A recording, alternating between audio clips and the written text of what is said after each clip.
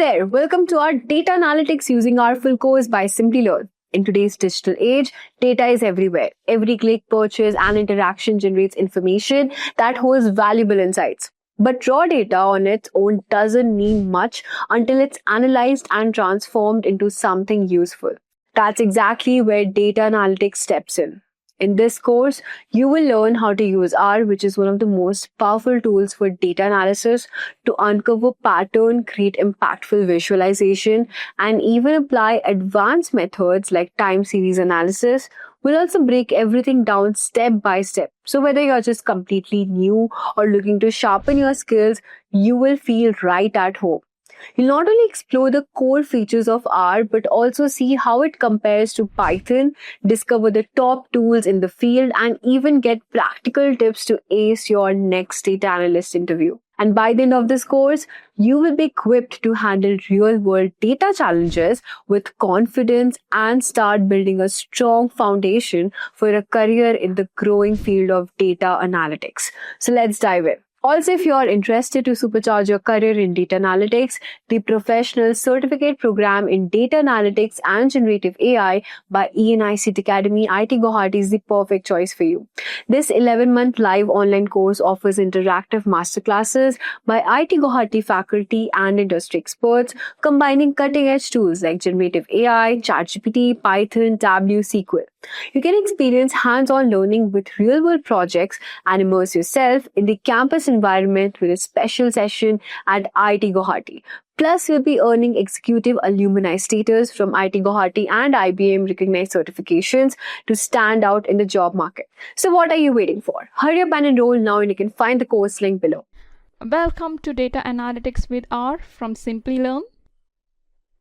So, are you excited to begin with today's session? Yes, you are? Okay, great. I'm excited as well to be a part of this session. What are we going to cover in today's session? We will cover a couple of topics. We will begin with understanding the basics. We will focus on why data analytics and the importance of data analytics. And then, what is data analytics? We will also focus on understanding the life cycle of data analytics. And I'll also try to give you some real-time examples so that we can relate these concepts with the real-time examples or scenarios. And then we will understand the types of analytics and what do they mean. We will also focus on the benefits of using R. For this session, we will be using R Studio tool. Hence, we have to understand why we use R for data analysis. And finally, we will perform some hands-on exercise. In today's session, we will only focus on how to import the data, how to structure the data, and also how to create some beautiful visualizations by using R Studio. All right? Python and R are top programming languages that are in demand in data science community. Both have their own pros and cons. Therefore, it is vital that you understand the crucial differences between the two programming languages and decide which one is the best fit for you. After watching this video, you will understand which language is better for you in terms of different parameters. Before unwrapping today's topic, I request you to subscribe to our channel and press the bell icon to never miss any updates from Simplilearn. And also get notified every time you get a similar video. Now let us look at what are we covering today.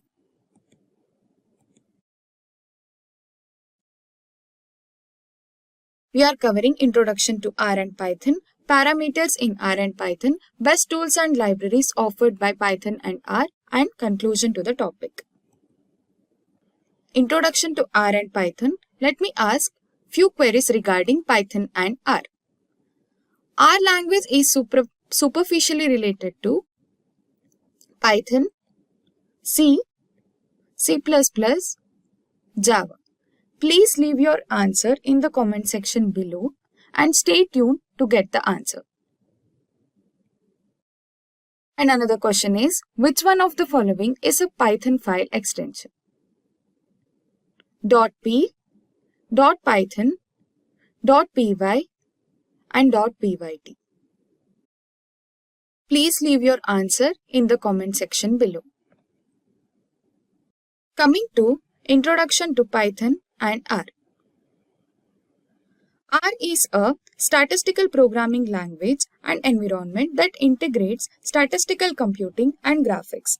R is powerful and stable software. Python. Python can also be called as a general-purpose programming language for data analysis and scientific computing. Python can be considered as the best player in machine learning. Python is an expressive language with many built-in functions. Both are open source software and platform independent. And they are platform neutral and also compatible with all major operating systems including Unix, Windows and Mac. Next, we will be covering different parameters. We will be covering learning preferability, mathematical fundamentals, speed of both the languages, visualization and graphics, data handling capacity, demand, community and customer support, employment possibility in both the languages. Let us cover it one by one. First one is learning preferability or ease of learning. Python is renowned for its ease of use. Python's notebooks offer excellent tools for sharing and documentation despite the fact that there are currently no GUIs for them. Programmers find R as difficult language as a beginner. This implies that the programmers must devote a significant amount of time to learn and comprehending R coding. Coming to mathematical fundamentals required. Coming to Python, understanding descriptive analysis is very important. In layman's terms, descriptive statistics often refers to the process of explaining using certain representative techniques such as charts, tables, Excel files, etc. Python statistics is a built-in library for descriptive statistics. If your data sets are not too big or if you can't rely on importing other libraries, you can use Python. On the other hand, R requires basic statistics. From basic statistics, what I mean is mean, mode and median are the terms used most frequently in basic statistics. It is referred to as measures of central tendency. Probability statistics plays an important role in handling various types of probability distribution. It includes binomial and normal distribution. Next parameter is speed. Python is an interpreted language with dynamic typing. Python always executes slowly because the code is executed line by line. Compared to MATLAB and Python, R language is significantly slower. R packages are substantially slower than those for other languages. Now that we have covered speed, coming to data visualization and data collection in Python. When selecting data analysis tools, visualization are crucial and Python has some incredible visualization tool. In Python, to large and varied scatter plots using regression lines, we can use ggplot2 and ggplot tools. Compared to raw values, visualized data is easier to comprehend. Therefore, R has many packages that offers sophisticated graphic features. In R, we can use tools like matplotlib, Seaborn, etc. Data handling capability in both Python and R. The new releases in Python have resolved the issue with the Python packages for data analysis. R is useful for analysis because of the abundance of packages, accessibility of the test, and benefit of employing formulas. However, simple data analysis can also be done using the need to install many packages. Crucial part of parameter, that is tools and libraries in Python and R. As a Python developer, one needs to be well versed in the best libraries because Python has a lot of libraries that have many different uses. Libraries like TensorFlow, Scikit-learn, NumPy plays an important role in solving many Python-related problems. Libraries perform a wide variety of tasks in R that are very beneficial for data science operations. Example for that is dplyr, bioconductor, etc. Community and customer support index offered by Python and R. Compared to R, Python has a larger community. For assistance, we can contact www.python.org. For any queries regarding Python and help, you can you can visit support.realpython.com. For any help and queries, R offers you with RStudio community. R provides assistance through its official website.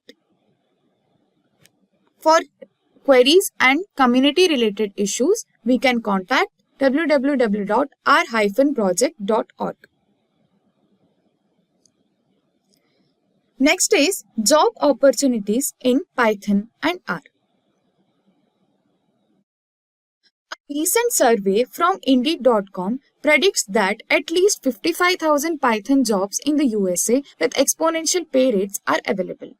Big tech companies like Google, Amazon, Twitter, Facebook requires Python developer to handle massive amount of data.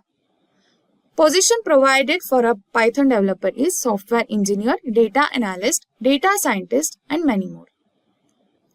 Career in R is an excellent job opportunity for you as a beginner. Big tech companies like Google, Twitter, Facebook are using R. Position provided by companies as a R developer is data scientist, data analyst, data visualization analyst, etc. Moving on, let us wrap up an important topic, which language to be used between R and Python. There is no right or wrong way to study both Python or R. Both are in demand skills that will enable you to complete almost any data analytics work you come across. It ultimately depends on your background, interest, and career objectives that which one is better for you. But compared to R, Python is easy to learn. Let's compare its strengths and weaknesses. It is used to handle large amount of data. Python performs non-statistical functions and it is best suitable for programming. However, Python is better when it comes to coding. Whereas R is used in data visualization graphics, R is a widespread language in the statistical community. It is used to accomplish many mathematical tasks. So before concluding the topic, let me answer the query that I have asked regarding R and Python. Do you guys remember the question? The query was, R language is superficially related to which language? So the answer for the question is C language. Next question was, which one of the following is a Python file extension? It was an easy question. Answer for that question is .py. So, firstly, let us understand why data analytics. Can somebody here tell me why data analytics and why is it used in organizations? So, let us understand why data analytics and what is the use of data analytics. As we all know that data is growing exponentially year over year. It is collected and it is also available everywhere. Data is no more just available in structured format, but it is also available in semi-structured and unstructured format. I'm sure you would have come across this term called as sentiment analysis pretty often, right? What does that mean? Can we perform that in data analytics? Yes, right? We use some natural language processing models, try to identify what are the good reviews, what are the bad reviews spoken by the customer, correct? So we try to classify the text based on the good, bad, and the neutral. So that is what sentiment analysis is about. So for that, to perform that activity, we have to also do some data analytics.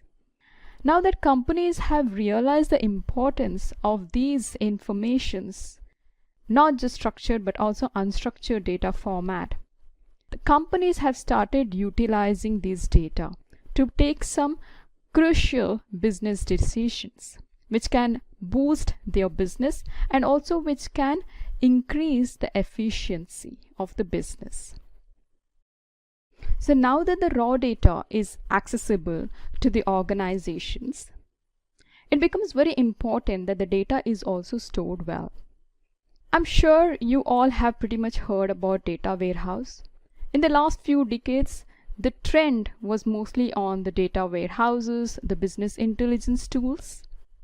So the data warehouse used to collect this data, pre-process the data, and also filter the data and make it available in a structured format for further analysis. However, now that is not the scenario. A term coined as data lake is available, and many firms are utilizing data lake because it is a central repository which stores the raw data in form of structured and unstructured data. And now let us take a scenario. Let us choose one of the participants here, Mark. So Mark has recently joined an organization as a data analyst, or in essence a data scientist. The business connects with him and says that, Mark, we have a business problem for you and we expect you to provide us a data analytics solution. So Mark sits with the stakeholders and he listens very carefully to the business question. So the business question says that we have a couple of products which are performing really well in the market and we see higher sales. And some of the products are just not catching up in the market and we experience lower sales.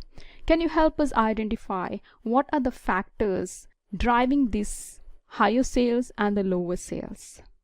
Now, Mark has to think with the data scientist mindset and be prepared to ask them right questions. Some questions such as, do you have the price of all these products available in the database? And can I also know what is the duration of data availability? And also, Mark can ask some questions such as, do you also have some features of these individual products already captured in your database? So these are some of the interesting questions that makes sense to the business, and the conversation continues, which also means that data is not only information. Data analysis is about unlocking insightful information from this raw data. And hence, data analysis plays an important role in discovering insightful information, asking questions or answering the right questions, and also predicting the future or the unknowns. And to perform all these activities, we use data analytics. So are you all with me so far? Are we on the same page? Yes? Great. Now the question is, what is data analytics? So can somebody tell me what is data analytics? So let us see what is data analytics. We understood why data analytics and the importance of it. But to perform any activities, there has to be a process, right? So data analytics is a process to extract meaningful insights from data. Now let us continue with the scenario of Mark. So Mark now understands the business problem, and he has also started asking some relevant questions to the stakeholders, and he has also got the answers in return. He may start thinking about what could be the suitable solution for this. He may have to perform some exploratory data analysis to unlock some hidden patterns, to identify some correlation between the variables and to also know which are the key variables in the data set. And he may also have to view the market trend, which means he may have to see that how the sales has been performing across the years or across the months. There might be some insightful information there. He may see that the sales has been growing exponentially for some of the products, and some may be volatile, some may have some seasonality pattern or a cyclical pattern, etc. And also he may have to focus on the customer preferences via the customer reviews and do some sentiment analysis. So now let us understand what are those life cycles of data analytics. We will begin with the discovery phase. This is the first phase. Now that Mark has understood the business problem, he will also start focusing on identifying the resources, that is the data resources. Some may be internal data resources that is available within the firm, could be some transactional data, and some external data sources may be via web scraping, identifying and capturing some competitor price on the products. After gathering all of these right data, Mark will focus on data preparation, which is the next phase. Now Mark, either individually or along with the team, will start focusing on the data preparation, which includes data wrangling, which means cleansing the data, imputing the records if there are any missing values, or he may also go ahead by removing those records if they are not required, and also doing some exploratory data analysis, which can include some statistical analysis like looking at the data distributions, understanding the summary of this data distribution at individual variable level, doing some bivariate analysis, and also trying to figure out which are the important variables that might be required for the model building phase. After performing all of these EDA activities, which also include some visualization, Mark will now sit with his team and try to identify the suitable models. The suitable models could be simple statistical techniques, or it can also be some machine learning models. So let's say that Mark and his team has identified some 5 models that can provide the required result. And out of these 5 models, they will filter down and they will prioritize only 3 models. Now there are only 3 models that Mark and his team have finalized. After this, they start focusing on model building activity. Now for model building activity, they have a data set already in place. So this data set will be split into training data set and test data set. It's not only training and test, we can also do some validation in between training and test. But here let's focus on training and test data set. He will separate 75% of the data as training and 25% of the data as test. Now if your question is that why perform this activity of splitting the training data set and test, can't we just go with the one single data set? What happens if you just utilize one single data set? Let us say that you have used the original data set and also executed this data in one of the selected model, and you will also observe the accuracy. Let's say the accuracy returned is about 98%. 98% is a very good accuracy percentage. And you may also be overconfident because of this. That may be a case due to overfitting. Now what will happen when you add some new records into this data set and you rerun it? The executed model may not return you the same accuracy what you had seen. the accuracy might be 72%. Now that's not fair, right? To avoid these overfitting issues, we ensure that some new records are tested separately. So hence we locate 25% of the data to the test data set. And then we predict those records, the unknown records which is located in the test data set. We predict them and then we test the accuracy of training data set and the test data set, and we make a comparison. Now let us say the accuracy result of training is 98% and the test is 97%. In this case, we can say that the model is performing really well.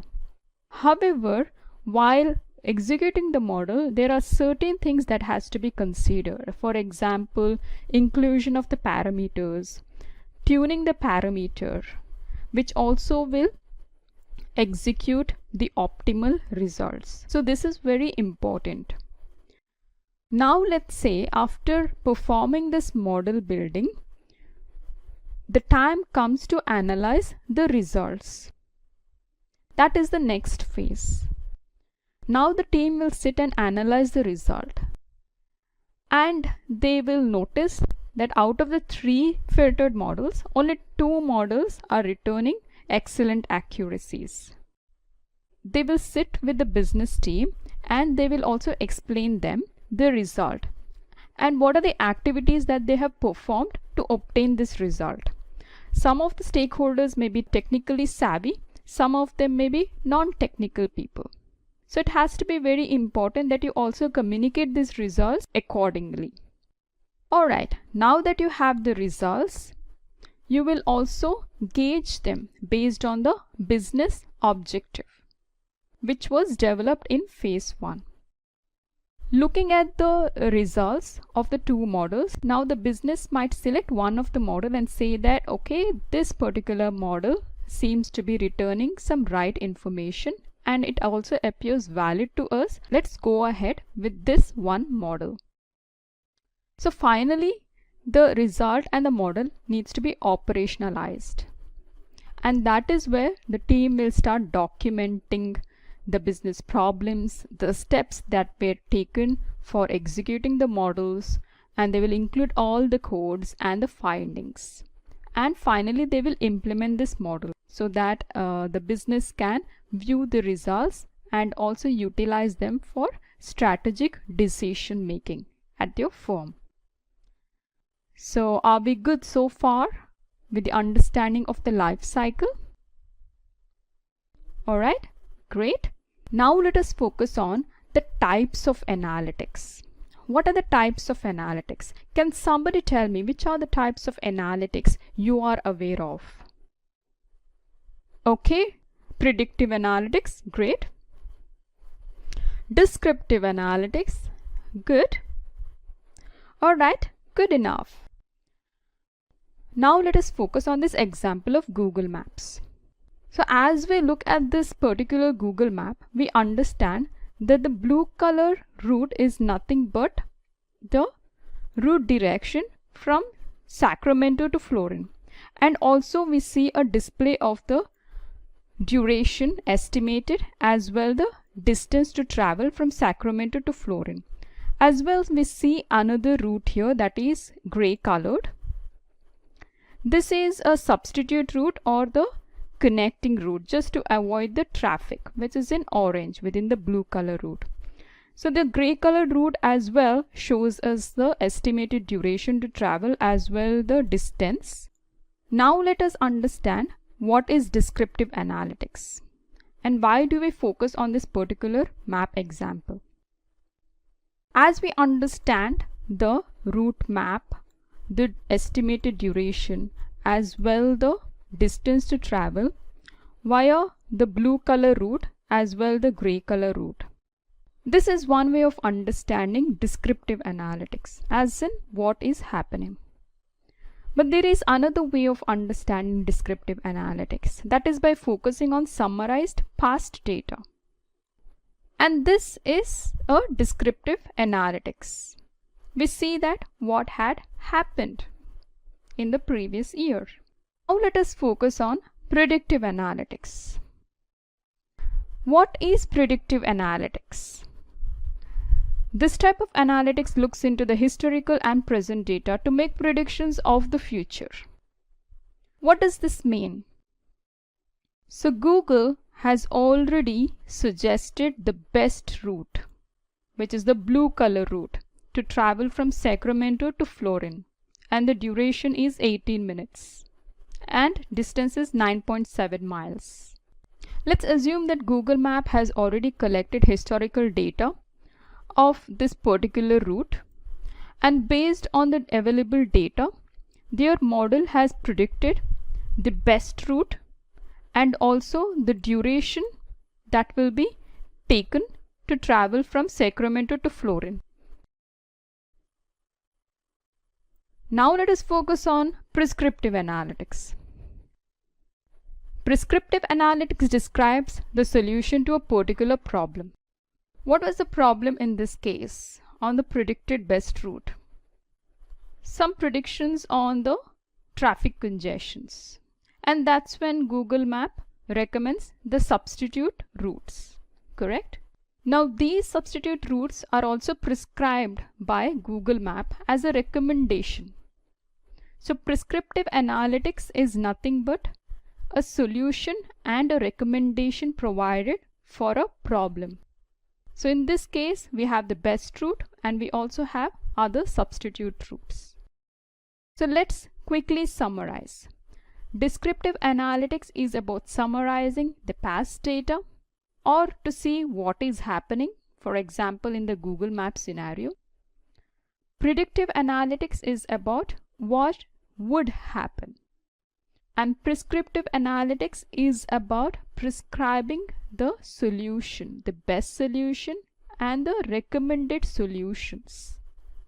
Now let us refer back to Mark's earlier scenario. Mark along with his team identified the best model. They also did some testing and they identified the best results, and they also finalized on one particular model. Based on that particular model, now the results have to be provided in such a way that they are the best results and also the recommendations, correct? So it may not be just one single solution. It may be a solution with couple of other recommendations as well. So that is exactly what happens in the entire process of data analytics. I hope this has been clear so far. Yes? Okay. And now let us focus on benefits of using R. Why do companies extensively use R for data analysis, and why is it chosen? Firstly, R is an open source programming language, which means that there is no license required to work with R. And R does not require you to have a coding experience, which means that a non-technical person in your team can also learn R very easily and start coding or building models in few lines of codes. R can also be used with other programming languages such as Java, C++, and Pythons. And the integration of R with other programming tools or BI tools is very simple and easy. And various statistical models are readily available in R, which also means that there are plenty of inbuilt libraries and packages already available. And reporting the results of an analysis becomes easier by using these inbuilt packages and for creation of these models in just simple few lines code. With this understanding of the benefits of using R, let us quickly hop on to R Studio and start performing the hands-on exercise for data analysis. For this exercise, we will use a dataset named as demographics, which is in a .csv file type. Firstly, let us load the dataset to R Studio, and we will locate this in a variable named as demo. We also refer to this as a data frame. And now you will notice that a variable is created in an environment section, which is in the bottom right hand side of the R Studio window. And this particular variable comprises of 510 observations or records with 8 variables. Let us simply expand this particular data frame and have a quick check on the data structure and understand the data types. This particular data frame includes variables such as age, marital, income, the unit of income is dollar per day, education levels, the car price, car category with several levels, gender, and retired status. Now let us view the top 6 records of this particular data set. For this, let's simply type head of demo. And the result is now visible in the console section. If you're interested to view all the records, then simply type view of demo. And this new window will show you every single record that is being loaded to RStudio. You may also simply apply the filters and the filter section here on individual categorical variables. Now that we have loaded the data set and also viewed individual records, let us focus on creating subsets of records by applying filters on individual variables or multiple variables. So firstly, let us apply filter on gender. We will only retrieve the records where gender is equal to female, and we will locate these records in a variable named as demo2.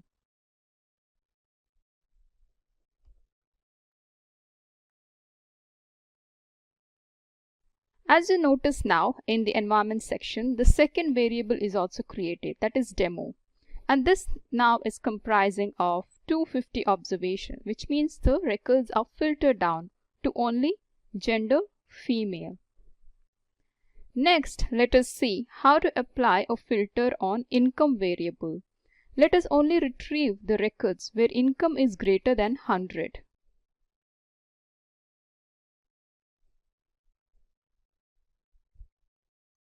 Let's view the result. As we see here, all the records include income greater than 100. Now let us modify this query and we will ensure that the retrieved records includes income greater than 100 and also specific variables are returned. Let's say we only want to have the first variable, third variable and the seventh variable returned as the result. Let's have a quick check. So we only have the first, third and the seventh variable returned. How about we only exclude the variable 6 to 8? For this we include a prefix of minus sign. And now let us see what is the result. We have the variables from first to the fifth variable, however we don't have 6, 7 and 8th variable. I hope it's clear so far. Yes? Alright. Now let us see how can we apply condition by including both the variables, that is gender and income, and then we will filter the record and create a subset of data.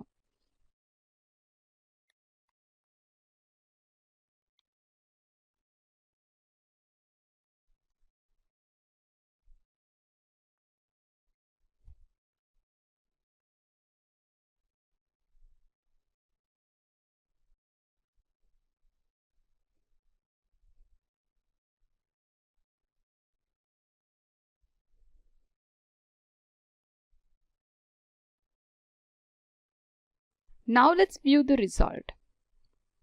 Income is greater than 100 and the gender is only female. This is one way of creating subsets.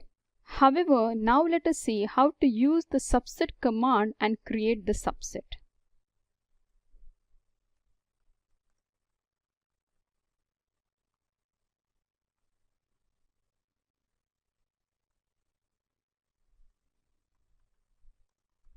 Let's create a subset of records by applying filter on marital status and age.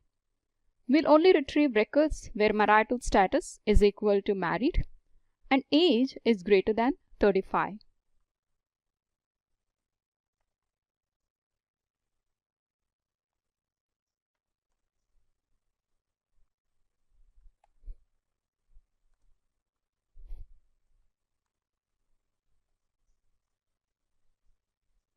Let's now view the result. So here we have the age greater than 35 and marital status is married.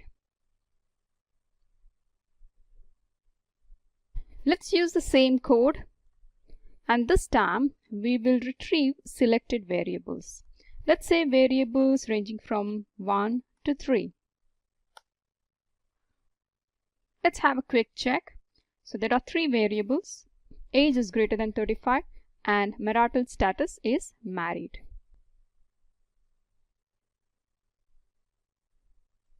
Now let us see how to structure the data by sorting the data frame in ascending and in descending order. We will apply this order function on the variable income. Firstly, let us see how to order income variable in ascending order.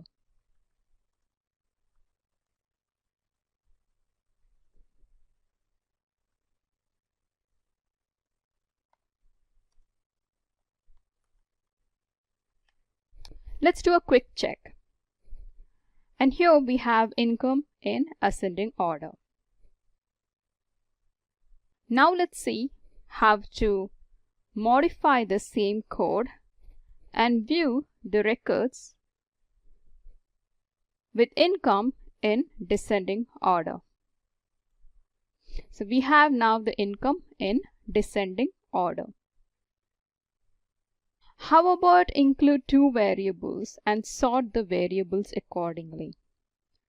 Firstly, we will sort the records by ordering income and age in ascending order.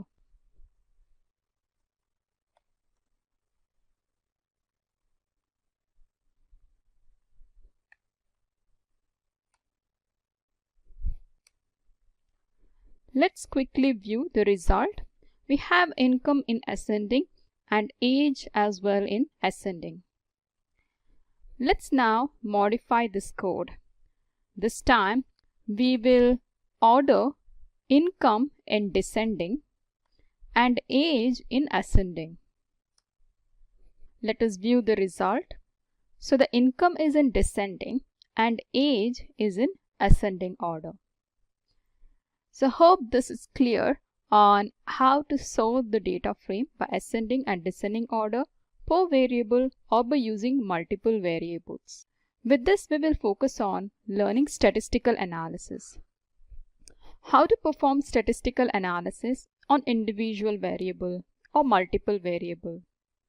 Let's start by understanding the data distribution of variable income so that we identify what is the minimum value of income, what is the maximum, what is the range, what is median, what is the mean, and we will also focus on the quantile distribution, which is also analyzed in a box plot.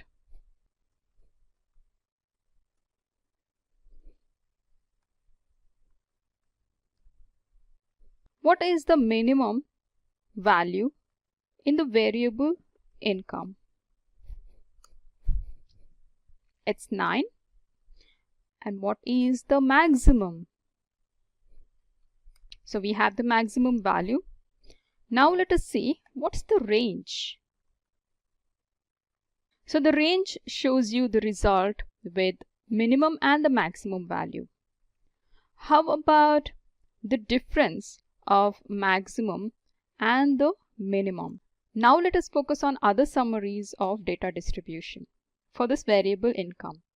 Let's identify what is the mean value of income. The mean is 78.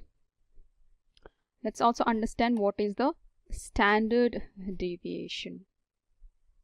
Alright, so the standard deviation is $112. Let us see what is the variance. The variance should be larger than the standard deviation. Now let's say what is the median absolute deviation. As you notice here, the median absolute deviation value is lower than standard deviation. Why do we make this comparison? From this, it is evident that median absolute deviation is robust to outliers and standard deviation is sensitive to outliers and also to the change in the mean value.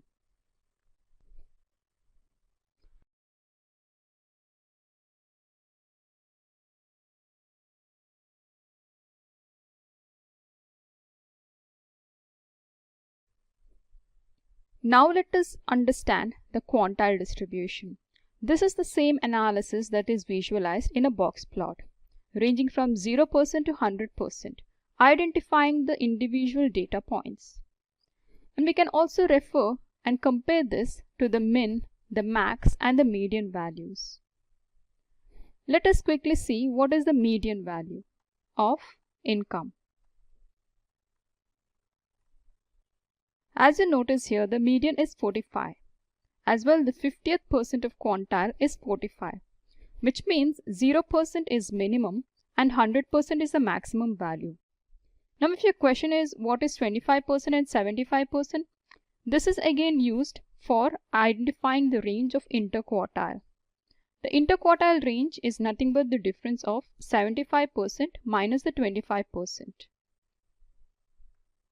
Let's quickly see what is the IQR of income. The IQR of income is 58. Let us do a quick check. 75% of quantile is 86 and 25% of quantile is 28. And the value is 58, which is equal to the IQR result.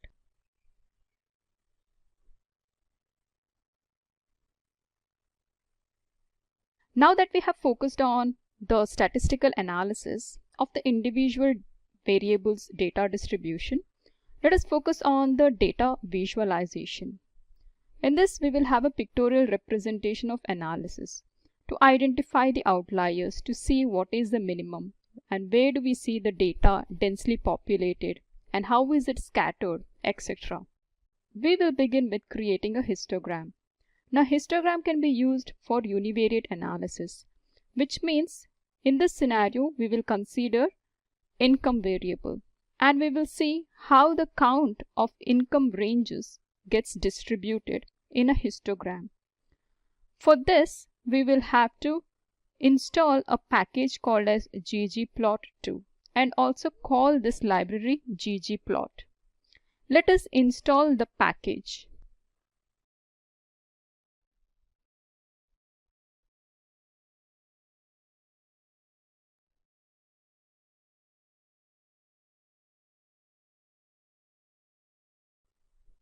Now let us call the library. Alright, and we are ready now to begin with visualization.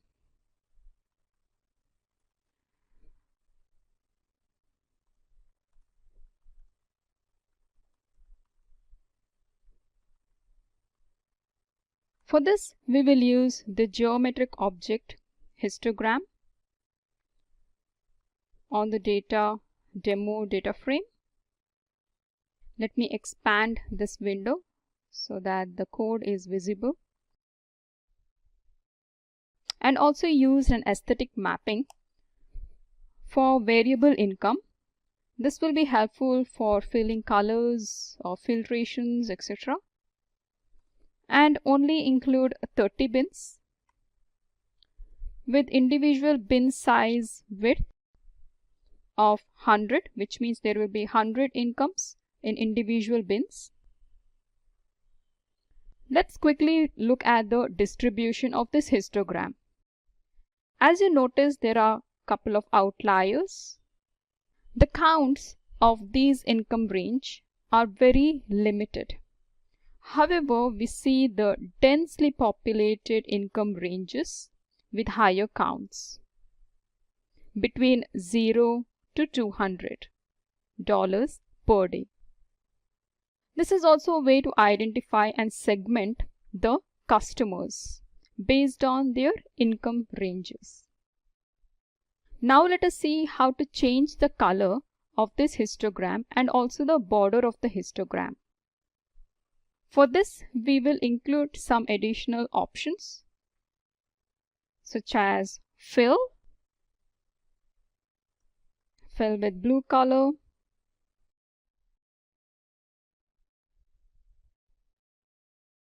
and the border color is black. Now as you notice here, the executed code provides us the histogram with blue color bars and black color border lines. Now we will focus on creating a facet grid. Facet grid is also an aesthetic mapping object. We will see how to enable the multiple histograms across the marital status and the genders, so that we identify how the income is distributed for individual marital status as well the genders.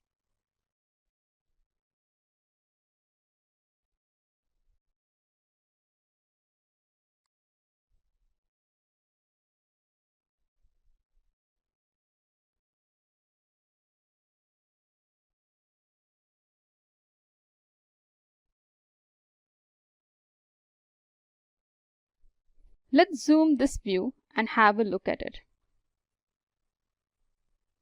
As you notice here, there are some interesting outliers here in the data distribution.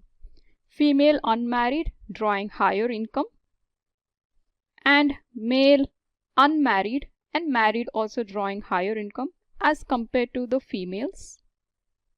Whereas if you notice that the female unmarried is drawing much higher income than the male. This may also be very much related to the age. Now let us see how to create a stacked histogram. When I say a stacked histogram, I mean instead of filling the color, we will fill the gender, so that there is a stack within the histogram.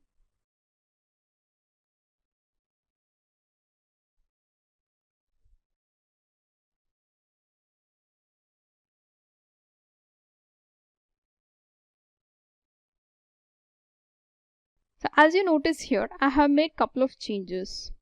I have included fill equal to gender within the aesthetic mapping. Now let us look at this histogram. As you see here, the gender is filled in the histogram. Hence we have stacked distribution of female and the male. Now let us focus on creating a bar chart with education versus income, where we can identify the education levels and the income ranges for these education levels.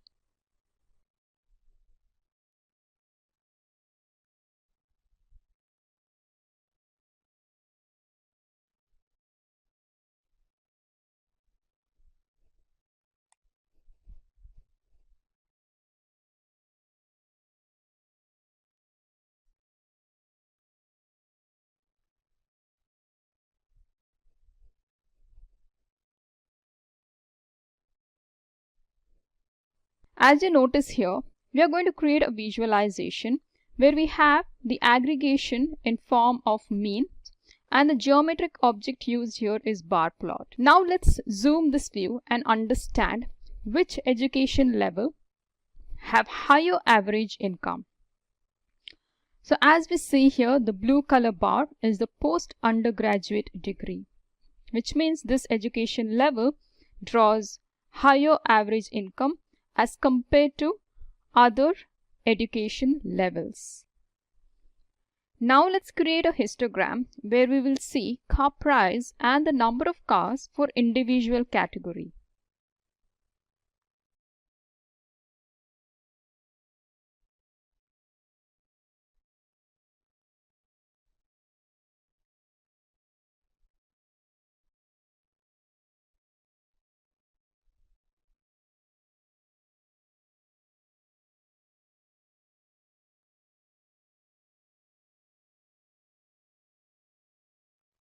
Let's look at this visualization. This visualization provides us some interesting insight. Just by looking at the distribution of the car prices and the counts of the cars at the car category, economy, and even the luxury. Luxury car category or car price is pretty much distributed whereas economy car category is dense, which means that we could also look back into the income and age variables and try to figure out further more insights, and then segment the customers for further targeting of these customers. Now what happens if we simply change this bin width to 30? As you observe here, changing the bin width or increasing the bin width will also reduce the number of bins. Now we only have 4 bins here, and the car category is filled. That is what we have enabled within the aesthetic mapping. And we see some more interesting insight. As you look at the standard and the luxury car category, the car prices are pretty much overlapping for the car category luxury and standard. This could be the starting car price of the luxury brands.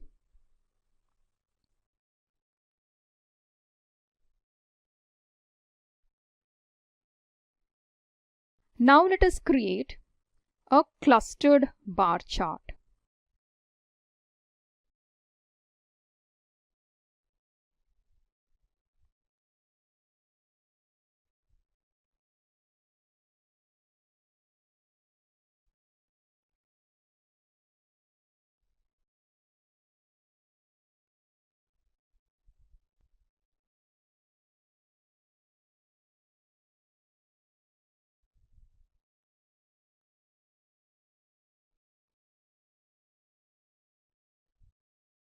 Let's look at this visualization.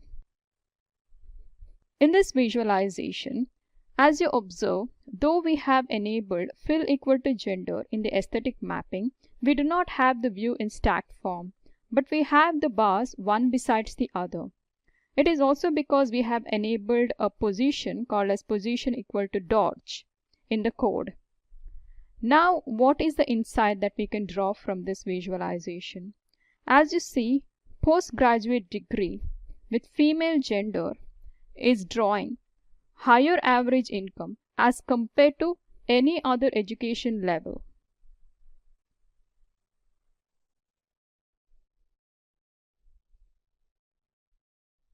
Now let us see how to create a box plot for variable income across the genders. So the box plot can be enabled if there is a bivariate analysis to be performed on a continuous variable and a categorical variable, or multiple categorical variables with a continuous variable.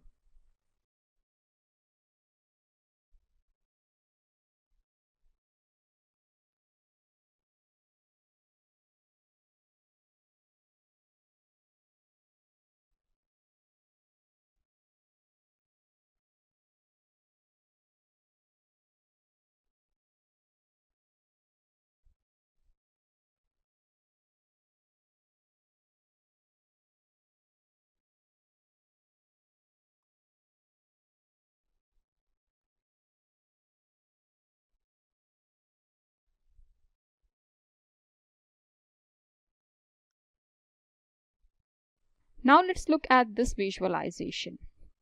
What does this say? We have data distribution of income for individual genders, that is for female and the male, and we also notice outliers here. Anything above this whisker is considered to be outliers. It might make more sense if we also include some coloring for these outliers, maybe also enable shape.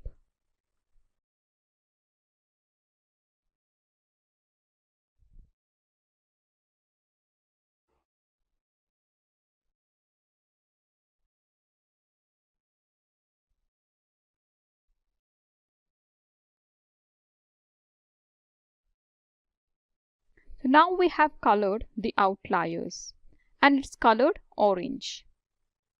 Let's see if we can also enable the shapes.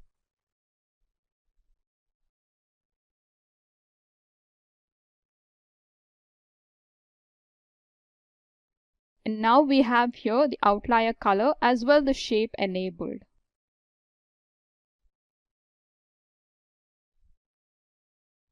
Now let us see how to enable a violin plot. What is the utility of violin plot? With a box plot, we understand the analysis and the distribution of the data points is to identify the outliers, to know what is the minimum value, what is the max, what is the median, and what are the outliers. But what is the purpose of a violin plot? Let us have a quick check.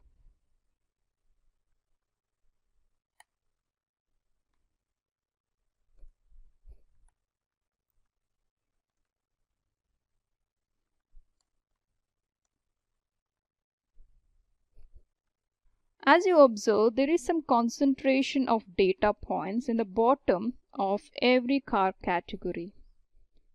However, the concentration is higher for standard car category as compared to economy and the luxury. Now, this is an interesting insight that you wouldn't have come across in box plot. The box plot is a very good representation for identifying outliers. However, violin plot will help you focus on the nuances which is not captured by the box plot. We can also simply combine the box plot and the violin plot together. Simply include this geo object.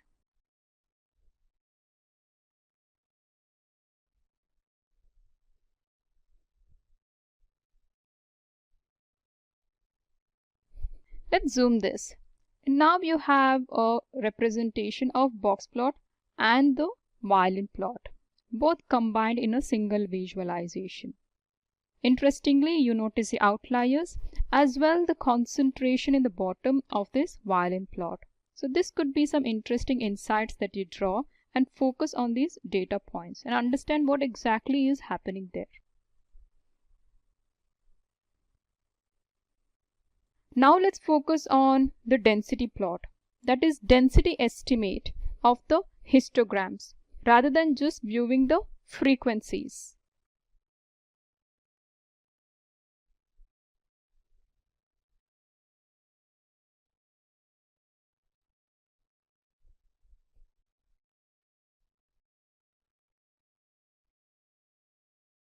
Now we see the frequency in the y-axis across the income distributions. How about enabling the probability as true so that we enable the density instead of the frequency?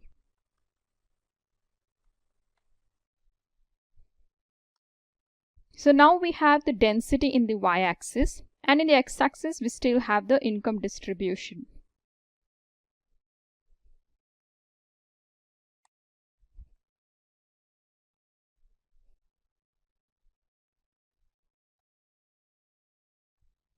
This is the way of also adding a line plot, which is a density plot on the histogram. Now, as you observe here, the density plot is not in the same level as the bar.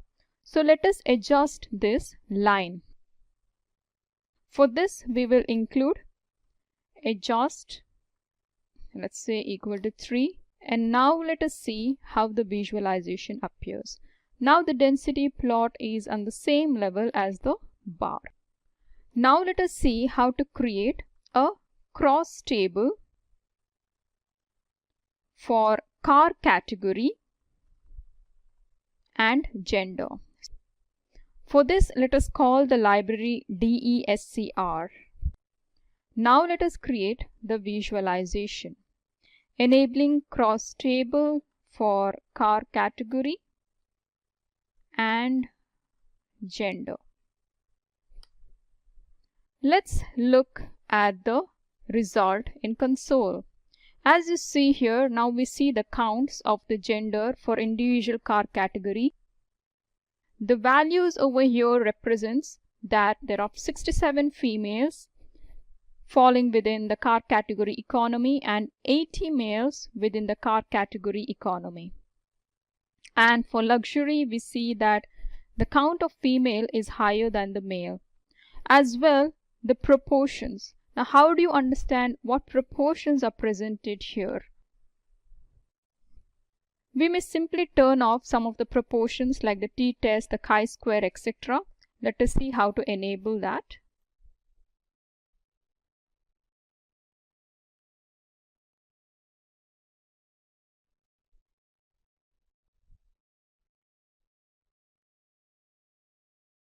Now let's look at the result. This looks better.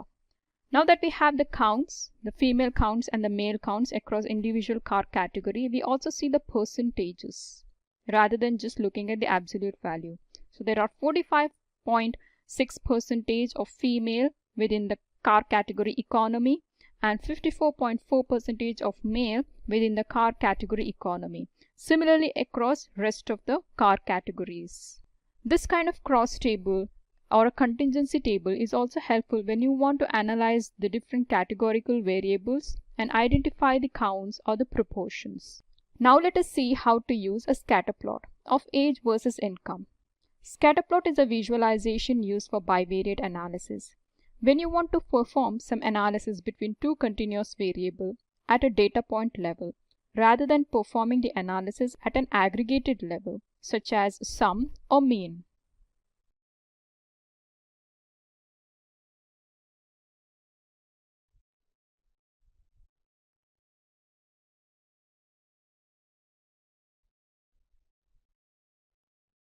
And now we have a scatter plot of age versus the income, age in the x-axis and income in the y-axis.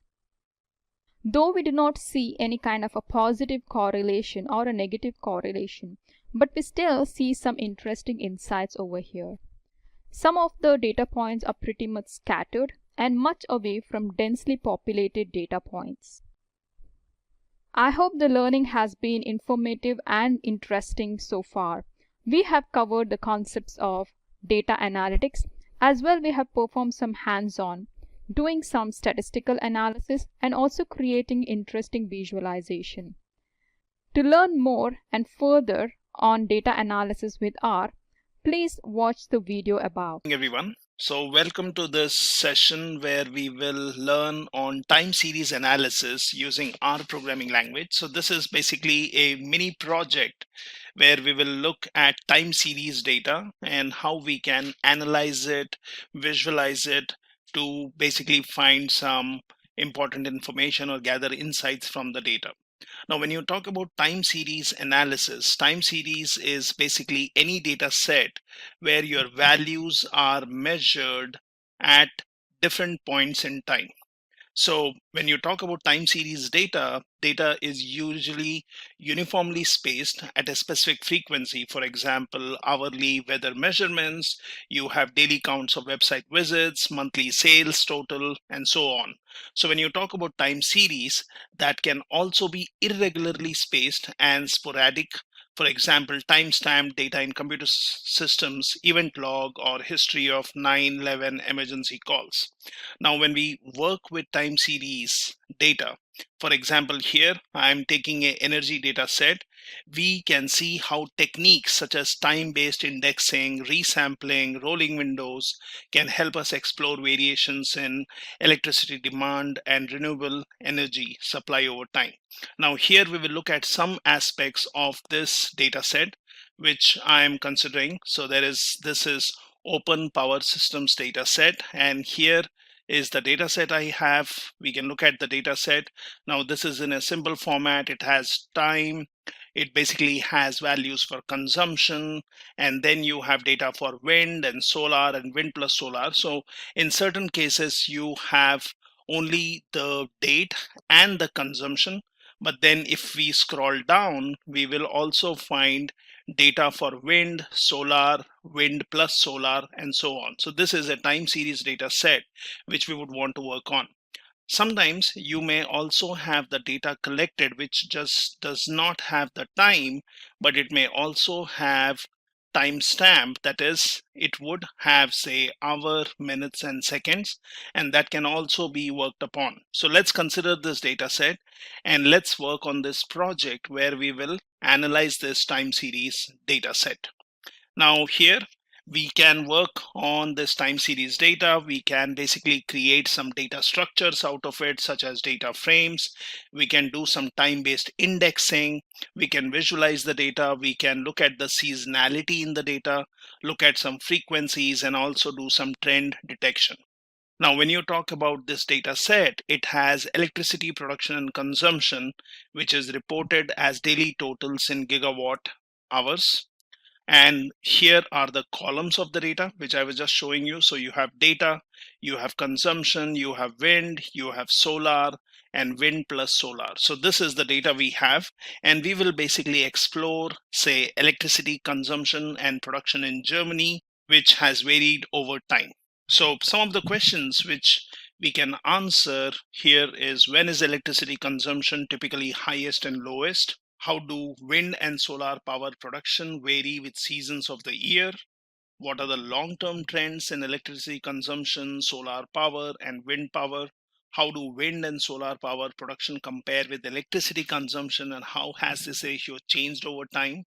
We can also do wrangling or cleaning of this data or pre-processing of data and create a data frame, and then we can visualize this. Now let's see how do we do that. So I will open up my RStudio and let's look at the data set. So here is the data set. Now I'm picking it up from my machine. You can also pick it up from GitHub. So all the data sets or similar data sets can be found in my GitHub repository. And here I can look in the data sets. You will find a lot of different data sets here. There are some time series data sets such as power. I can search for power, or you have basically coal, or you have this OPSD Germany daily data set, and there are many other data sets which you can work on.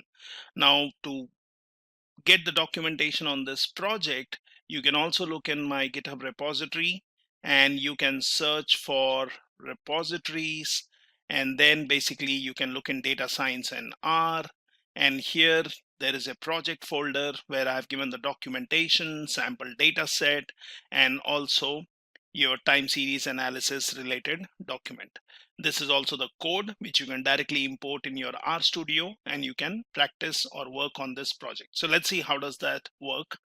So first thing is, we will create a data frame from this data set. Now here, if you see, I am using header as true so that it understands the heading of each column. I'm also giving row dot names and I'm specifying date. So there is this date column in the data set as I showed you earlier. Let's look at it again. So you have date, consumption, wind, solar, wind plus solar. So you can suggest that date should become the index column, which can be useful. So you can do this. Now let's just create this. Let's look at what does this data frame contain. And here, if you see, it shows me some data which has been now as a part of this data frame structure. It starts with consumption, wind, solar, wind plus solar. And if you see, this one is becoming my index column. So I can always do a head and look at part of the data frame using head or tail. So look at the first records. So let's see this. Now that shows me the head data. I can also do a tail and look at the ending values. So if you closely see here, we have wind, solar, wind dot solar, and that basically has NA values. So there are missing values, but let's look at the tail, and that tells me that there is some data available for wind and solar and wind solar. Now we can always look in a tabular format using view, and we can look at the data. So this shows me that there are values in these columns. We see NA values, but if I really scroll down, I can see some values which would be available for wind and solar and wind solar. So I can just use view. Now I can look at the dimensions of this particular object, and that tells me there are 4,384 rows and 4 columns. You can always look at the structure, that is, check the data type of each column, which can be very useful. So if I see here, I don't see the date column because date column was considered as an index, which can be useful. But I also look at my other columns. So they are of the num types. So that's the data type for each attribute or each column here. Now we would be interested in looking at this date column. So let's look at the data type of this date column. Now if I try to do this, this will show me that this is null because date as a column does not exist because we created it as an index. So if I look at row names, and then I search for my data, show me the index column or row dot names. It tells me these are the values, that's the date column, which we are seeing here. Now, we can access a specific row by just doing a my data and give the index value or row name value. So let's look at that. And that shows me based on this index, you're looking at the value. You can obviously search for a different date, something like this. You can also pass in a vector and you can give range of values. So that is 0, 1, 2006 to 4 of January. And we can look at this one. So it shows me these are the values. So here actually I'm not giving a range, but I'm just selecting multiple values from row dot names. Now we already know that in R you have a summary function, so you can always do a summary, and that gives you for each column, it gives you minimum, first quartile, median, mean, third quartile, and maximum values. So we are looking at consumption, we are looking at wind, solar, and wind dot solar. Now, this is good, but then if I would want to really visualize the data, access the data, do some analysis, then it would be good to take all the columns, and then we can later decide to change the data type of, say, date column if we want to use it. So earlier I was using date as row dot names or the name of the rows or index, what you call in any other programming language. So here I will just use my data set and I'll say header as true. I'm calling it my data 2. Let's look at the data, and this one shows me 5 columns, wherein my first column is the date, consumption, wind, solar, and so on. Now looking at the structure, so let's look at the data type. So it tells me that if now I'm interested in looking at the date column from my data to data frame, it tells me it is a factor with 4384 levels, and these are the values. So it is not in a date time format, it's a factor.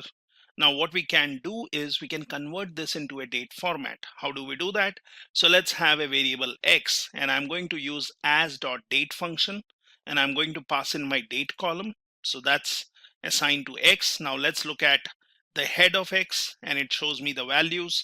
We will also see what kind of class it is, and we will look at the structure of x. So class already says it is date type, and look at the structure, so it shows me the format. Now we have converted this column or column related value into x. Now how do I basically extract values out of it or make it a part of data frame? So first I will use, so all once it has been converted in date format, I will go for as.numeric, and here I will create a variable called year, and I will just do a format on x, which is basically of date type, and then I'm saying %y, so that will get me the year component out of this. Let's look at the values. That shows me year component. Now similarly, we can get the month out of this and then basically look at the month values. We can get the day out of it, and we can get the day component. Now if I look at my data 2, which we had created earlier, this basically had date, consumption, wind, solar, wind, solar. So what I can do is I can add these extracted columns such as year, month, day to my data frame using a cbind, that is column bind, and I will assign it to my data 2 again. So let's do this.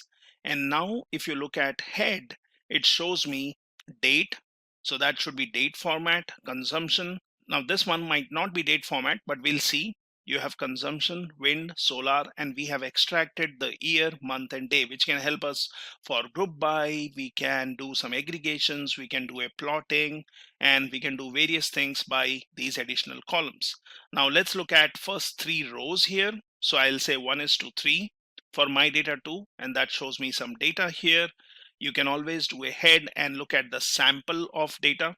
So that basically shows me month, day, your columns, and then you have your date.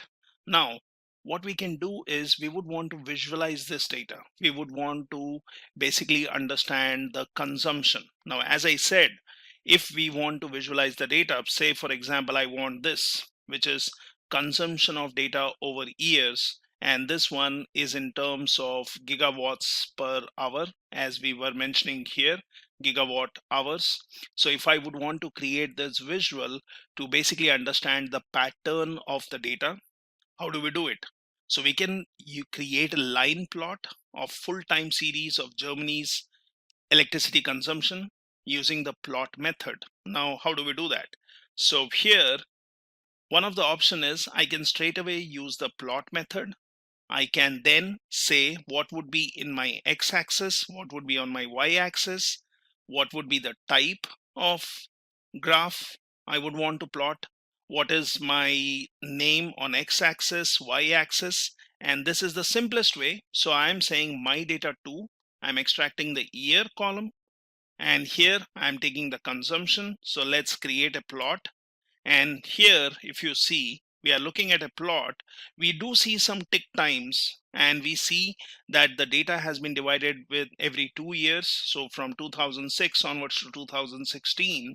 But then really this data does not give me a very useful way of looking at the data or understanding it. Might be what I can do is I can use the same way, but I can give, apart from x-axis and y-axis, I can say the limits, that is x limit is 2006 to 2018 and y limit is from 800 to 1700. So we can do this, and let's look at this again. This is a plot, but it really does not help me in visualizing and understanding the data. So what are the better options? I can go for multiple plots in a window. As of now, we are just sticking to one plot in window. So if you would want to have multiple plots, you can always change the value here and make it 2 or 3. That will say how many rows and how many columns. So as of now, we will just keep it as it is, par mf row. Now, if I would want to plot, I can straight away give the column name. So I'm interested in getting the consumption. Now I can just do a plot. I'll say my data 2, and I will choose the second column, which is consumption, which we saw here from our data. So consumption was the second column. So I can just do a plot in a straightaway way without mentioning your x-axis, y-axis, limits, and so on. And if you look at this, this one is giving me a pattern. Now here I am looking at x-axis, y-axis, which is not really named. We do not have a name to this graph, and we are looking at the data. It does show me some kind of pattern, but might be we can make it more meaningful.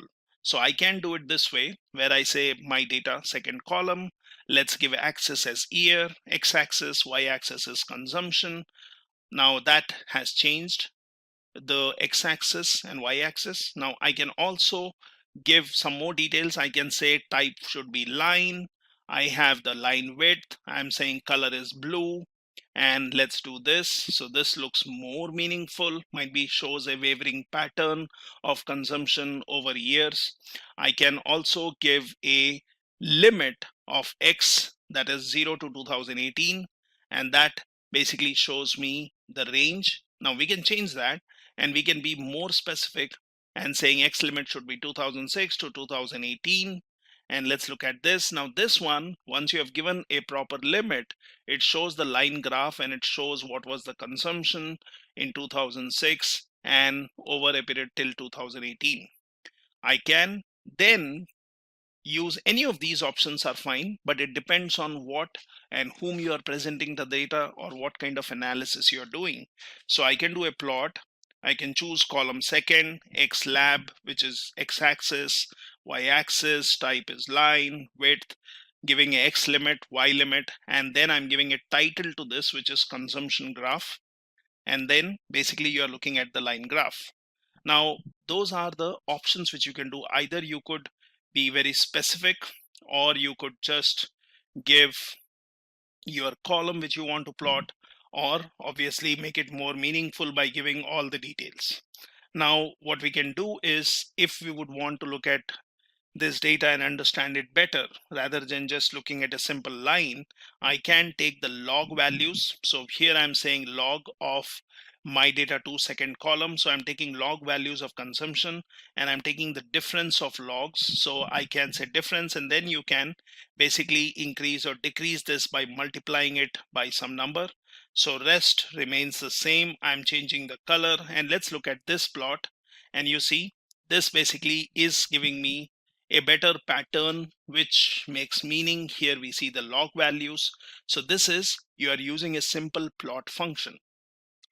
In R, you can also use ggplot.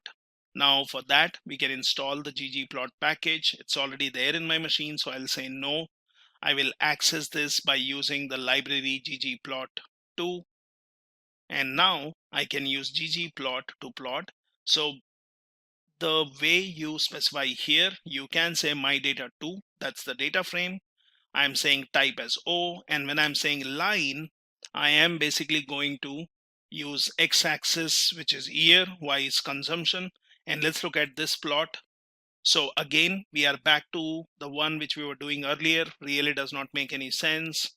It gives us some data, but then really does not give me enough information. I can, in my aesthetics, I can say X as year, Y as consumption. I can do a grouping, and then I can give line and plot. So again, we have some information, but really does not help me, right? Now let's look at other example. So I'm just doing the same thing here, and I'm looking at line type being dashed. I'm using the ggplots other methods such as geom_line and geom_point to give me more information. And if I look at the plot, it does give me data. It tells me what are the different values. It gives me some kind of pattern, but I would still prefer the way we were doing with plot. Now we can change the color and obviously add details to it. So what we see is when you use the plot method, which I did earlier, it was choosing pretty good tick locations, that is every 2 years, and labels the years for the x-axis, which was helpful, right? But with these data points which we were seeing here, or say for example this one, or say this one, or say this one, we are looking at some data, but then that really is quite crowded and it is hard to read. You can look at the values, but then it really does not give you enough information. So we can go for plot method, but then we will see how we can consider different data. Now, if I would want to plot the solar and wind time series, so let's see how do we do that. So wind column is what I'm interested in. So first thing is, it was always good to find out the minimum and the maximum values in every column. So I'm saying minimum, I'm saying let's put in here my data 2, and then let's look at the values. So we are looking at the columns. We know consumption is the second column, wind is the third column, and you have solar as the fourth, and this one is the fifth. So let's find out the minimum of each of these columns which we would want to plot. So let's say minimum of data third column. And here I'm also saying remove the NA values because we do not want to consider the NA values. So let's look at the minimum. That shows me 5.7757. What is the maximum value? It is 826. So that also helps me in giving a limit. If I want to plot wind on y-axis, I can give a y limit from 5 to 850. Consumption wise, let's find out the minimum from second column and maximum. And similarly for solar, find the minimum and maximum, and wind plus solar, minimum and maximum. So this will be helpful when you would want to plot multiple graphs or give some limits. So that's fine. Now for multiple plots, as I said, instead of having one plot, let's plot consumption and wind and solar and try to see a pattern. So I can say par function, and I will say 3 rows and 1 column. So now when I start plotting, you will see you will have multiple plots in one single window. So let's see how we do it. So here, let's look at plot 1. So this one is consumption as we did earlier. And let's look at the data. So that gives me some data. You can always do a zoom and you can look at the data.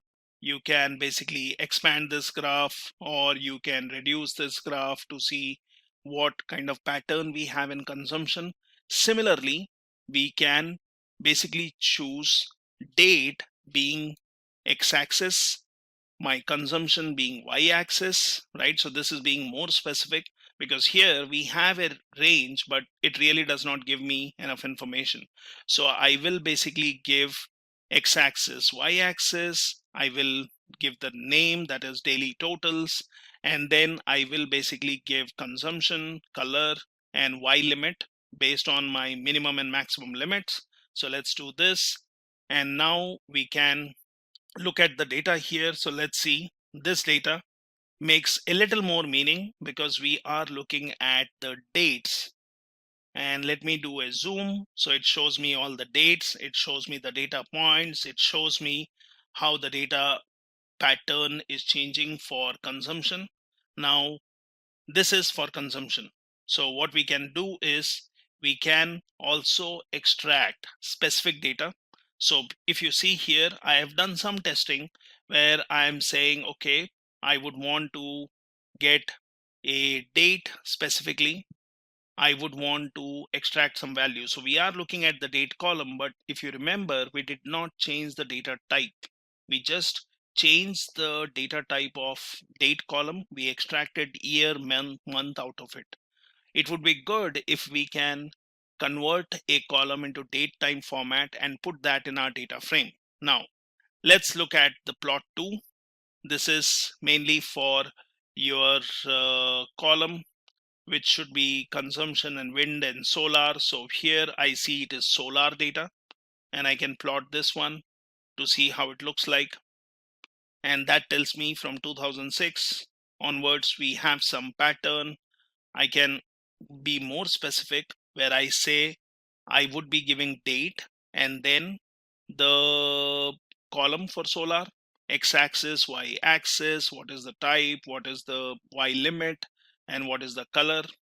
It is always good to specify your x and y axis, give a name, rather than let it automatically pick up. Now this makes more meaning because it shows me some dates.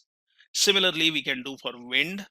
So either you do it just by giving the column, or you give your x and y axis. So let's look at this one, and this shows me the data. So we can choose plot 3, this one, we can choose plot 2, we can choose plot 1, and we can put all that data in one graph. So that's when you are putting in multi plots in one particular graph. You can always do a zoom, you can always look at the data, right? And this is usually useful to look at the pattern, what kind of pattern we see, what data we have, and so on. Now, moving forward, so we have seen how you are creating these plots all in one window. Let me reset this back to one plot per window, and let's basically plot time series in a single year.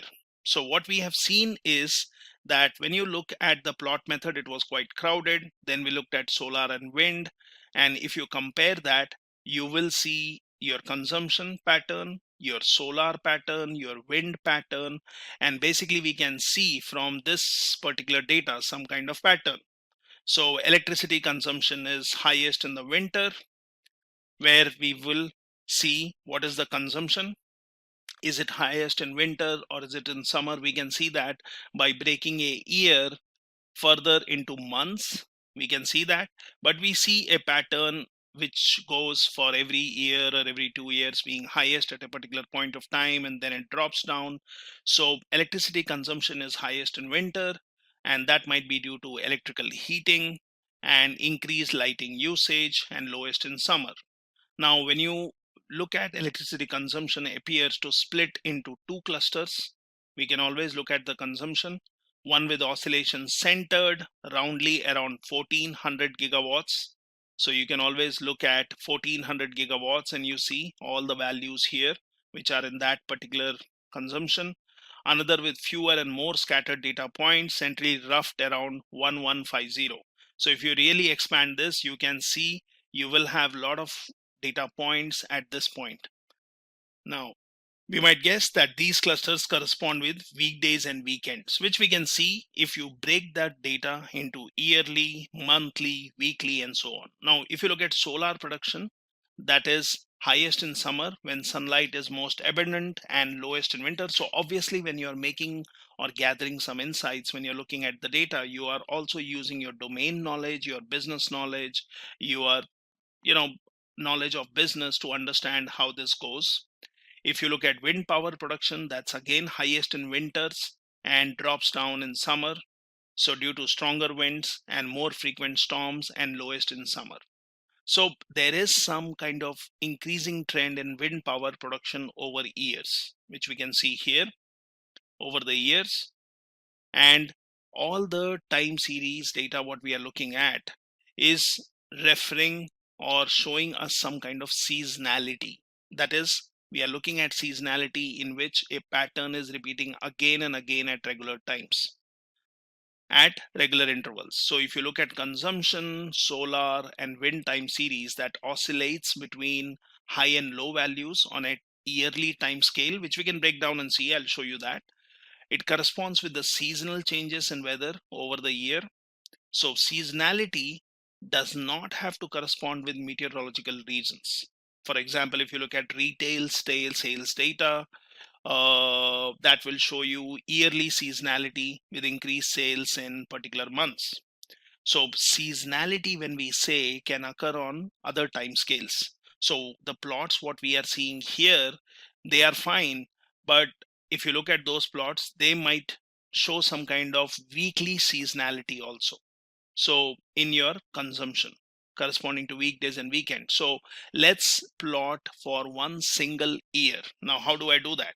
So first is I will look at my data 2. That shows me the structure. It shows me date, which is factor, other columns, which are all numerics.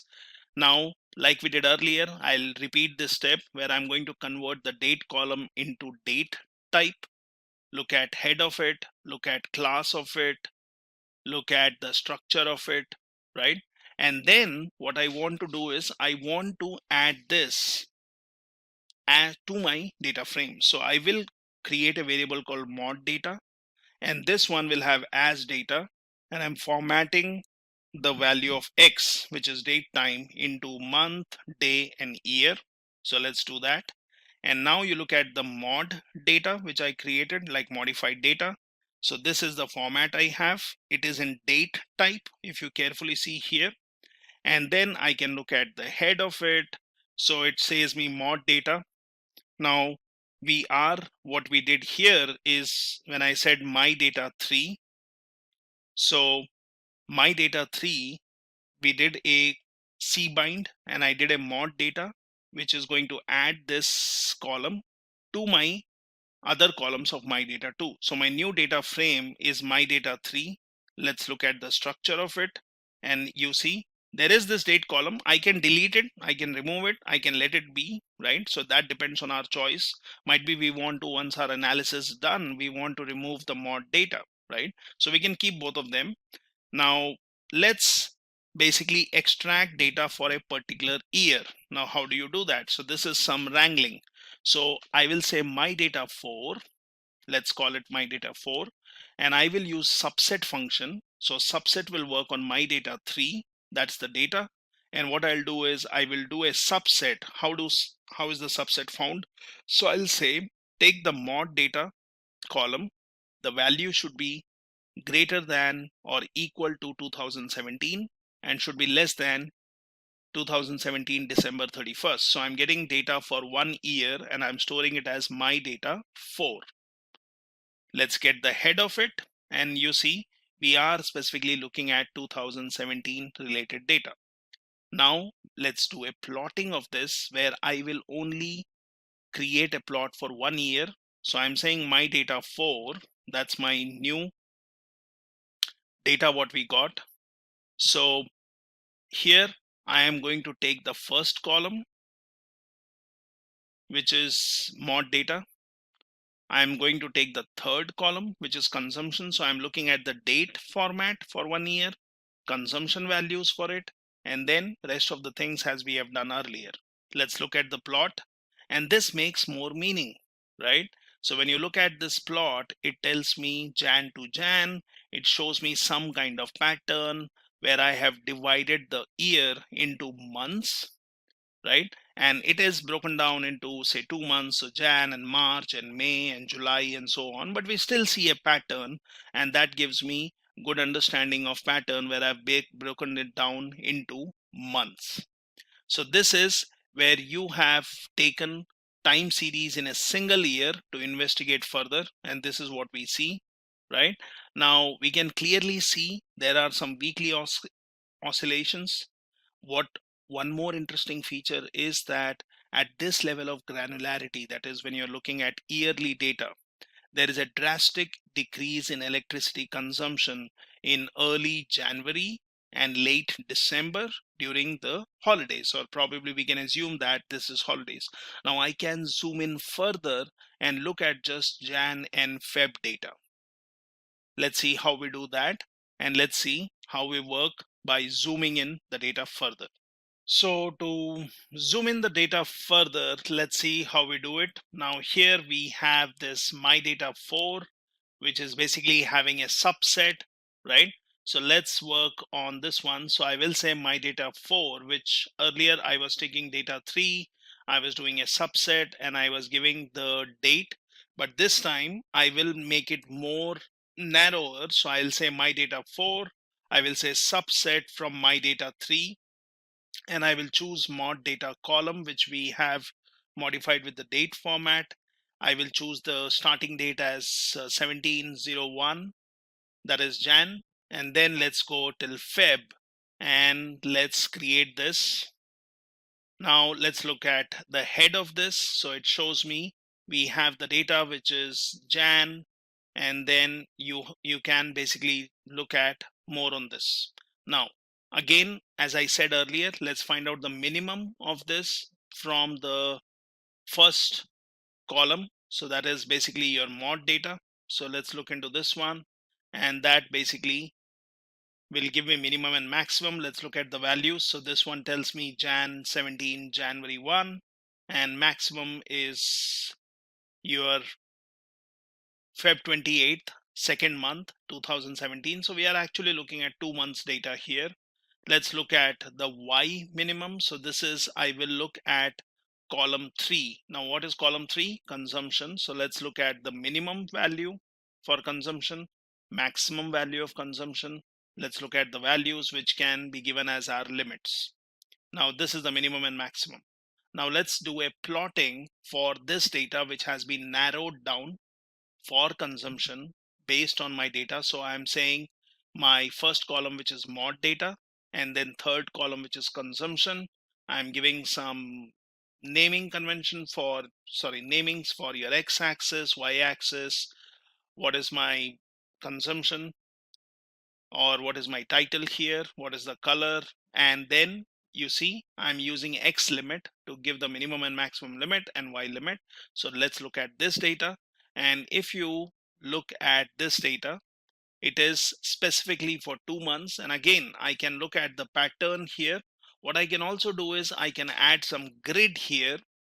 So I can basically look at this data and make more meaning out of it. So it is bi-weekly data, you can see. Now I can add a line here using ab line, and then I can basically choose what lines I would want to add horizontally. So that basically allows me to dissect the data and look at data in a more meaningful way.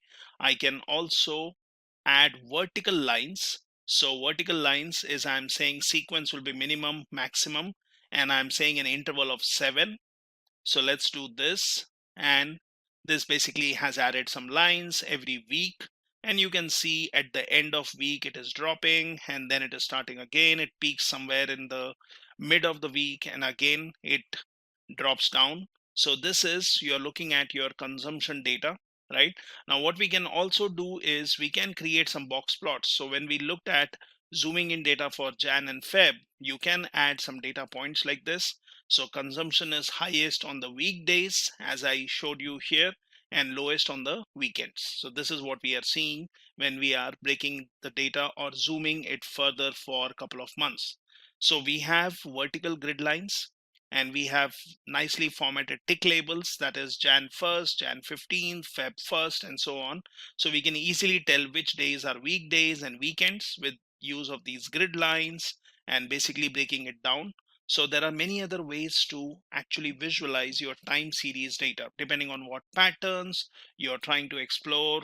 You can use scatter plots, you can use heat maps, you can use histograms, and so on. Now, moving further, we would want to explore the seasonality, right? So when you further explore the seasonality of our data, we can use box plots basically to group the data by different time periods and display the distribution for each group. Now, how do we do that? Let's come here and let's see how box plot works. So I can just do a simple box plot and I can choose my consumption column, and that gives me just the consumption data, but this really does not give me any meaning. I can look at solar data, I can look at the wind data, and we can also see some outliers here. So we can create box plots, but if we would want to do a box plot, what is box plot? It is basically a visual display of your 5-number summary. That is, you want to look at your mean, median, you want to look at your 25th percentile, 50 percentile, or 75th percentile. So we can use a quantile function, use the consumption column, and then you basically give a vector which shows you 5-number summary. So that's your quantile. And then let's do a box plot. So if you are looking at quantile, it tells me what is the minimum, what is 25th percentile, 50, 75th, and 100. That's from my consumption column. So let's create a box plot for consumption. Let's give it a name as consumption. Let's give y-axis as consumption and a limit for y-axis. Now that's my consumption graph. So I can look at yearly data. Now that will make more meaning rather than just looking at the complete consumption data. So how do we do it yearly? So we will say consumption, and then I will say the year column. So it is consumption, but grouped based on year. So here I can give x-axis, y-axis, and I can give y limit. So let's create this, and this makes more meaning. We can give some coloring scheme here, but now I'm looking at 2006, 2007, 8, 9, and so on. And we can look at the data, what is the range, right? It gives me 5 percentile, or sorry, 5-number summary of the data per year, and it basically allows me to look at the seasonality of this. Similarly, we can create box plot by just giving consumption, yearly grouped, and here I'm giving the title as consumption, y-axis, x-axis, and y limit, wherein I can also use las. So this is one more feature which you can do, and that basically will give me the tick points. If you compare this one to the previous graph, so when I created this previous graph, I had 2006, 2008, and I had from 600 to 1800. And if I go for the next one, I am basically seeing more useful information. Now let's look at monthly data. So I would want to group it based on months, and let's create that. So this gives me the monthly data where I'm looking at months, and I could select a particular year, or I can just do a grouping based on months. So I can have multiple plots to see a difference here. So let's do this. Now let's create a box plot for consumption, which is monthly data, and let's give it a color. Let's look at the wind data, which is again grouped monthly, and let's look at the solar data, which is grouped monthly. Now, if I zoom in, it basically gives me the seasonality of the data for your wind, for your consumption, for your solar. So what we are doing is we are creating these box plots which are giving us values. Now what I can also do is I could look at the day wise also. But before we look into this, how do I infer some information from these box plots which are being created? So this is what we have done, where we are looking at the data for month, and these box plots give me year seasonality, which we were seeing in earlier plots, but give some additional insights. So if I look at the data here, it tells me the electricity consumption is generally higher in winter. Now this is based on months, so we can see consumption is higher in winters and lower in summer. So we can obviously look at our plot, we can see where it is lower, where it is higher, and then we can look at the median and lower two quartiles are lower in December and January compared to November and February. So that is, you look at the quartiles and you will see that the median and lower two quartiles are lower in December and January. Here Jan and December, so you can look at from my plot. Now this is giving you some idea on seasonality. Now that might be due to business being closed over holidays. Now this one we were also seeing when we looked at time series for 2017 only, and box plot basically confirms that there is this consistent pattern throughout the years. Now when you look at your solar and wind power production, both will give you a year seasonality, what we are seeing here.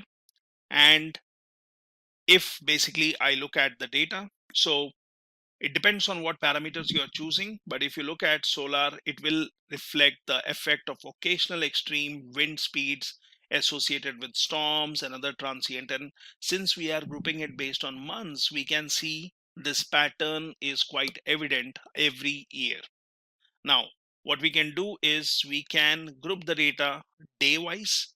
So here, let me again reset this to one plot per graph. Now I'll say box plot. I'll say consumption, which is grouped based on day. Now we know that there is a day column, and let's give a while limit and let's look at the data. So this is where I'm grouping the data day wise.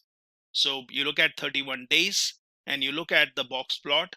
So this is where you are plotting it on a daily basis. So you can look at the data, you can break it down to a particular week.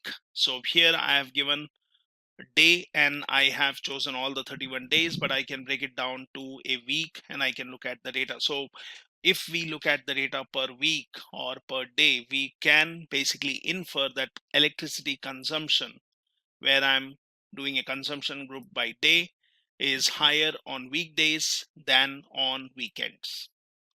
So time series with strong seasonality can often be represented with models that can decompose signal into seasonality and long trend.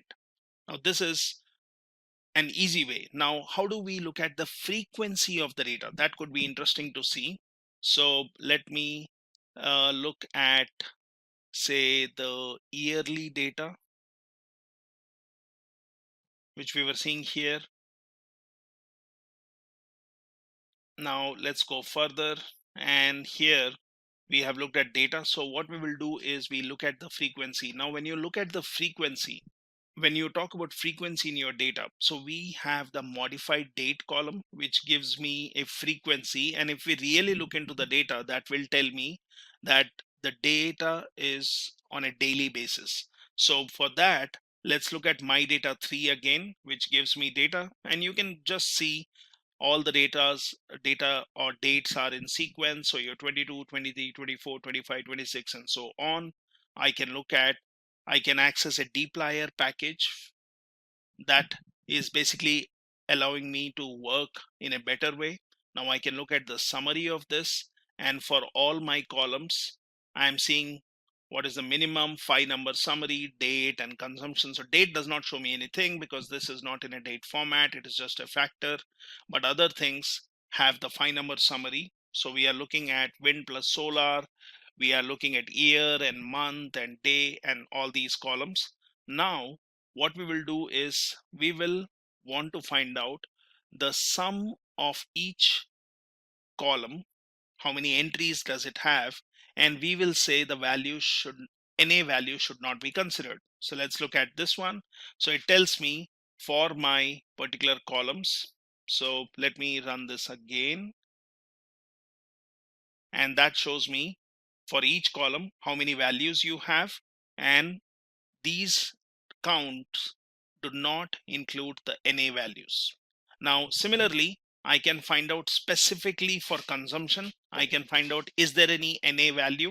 So I'm saying is.NA, and let's find out if there is any NA value or missing value in consumption. It says 0. Okay, that's good. If you look in wind, it tells me there are 1,463 entries which are NA. Similarly, solar, similarly, wind dot solar or wind plus solar. So it gives me a count of NA values, that is missing values, and also values which are not missing. So to understand frequency, what we can do is we can find out the minimum on the date, that is the first column, and I'm saying RM na.rm is true, that is get rid of NA values and find out the minimum. And let's look at the minimum value. This is the minimum from my modified date. Now if I would want to get the frequency, I can basically use sequence function. So I can say from X minimum, that is the minimum value, I want to look at the frequency, that is day wise, and let's just look at 5 entries and see if there is a day by day frequency.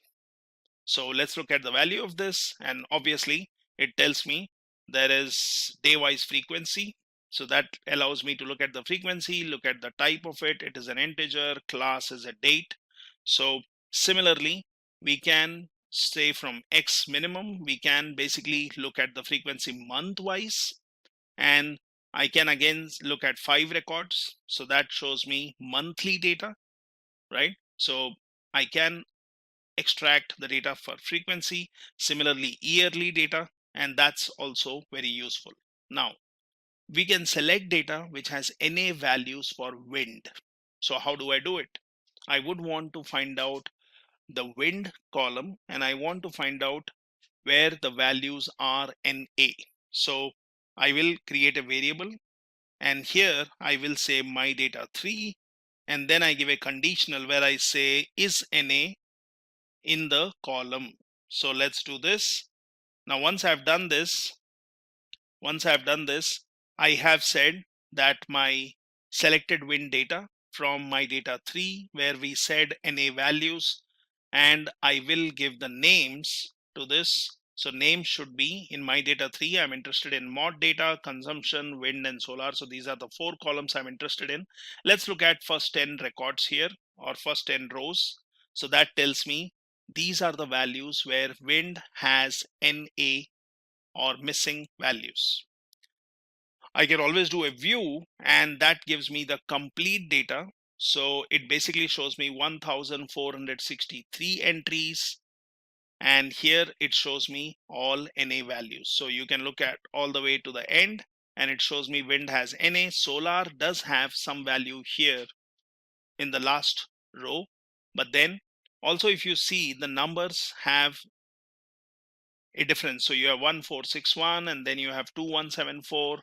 So there is a difference. So there is some data in between where wind has some values. So we have found out NA values. Now what we will do is we will select data which does not have NA values. So I will call it cell selected wind 2. I'll again use my data 3. I will say which, but now I'm saying not NA from this column, and I will select the data for the columns. So I'm interested in looking at 10 records, and this shows me not NA values, so no more missing values. So if I really look at this data as I saw earlier, which has NA, and if I look at these values which are not NA for the wind column, so looking at these two results, we will know that in year 2011 wind column has some missing values. So let's focus on year 2011. So how do I do that? Let's call it a different variable. I'll say my data 3. I will say here, when I say which, where we were saying NA, here I will say the year should have a value of 2011, and I want all these columns. Let's look at the data here, and this is showing me 2011, but we are not seeing all the values. So there are some values, but then there are some missing values also for 2011 based on whatever analysis we have done. So let's look at the class of this. It is basically a data frame, do a view, And this one will help me in finding out where are the NA values. So if you just scroll down, looking at all the data, let's search if wind column has a NA or a missing value, and I will see if there is any missing value, in which column or which row it is for the wind column. So we have all the values which are existing. I could select and search for one specific value, and I'll show you how we can do that. So here, let's scroll all the way down. So it's like you're exploring your data and seeing, is wind column having NA or missing value for a particular row. And let's scroll here, and here you see there is a missing value for one particular row. So 13th December 2011 has wind value. 15th December has wind value, but your 14th December does not have, right? Similarly, we can search. So there was only one entry which was missing. Now that could be for some reason, might be it was not calculated, might be it was not tabulated. So we have a missing value, and that can affect my plotting, that can affect my analysis. So let's look at the number of rows in this, which will tell me how many rows we have for 2011. So it tells me 365. So that is basically the number of days in a year. Now we will find out if there were NA values. So we earlier checked total number of NA values per column. That is in your row number 265 to 269. We can see here 265 to 269. So this is where we were seeing, are there any NA values, right? So let's go back here, and we want to find out the number of NA values for a particular year. How do I do it? So I can just do a sum. I will say is NA. Now I'm interested in my data 3 wind column, and I'm saying my year has to be 2011, but I'm finding out the NA values. So let's do this, and it tells me 1, and that's right. That's what we saw when we did a view.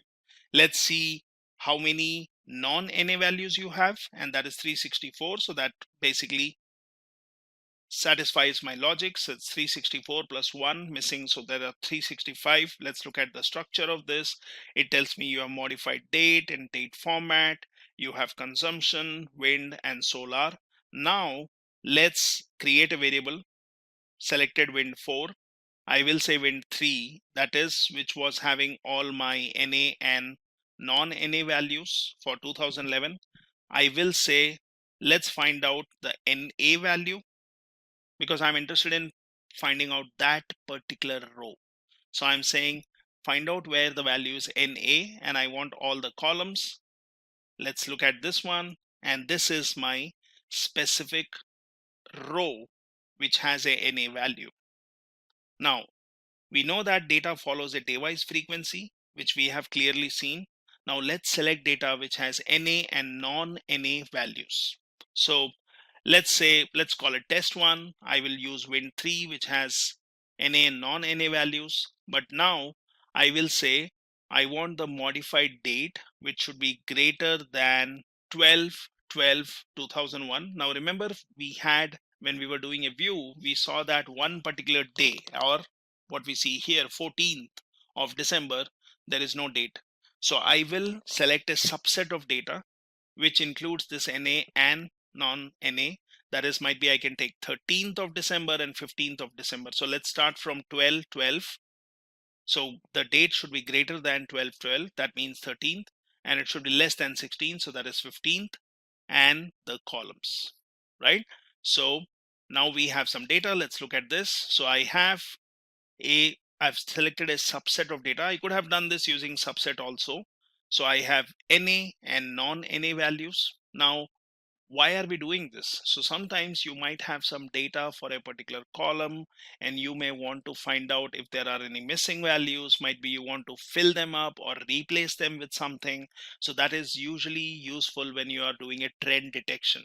So say, for example, you have data for every month, and might be in one of the months you have missed, or might be you have data for every year collected monthly, and then in one of the years for a couple of months you don't have the data. Like I can say 2016, I have data for all 12 months, 2017, all 12 months, 2018, might be I don't have data for March and June, 2019, I don't have data for same months. So I can forward fill or backward fill them using the previous year's same month data. So we can do that. So here I have test data where I've extracted a subset of data. I can look at the class of this. It is a data frame. Structure of this, it has the columns. Now let's use the library and function and use the tidy R package. And what we will do is we will fill it up. So I will use test1. I will fill the wind column, which has a missing value. Now, once you do this, if you notice, it has done a forward fill. So it has taken the previous value and it has just filled up that. So you can fill up the data using different directions such as up and down, left and right, and so on. So we can take care of missing values in our frequency data, which allows us to basically analyze the data in a better way. Now, here we will want to also look at some more data. So this is to deal with frequencies of fill column, wherein you can take care of missing values forward filled. So filling values can be done in different directions, as I said, and you may want to first convert your time series to specified frequency if your data does not have a frequency, but we had.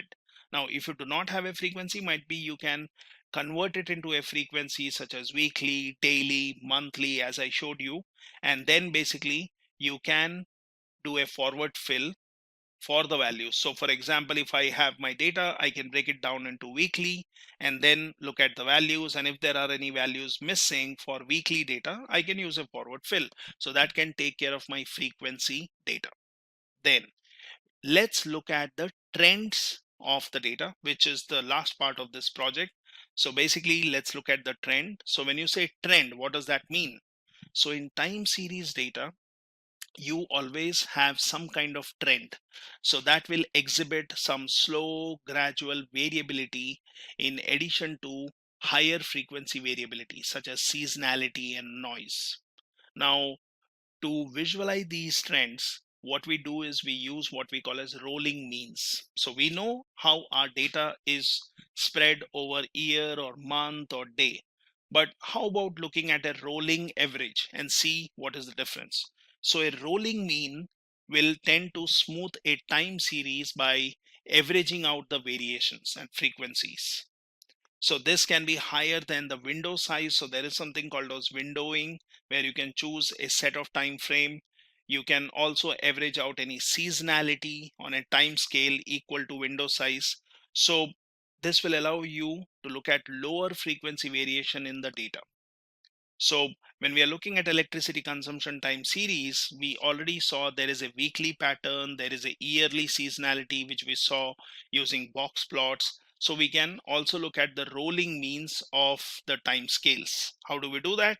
So for this, you can use some package like Zoo, and then you can basically use a rolling mean using the Zoo package, and you can say what is the frequency with which you want to calculate the rolling mean.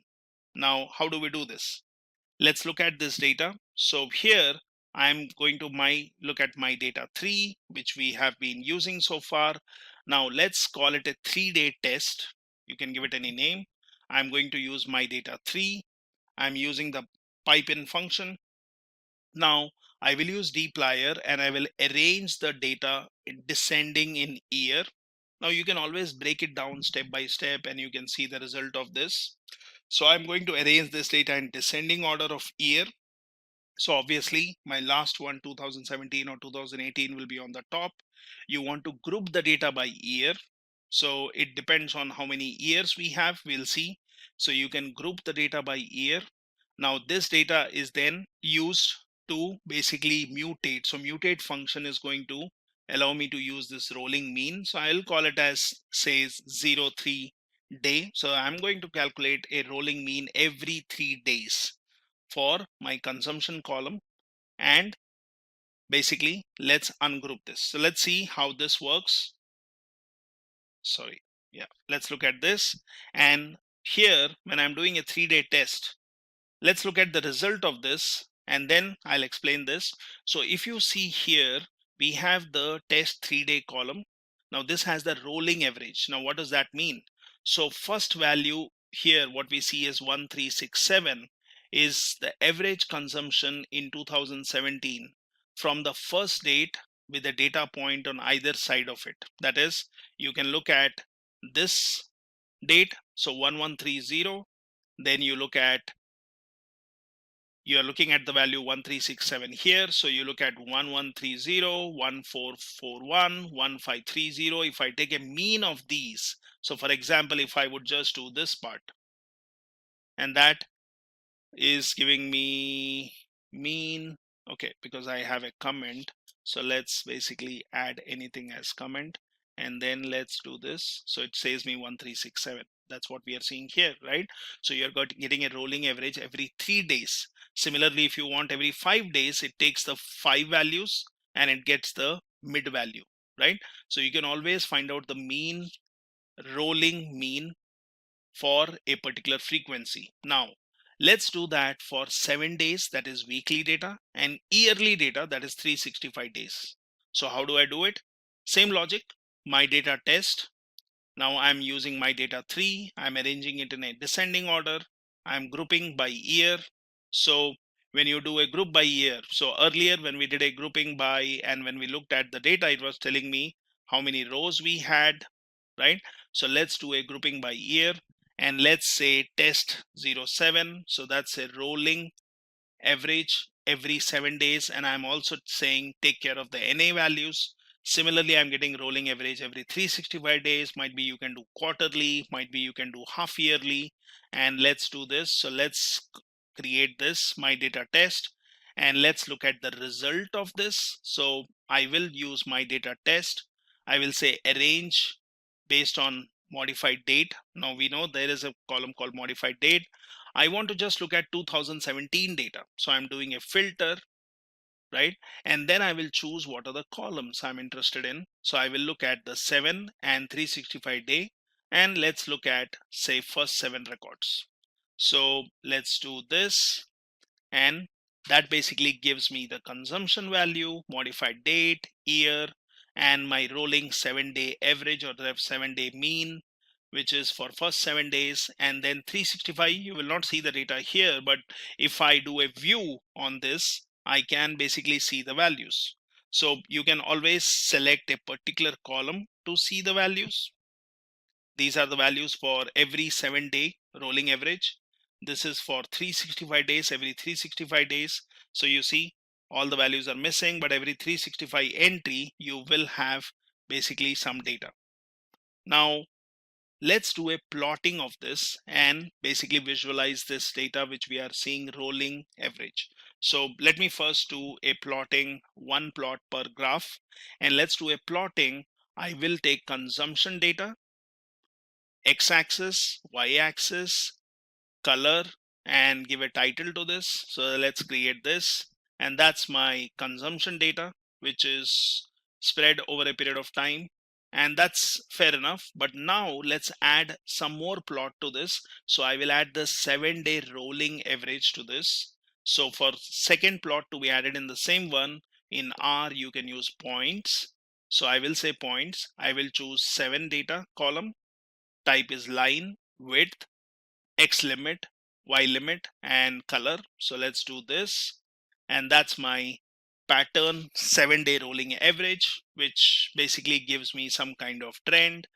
Similarly, I can add one more here, and this time I will choose the 365 day and look at the pattern lines. So now you see some dots here. Well, you could do it in a different way.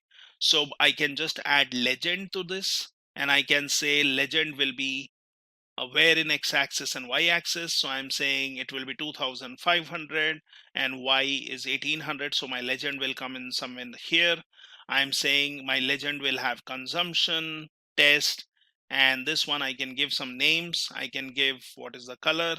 I can say what kind of legend, it explains what is for each color, and then basically a vector. So let's add a legend to this, and I've added a legend. Now you can do a zoom and look at the data, and here I see that my x-axis is fine, but y-axis is going a little out of my plotting area. So I can actually change that. So here I have 1800. How about making it 1600? And let's look at this one.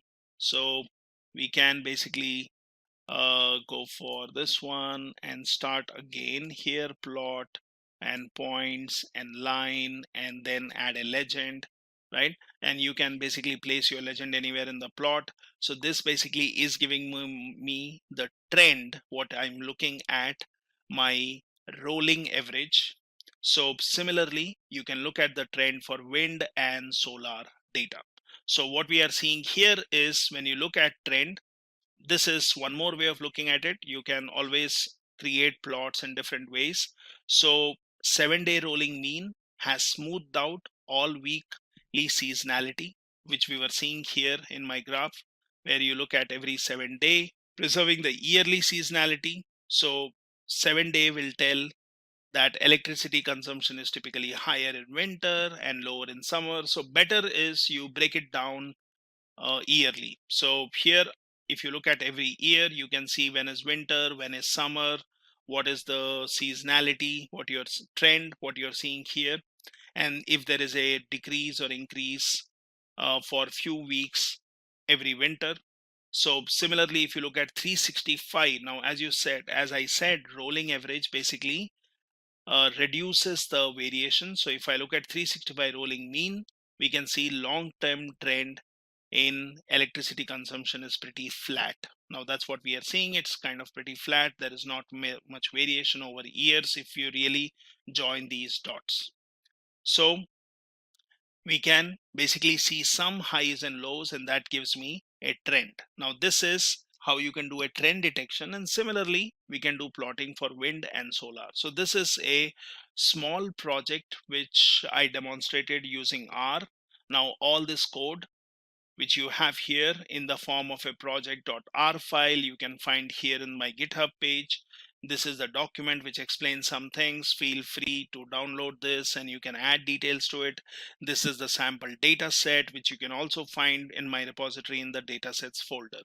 So continue learning and continue practicing R. This is the second part of a two-part series about time series data. In the first video, we saw what exactly time series data is all about, and in this video, we are going to implement it in R. Before we do that, let's do a quick recap of what we did in part 1 of this video, and we will then move into the implementation. So we talked about what is time series. We did an introduction to time series in part 1, and we saw that time series is a sequence of data that is recorded at regular intervals. Could be daily, monthly, weekly, whatever. And needless to say, the data is time dependent. And then we have some historical data. Based on this historical data, we try to predict or forecast some future values. And we also saw that time series data has these 4 components. There is a trend, then there is seasonality, cyclicity, and randomness or irregularity. And we also talked about stationarity of time series data, because before we do any time series analysis, we need to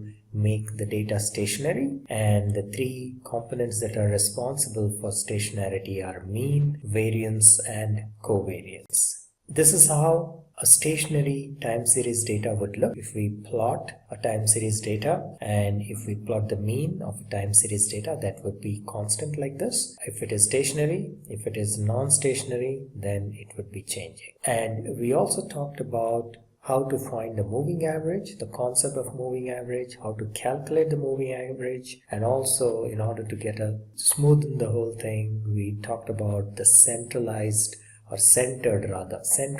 moving average. And this is how, if we plot and visualize, this is how the data would look. This blue color is the actual data, and then the green color is the centered moving average, and the red color is the red colored graph, or the line are the predicted values. So with that recap, let's go ahead and implement a time series forecast in R. So in this section, what are we going to do? We are going to use ARIMA model. There are different models and algorithms for performing time series forecasts. So we will use ARIMA, which is the most common one. And we will also talk about what is autocorrelation and partial autocorrelation. And we will see that in RStudio as well. And then we will take you through a use case where we will forecast the air ticket sales for the future. And then we will end with the model validation using the junk box text. Okay, so with that, let's get started. First of all, as I mentioned, we will be using the ARIMA model to do the forecast of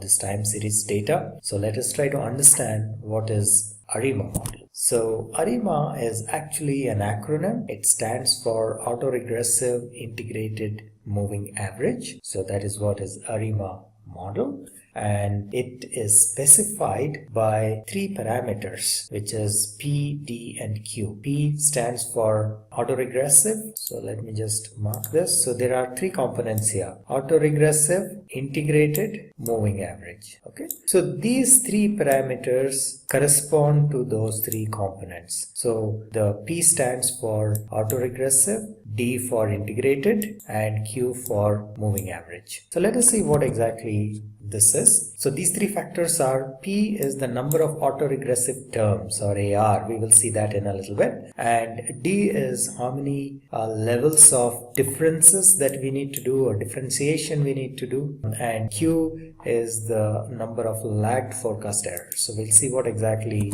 each of these are. So AR is the number of autoregressive terms, and which is basically denoted by the P. And then we have D, which is for the number of times it has to be differentiated. And then we have Q, which is for the moving average. So what exactly AR terms? So in terms of the regression model, autoregressive components refer to the prior values of the current value. Well, what we mean by that is, here when we talk about time series data, focus on the fact that there is regression. So what exactly happens in regression? We try to do something like, if it is simple linear regression, we do some equation like y is equal to mx plus c, where there are two variables. One is the dependent variable, and then there is an independent variable. Let me just complete this equation as well, mx plus c. Right? So this is a normal regression curve, or a simple regression curve. Now here we are talking about autoregression or autoregressive. So autoregressive, as the name suggests, is regression of itself. So which means that here you have only one variable, which is your maybe the cost of the flights or whatever it is, right? And the other variable is basically time dependent, and therefore the value at any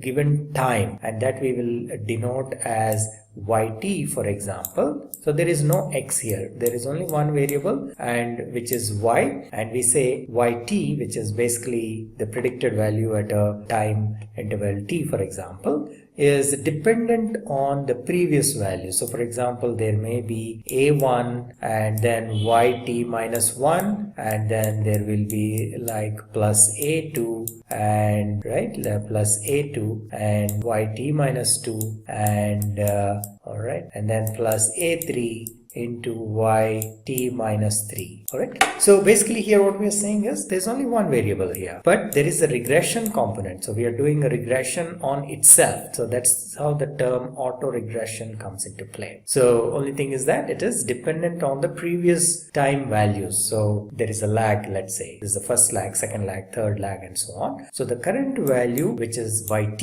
is dependent on the previous time lag values. So that is what is autoregression component. So this is what is shown here. For example, in this case, instead of y, we are calling it as x. So that's the same, and this is represented by some equation of that sort depending on how many lags we take. So that is the AR component, and the term P is basically determines how many lags we are considering. So that's the term P for. Now what is D? D is the degree of differencing. So here differencing is like for the non-seasonal differences, right? So for example, if you take the values like this, which are given for 5, 4, 6 and so on and so forth, if you take the differencing of one after another, like for example 5 minus 4 or 4 minus 5, the next value with the previous value, so 4 minus 5. So this is known as the first order differencing. So the result is minus 1. Similarly, 6 minus 4 is 2. 7 minus 6 is 1. So this is first order differencing, and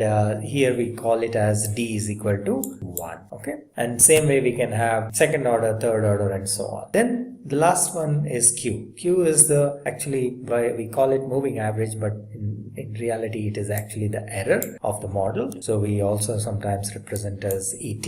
Alright, so now ARIMA model works on the assumption that the data is stationary, which means that the trend and seasonality of the data has been removed. That is correct. Okay, so this we have discussed in the first part, what exactly is stationary data and how do we remove the non-stationary part of it. Now, in order to test whether the data is stationary or not, there are two important components that are considered. One is the autocorrelation function and the other is the partial autocorrelation function. So this is referred to as ACF and PACF. Right. So what is autocorrelation and what is the definition? Autocorrelation is basically the similarity between values of a same variable across observations, as the name suggests. Now, how do we actually find the autocorrelation function, the value, right? So this is basically done by plotting, and autocorrelation function also tells you how correlated points are with each other based on how many time steps they are separated by and so on. That is basically the time lag that we were talking about. And it is also used to determine how past and future data points are related. And the value of the autocorrelation function can vary from -1 to 1. So if we plot, this is how it would look. Autocorrelation function would look somewhat like this. And there is actually a readily available function in R. So we will see that. And you can use that to plot your autocorrelation function. Okay. So that is ACF. And we will see that in our R Studio in a little bit. And similarly, you have partial autocorrelation function. So partial autocorrelation function is the degree of association between two variables while adjusting the effect of one or more additional variables. So this again can be measured and it can also be plotted, and its value once again can go from -1 to 1, and it gives the partial correlation of time series with its own lagged values. So lag again we have discussed in the previous couple of slides. This is how a PACF plot would look in R Studio. We will see that as well, and once we get into the R Studio. And with that, let's get into R Studio and take a look at our use case. Before we go into the code, let's just quickly understand what exactly is the objective of this use case. So we are going to predict some values or forecast some values, and we have the data of the airline ticket sales of the previous years, and now we will try to find or predict or forecast the values for the future years. All right, so we will basically identify the time series components like trend, seasonality, and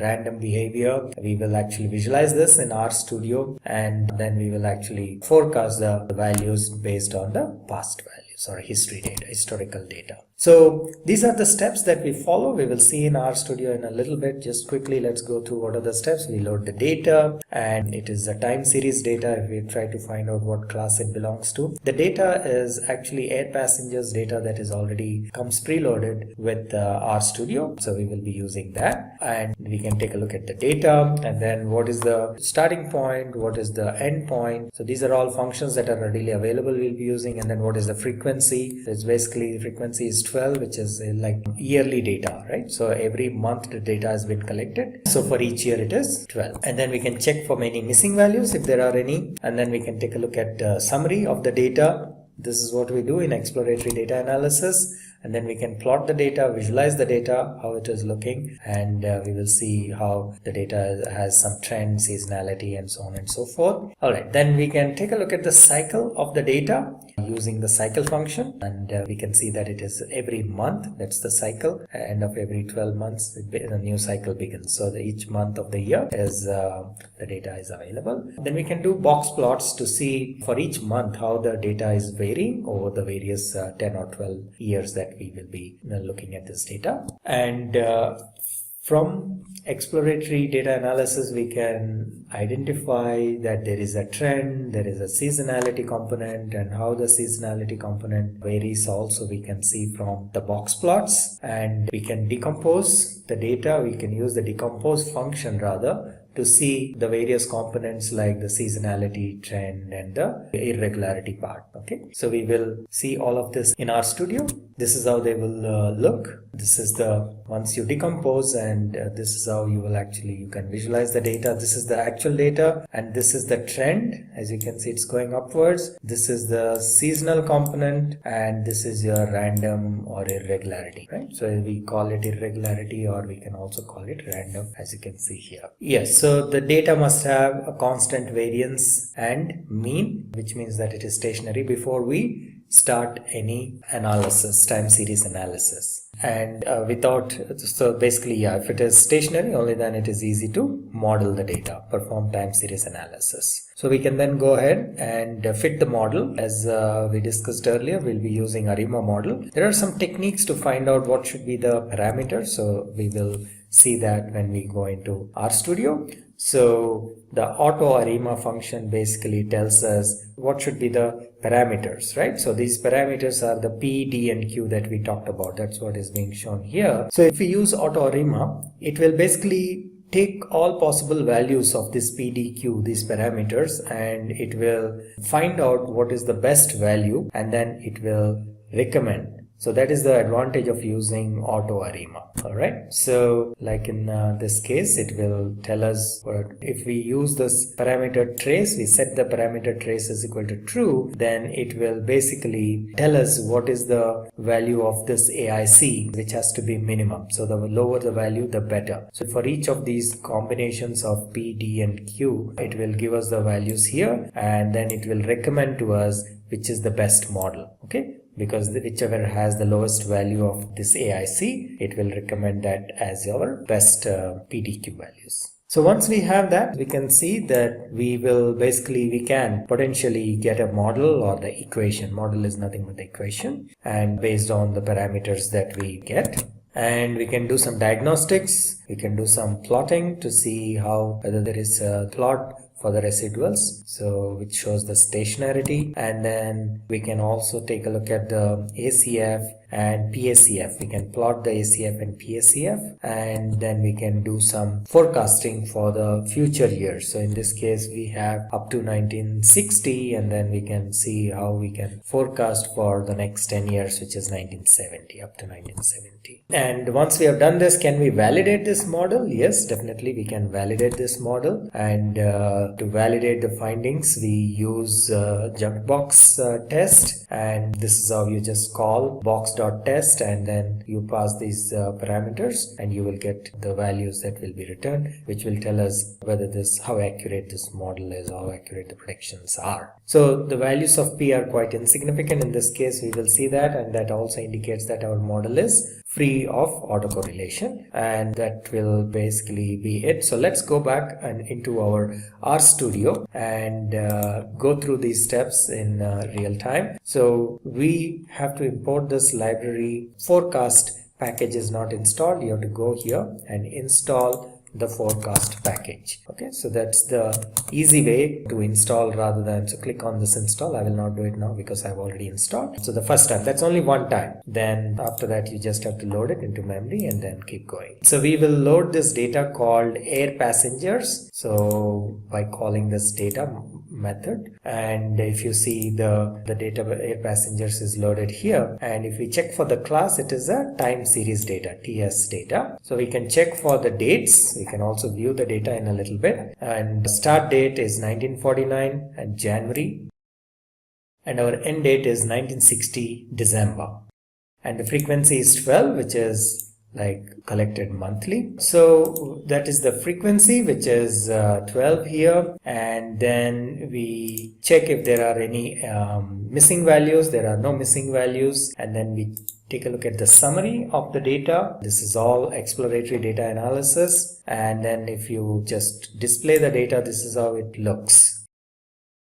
And then we need to decompose this data, so we will kind of store this in an object TS data and then use that to decompose and store the new values. So let me just clear this for now. And if we decompose, basically as we have seen in the slides, decomposing is breaking it into the trend, seasonality and irregular or random components. Then you can go ahead and plot it. So when you plot it, you can see here, let me zoom this. This is our original plot or observed value as it is known as.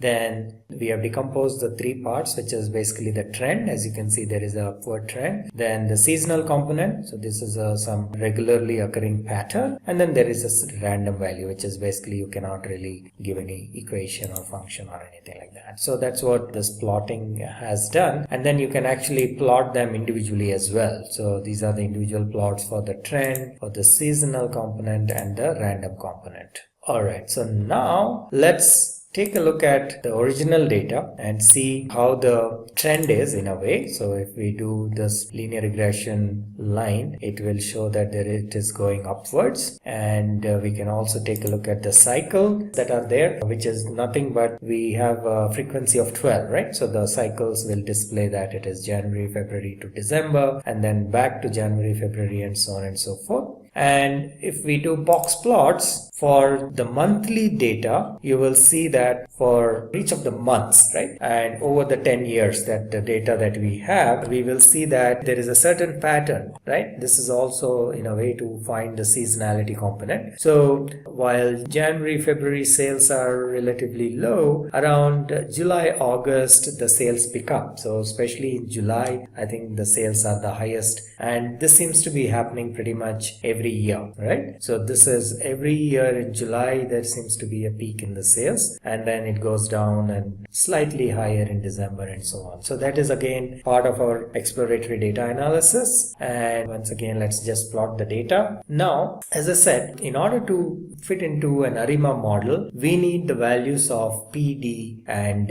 Q. Now, one way of doing it is, there are multiple ways actually of doing it. The earlier method of doing it was you draw the autocorrelation function plot and then partial autocorrelation function plot and then observe that and where does this change and then identify what should be the values of P and Q and so on. Now, R really has a very beautiful method which we can use to avoid all that manual process that we used to do earlier. So what R will do is, there is a method called auto ARIMA, and if we just call this auto ARIMA method, and it will basically go and test the ARIMA model for all possible values of this parameters PDQ, and then it will suggest to you what should be the best model, and it will return that best model with the right values of PD and Q. So we as data scientists don't have to do any manual, trial and error kind of stuff. Okay, so we got the model now, and this is the model. It has PDQ values are 211 PDQ, and this is the seasonal part of it, so we can ignore it for now. And so if we want to actually understand how that has returned these values 211 as the best one, there is another functionality or feature where we can use this trace function or trace parameter. So if you pass to auto ARIMA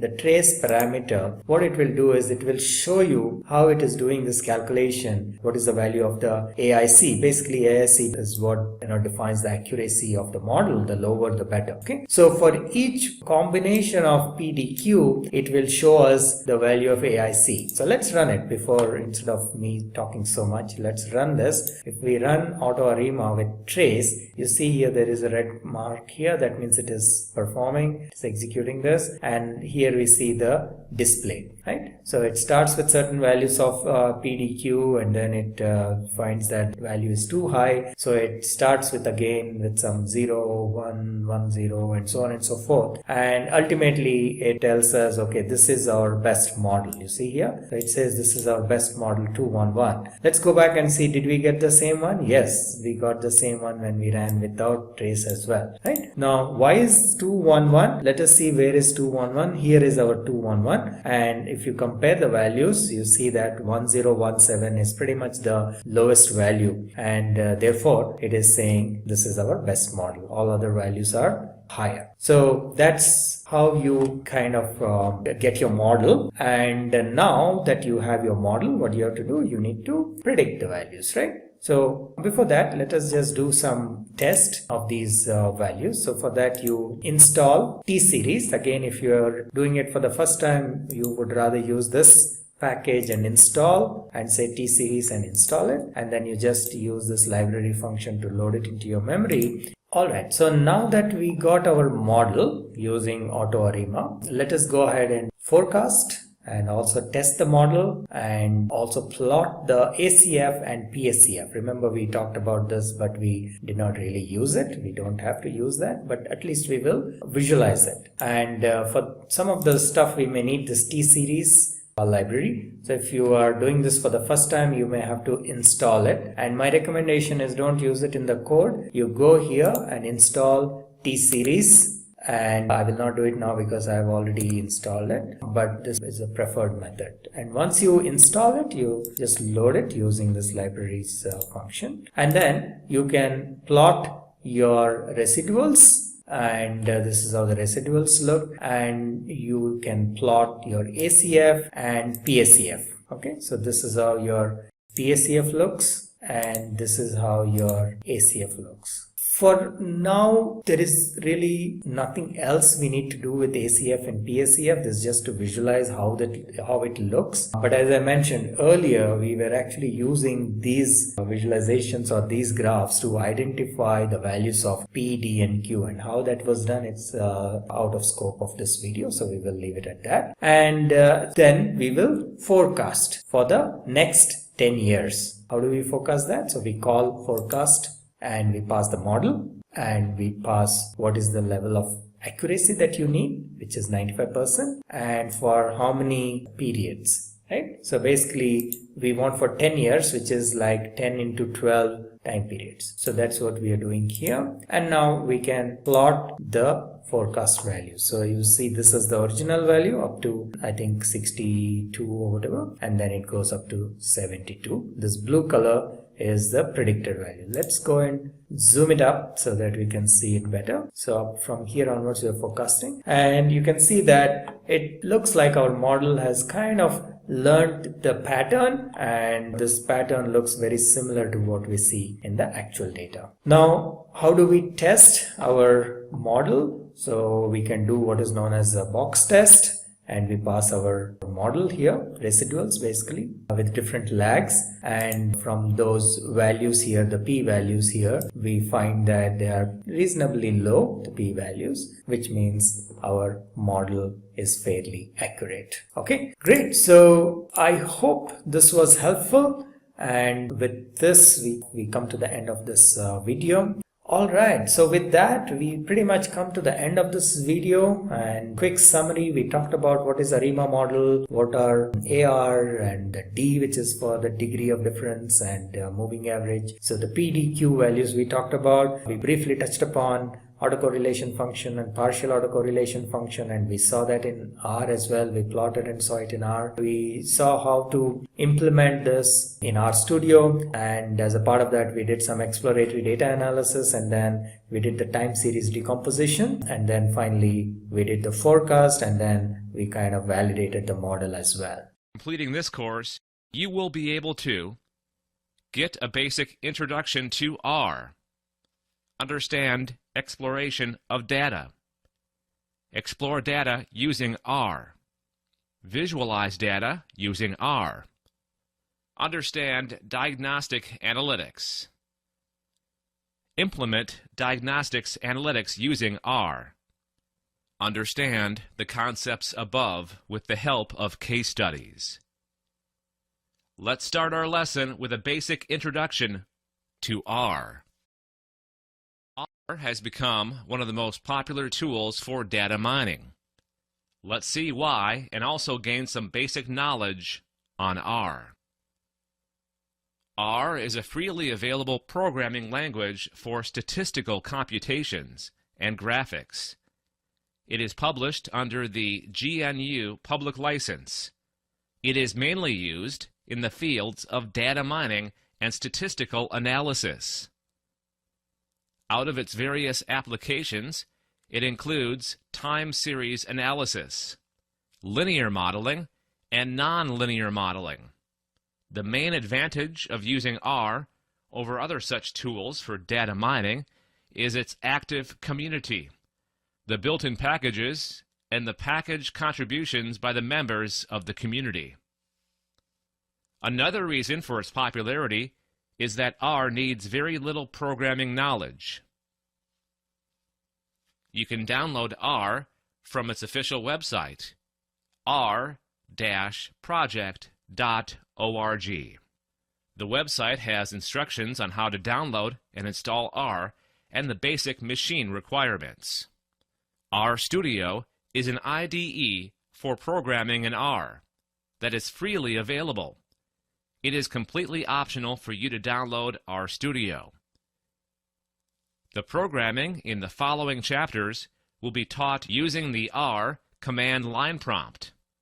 If you are using RStudio, you can type in the same commands as shown in the chapters. Finally, you are strongly encouraged to check the community forums on R as you go through this lesson, to answer basic questions and to explore the different functionalities of R. In the next slide, let's start with a very basic introduction to the commands in R. Before getting into the specifics and statistical analysis in R, listed here are a few important commands that would be used throughout the course. To use a particular package, the install.packages function is used. This installation needs to be done only once.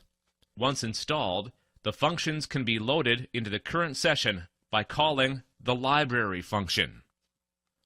R comes with a set of built-in sample datasets, which we would be using in our lessons. This data can be loaded using the data function, and the syntax is data of dataset name. To use external data, the read function is used. The write function writes data from the R session to a file. R's default directory is the user's documents folder. It can be verified by using the getWD function. To change the working directory, use the setWD function with the full path name as the argument. In case the working directory is not set, the full path name needs to be specified for read and write functions. For example, read.csv of c:/r tutorials/sample data.csv. Note that R uses the / for specifying directories. The assignment operator in R is different from the equal to operator. To assign a value to a variable in R, use the <= symbol. For help on any function in R, type $, followed by the function name to open the R help text. If you are using R, the help text will open on the default browser. In the next slide, we will look at the basic exploration using R. Before getting into the functions and commands for data exploration, let's look at how data is stored in R. The data in R is stored as data frames, which are a tabular representation of the rows and columns. There are other types of data as well, including table, matrices, vectors, and single values. In our course, we will primarily use data frames and time series data in the later chapters. In the slide, you can see a sample data frame. The IRIS dataset is a very popular, commonly used dataset introduced by Sir Donald Fisher. The data contains 150 entries belonging to 3 different species and includes features such as sepal length and width, and petal length and width. The 3 species have 50 entries each, as shown in the data frame. Each row denotes a particular case, or in this context, features of a particular flower. The column denote the different attributes measured. In the next slide, we will look at different commands to view data. Let's start with basic commands to view data in R. Throughout this lesson, we will look at commands and screenshots of R that will display a sample output. You are encouraged to pause the video and try out the commands on your command prompt for better understanding.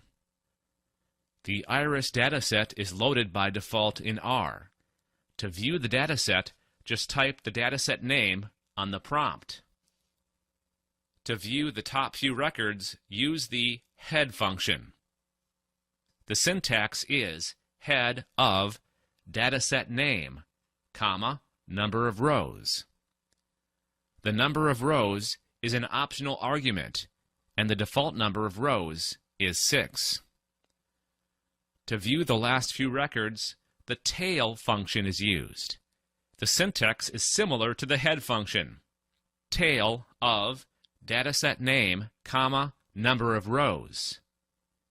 In the next slide, we will look at commands to view the dimensions of data. Listed here are a few commands to view the dimensions of a dataset.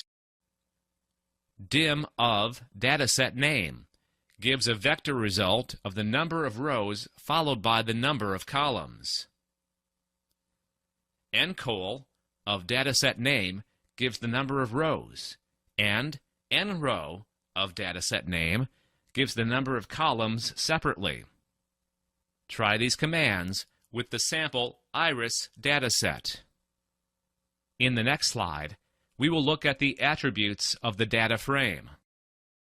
To view the column names of a particular dataset, type names of dataset name. To view all attributes, type attributes of dataset name. Given here is a snapshot of the two commands of the iris dataset. You can see that the column names are displayed as strings in the first output. Attributes displays the column names, row names, and the data type of the dataset. The class command is used to display the data type of the argument. The syntax for class command is class of variable name. For example, class of iris would be data.frame. To know the type of a particular column, type class of iris $sepal.length. The $sign is used in referencing the columns of a dataset. In the next slide, we will look at viewing columnar data. To view data of a column, the following two notations be used. As mentioned in the previous slide, dataset $column name would display the particular column. Another way is to use a matrix form, that is, dataset of space, comma, column name. Instead of the column name, the column number could also be used. In this case, petal length is the third attribute, hence iris of space, comma, 3 would also give the same result. In the next slide, we will discuss viewing row-wise data. Similar to columns, data of particular rows can also be viewed using the square brackets. The format is dataset name of row numbers, comma, space, to display all columns, or dataset name of row numbers, comma, column name, or numbers, to display particular rows of particular columns. You can see the screenshot for the subsets using square brackets on the iris dataset. Also note, if a single column or row is displayed, the output is in default vector form. This concludes viewing data and exploration in R. you are advised to try out all these commands on your R or RStudio for better understanding. Next, we will look at a video to illustrate the commands we have used so far. This video shows all the basic operations that can be performed on R and will help any layman to use R efficiently. We start off with one of the very basic operations that help us to load and install any package that is not pre-installed in the R workspace. Step 1. This operation is called install.packages with the package name within double quotes. Step 2. A pop-up opens that asks for the server to which you should connect to download the package. Zero Cloud at the beginning is enough to download the package. Selecting that and clicking on OK downloads and installs the package. Step 3. Then the package needs to be loaded onto the workspace, which we do by using the library function. Once that is done, the features of the package can now be used for our purpose. Step 4. Next, we try to load a dataset that will be frequently used for all the analysis that follow. This is the iris dataset, and you load it using the data function. Data of iris loads the iris dataset onto the workspace. Step 5. Now we shall do some basic analysis on R. Just to note that before doing any analysis, it is safe to save the dataset onto the workspace that we try to use by using the attach function. So attach of iris will save the dataset onto the workspace. Step 6. Once done, we can remove it from the workspace by using the detach function. That is, detach of iris will remove the dataset from the workspace. Step 7. First, we load the dataset into a user-defined variable, say, my data, using the assignment operator less than dash, which is less than sign followed by a hyphen. We can also use the equal sign instead. Both work the same way. Step 8. Now that the data is loaded into the user variable, we can check the structure of the data using the head function. Entering head of my data returns the first 6 records of the dataset. Step 9. Now the screen is pretty full and we would like to clear it. A keyboard shortcut comes in handy at this point, and that is Control-L, which clears the screen of the current workspace. Step 10. Next, we look at how to check and change the current working directory.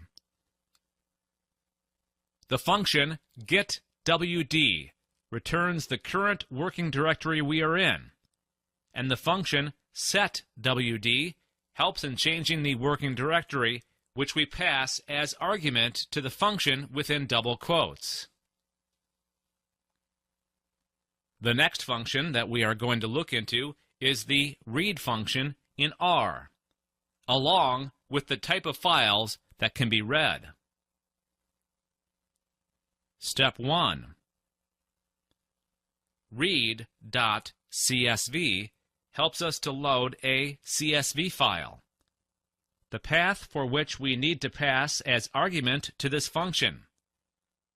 We load the dataset stored in the file into a user variable, and then check the structure using the head function. Step 2.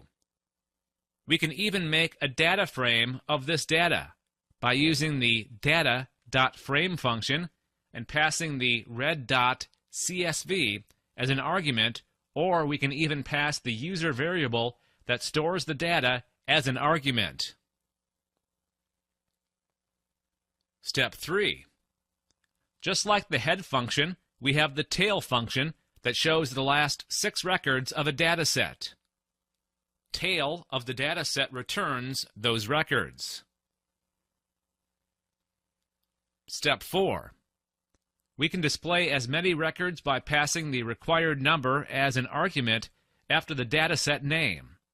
So, head of my data, followed by a comma, and then the number of records you want to view returns those records, many from the start of that dataset.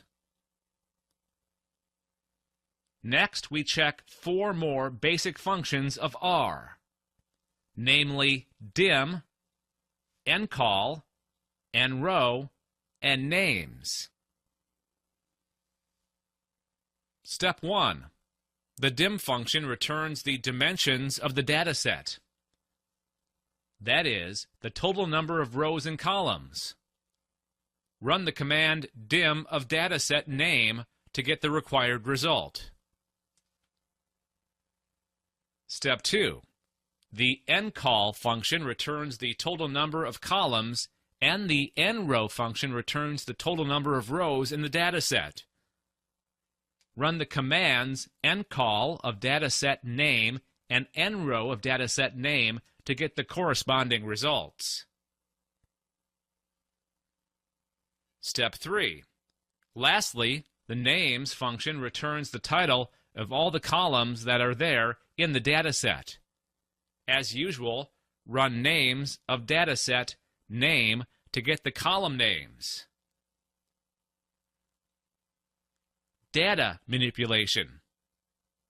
Moving on to viewing row and column data, the following techniques are possible.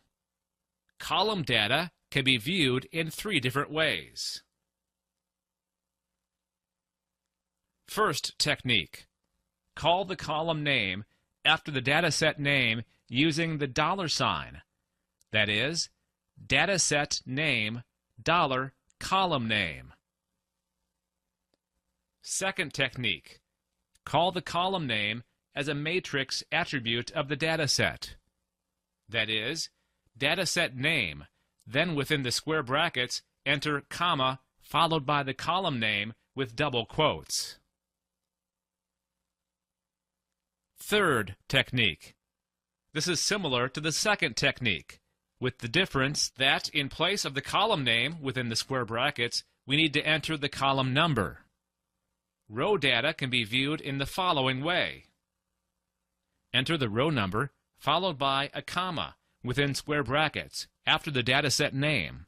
We can view multiple rows by entering the first and last row of our choice separated by a colon. In the next slide, we will look at the summary functions. The summary function is a generic function in R that displays summaries of data or models, as we will see in later chapters. The syntax is summary of dataset. As shown in the screenshot, the summary function displays the minimum value, maximum value, mean, median, and first and third qualities of every numeric data. For categorical data, like species, it displays a table of the different values and their frequencies. The table can be displayed separately by giving table of data frame $column name. Look at the example. Table of iris $species displays a frequency distribution of the 3 different classes. Note that summaries for individual columns can also be obtained by using the summary function and giving the referenced column name as an argument. For example, summary of iris $sepal.length would display the results of sepal length column alone. In the next slide, we will look at a list of commands for the individual summary statistics. The summary function displays all the summary statistics for a particular data. Here you can see a list of commands to display individual summary statistics. The argument for each function is the column name for which the statistics is to be obtained. The commands are min to get the minimum value, max to get the maximum value, range to get the range of the data. That is, maximum minus minimum value. Mean to get the average value. Median to get the median or middle value. IQR to get the interquartile range of the data, that is, the difference between the first and third quartiles. SD to get the standard deviation. VAR to get the variance. In the next slide, we will look at ways to aggregate data in R. Next, we use the summary function of R to get an overall snapshot of the whole data set. Step 1. Summary of the dataset name returns the mean, median of each numeric column, and the frequency of levels of every categorical column. There are various other functions that can be used to separately analyze all the columns in the dataset. They are as follows. Step 2. Min. Min of column returns the minimum value in that column. For example, when we do a min of the sepal length column of the iris dataset, we get the value 4.3, which is the lowest value in the column. Step 3. Max. Max of column returns the maximum value in that column. For example, when we do a max of the sepal length column of the iris dataset, we get the value 7.9, which is the highest value in the column. Range. Range of column returns the range of values in that column. For example, when we do a range of the sepal length column of the iris dataset, we get two values, 4.3 and 7.9, which tells us that the values in the column lie between these two extremes. Step 5. Mean. Mean of the column returns the average of all the values in that column. For example, mean of sepal length returns the value 5.8433, which is the average of all the values in sepal length. Step 6. Median. Median of a column returns the central value of by position in that column. For example, median of sepal length returns the value 5.8, which is in the middle of all the values in that column. Step 7. IQR. The IQR of a column returns the interquartile range of that column, giving us a sense of the difference between the upper quartile and lower quartile of the values of that column. IQR of the sepal length returns the value 1.3. Step 8. Standard deviation. The function SD is used to find the standard deviation in a column of the dataset. For example, SD of sepal length returns the value 0.8280661. Step 9. Variance. To find the variance in R, we use the var function. So var of sepal length returns the value 0.6856935. Having finished all the basic statistical function in R, we now move to aggregating the dataset at hand. Aggregating the dataset is one of the few important data manipulation functions in R. Parameters that need to be passed into the aggregate function are formula for the aggregation, dataset used, and the type of aggregation. That is, a mean aggregation or a sum aggregation.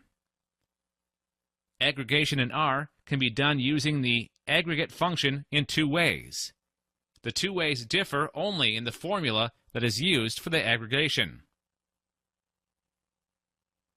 Step 1.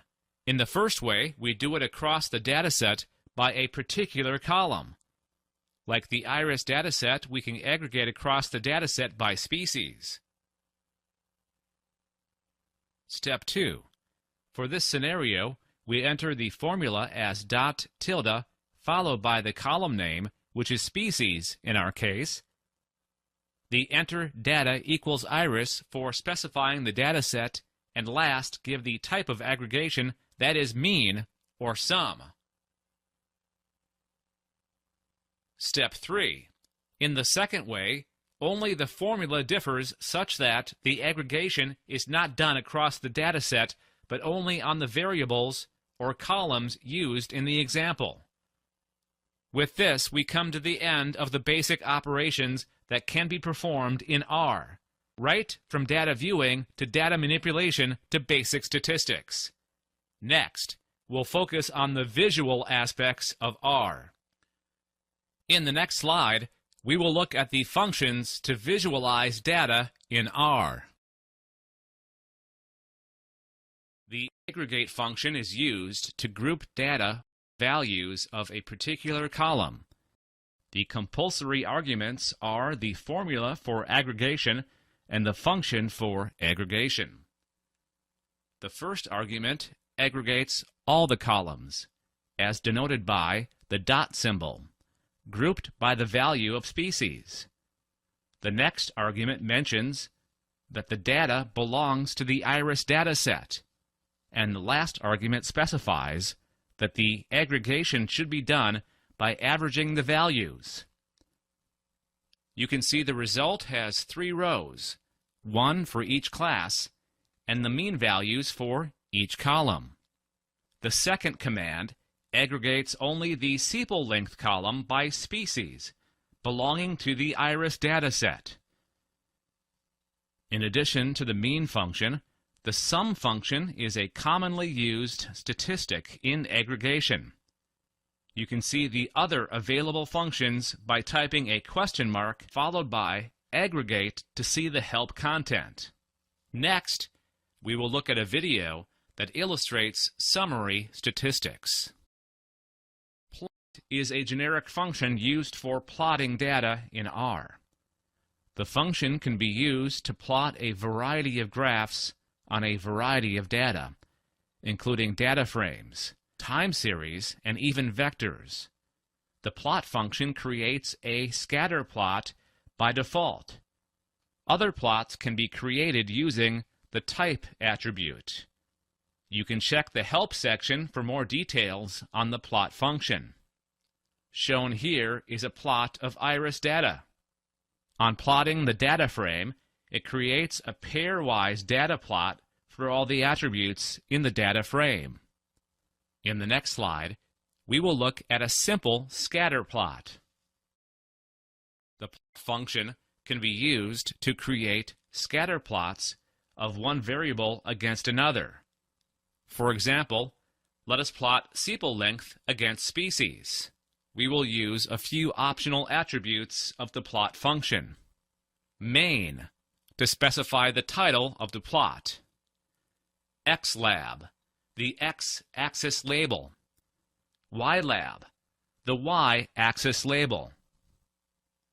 The function would now be plot of iris $sepal dot length, comma, iris $species, comma, main equals iris data, comma, xlab equals sepal length, comma, ylab equals species.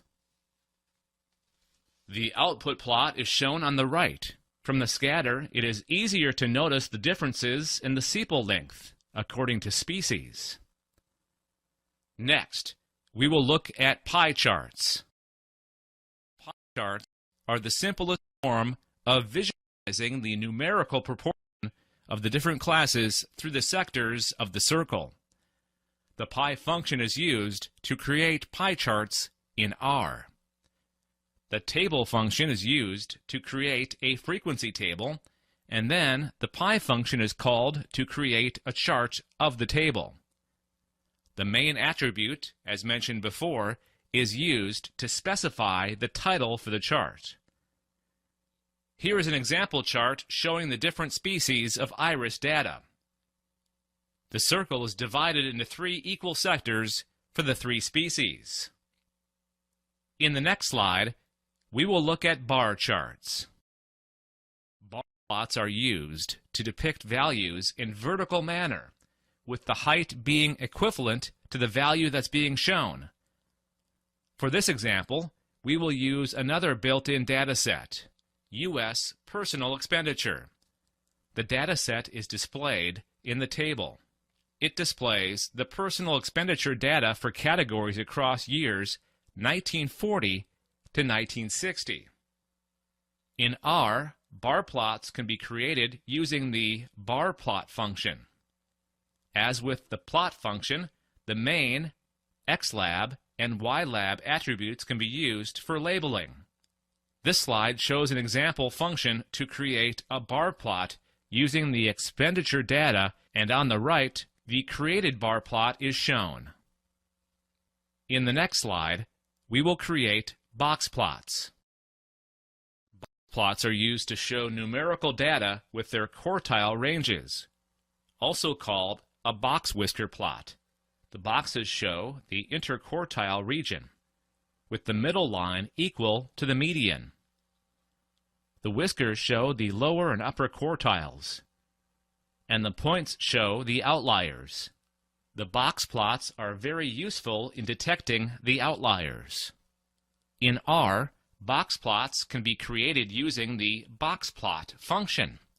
Let's see the example function displayed on the slide. The first attribute shows the features to be plotted. That is, sepal length against the species, the data, and the labeling information. On typing this into the R prompt, you will get a graph similar to the one shown on the slide. You can see that there is an outlier in the Virginica species. In the next slide, we will look at histograms. Histograms are used to depict frequency distribution data. R has a default islands data set that is best suited to create histograms. Once you are done with this slide, you are encouraged to try creating a histogram using the islands data.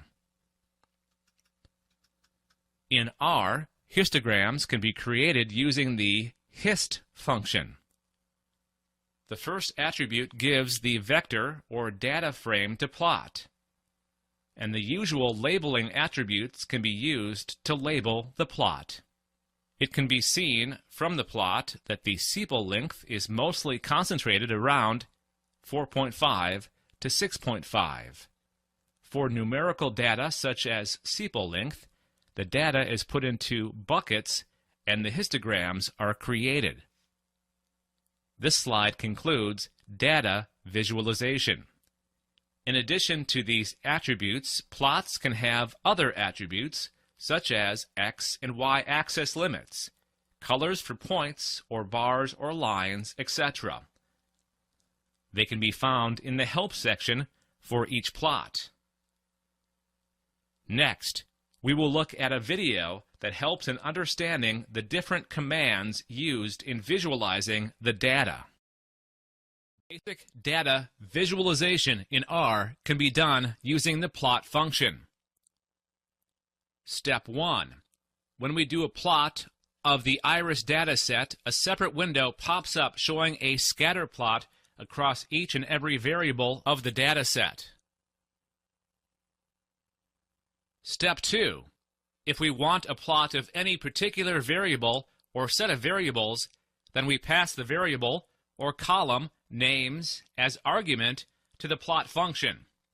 For example, for plotting the sepal length across species, we give the sepal length and species as the arguments, separated by a comma. Here, the first argument is the x-axis argument for the plot, and the next argument is the y-axis. Step 3. Next, we can generate a pie chart in R using the pie function along with the table function. In our case, we use the species column of the iris dataset and pass it through the table function to get a frequency table of all the species, which is then used to generate the pie chart. So we enter the pie of table of species and get the pie chart as output. Step 4. Further, we use the bar plot function to generate the bar plot chart, and in our case, similar to the pie chart scenario, we enter bar plot of table of species to get the bar plot chart. Now, for the box plot function, we need to pass a formula specifying the variables that are required to be plotted. Say, for example, sepal length tilde species, and along with that we enter the data equals iris separated by a comma, and then try to generate the required box plot. Step 6. The final basic visualization function that comes to use is the histogram plot generated using hist function. The basic argument that needs to be passed is the variable that we want to plot. In our example, we just need to pass, say, the sepal length, and we get a histogram plot. We can fine-tune this plot by passing the main chart title, x-axis titled, and y-axis titled using the main xlab and ylab arguments in the plot function. And this can be done in case of all other plots. In the next slide, we will look at a case study to understand what we have learned so far. Let's now take a banking-related dataset as an example for doing data exploration. Officer David from the sales department has been asked to do a study on the overall performance of a bank by analyzing the bank loans. As part of the investigation, David has asked his colleague to categorize the loans as seasoned or bad loans with respect to age category. The following data categories have been captured: age group, total number of loans, number of good loans, number of bad loans, percentage of good loans, percentage of bad loans. In the next slide, we will have a look at the data. Here you can see a table of the bank loan data. As mentioned in the previous slide, the number of good loans and bad loans has been tabulated as per the age category. There are 15 categories of age in the table. Given the total number of loans and the number of good and bad loans, the percentage of good and bad loans has been tabulated. In the following video, we will look at different statistics and graphical visualizations for the data. Let us start by exploring the data. Since it is a preloaded dataset in R, we will not be using any read command. However, if you wish to save it to an Excel file, use the write.csv command. The write.csv command takes two arguments: the data frame name and the name of the file you wish to write it to. For example, .csv of empty cars, comma, motor trends car data .csv creates a file motor trends car data in the current working directory with the given data. Step 1. First, let us view the data set. Type empty cars to display the whole data set. We learned the concept of data frames earlier. Let us find the class of the data set in R.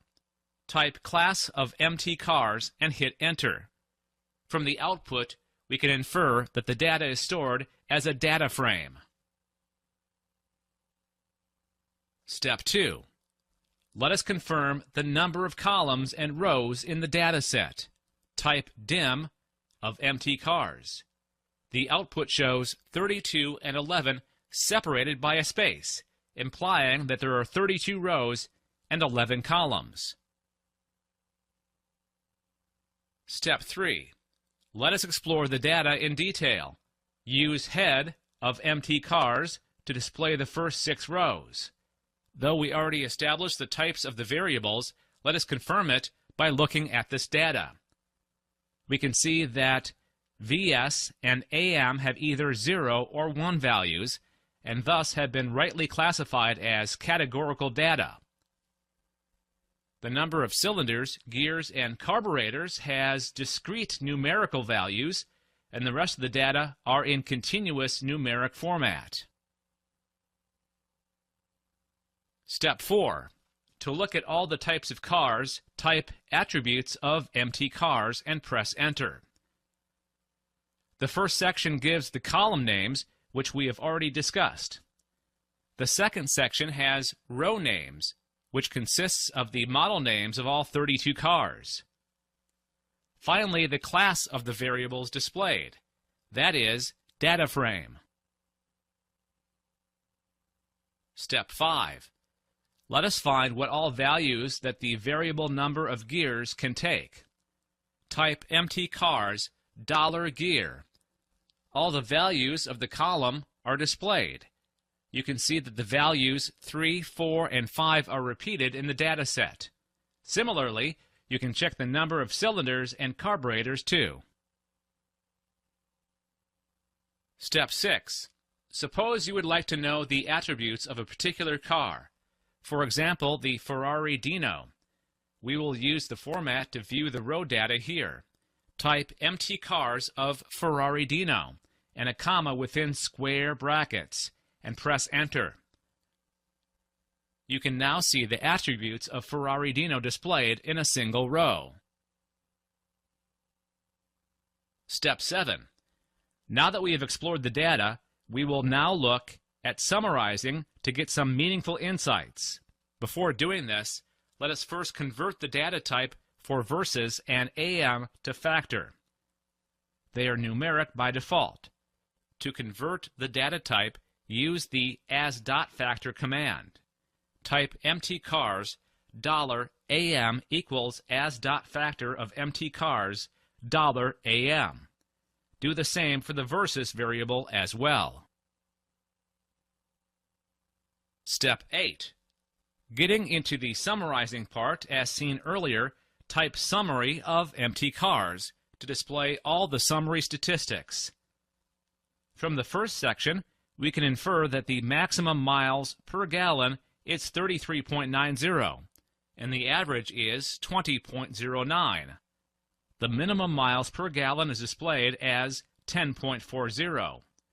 Similarly, we can note the maximum, minimum, and other statistics for the rest of the numeric data. For the categorical data, the number of entries in each group or category is displayed. For example, from the AM column, it can be inferred that out of 32 cars, 19 are automatic and 13 are manual. Step 9. What if we need to know which car among the 32 gives the best mileage? The which.max function is used to return the index of the maximum value in the data set.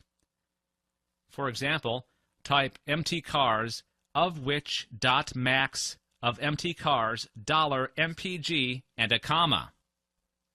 The which.max returns the index of the maximum value for mpg variable, and attaching that with the empty cars variable displays the row with the maximum value for mileage.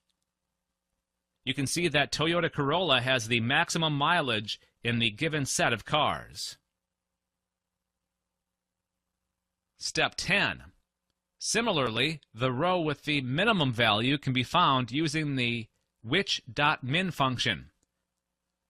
Let us find the lightest car in the given set of cars. Type empty cars of which.min of empty cars $WT and a comma. We now know that the Lotus Europa is the lightest of the cars. Step 11. The commands mentioned now can thus be used to find the maximum or minimum of any variable and the corresponding car data. You are encouraged to try different combinations to get meaningful insights. Step 12. As a final exploration technique, let us try the aggregate function. Suppose we would like to know the average mileage of cars that have 3 gears.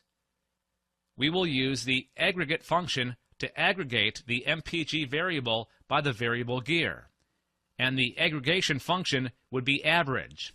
Type aggregate of MPG tilde gear, comma, data equals empty cars, comma, fun equals mean, and press enter.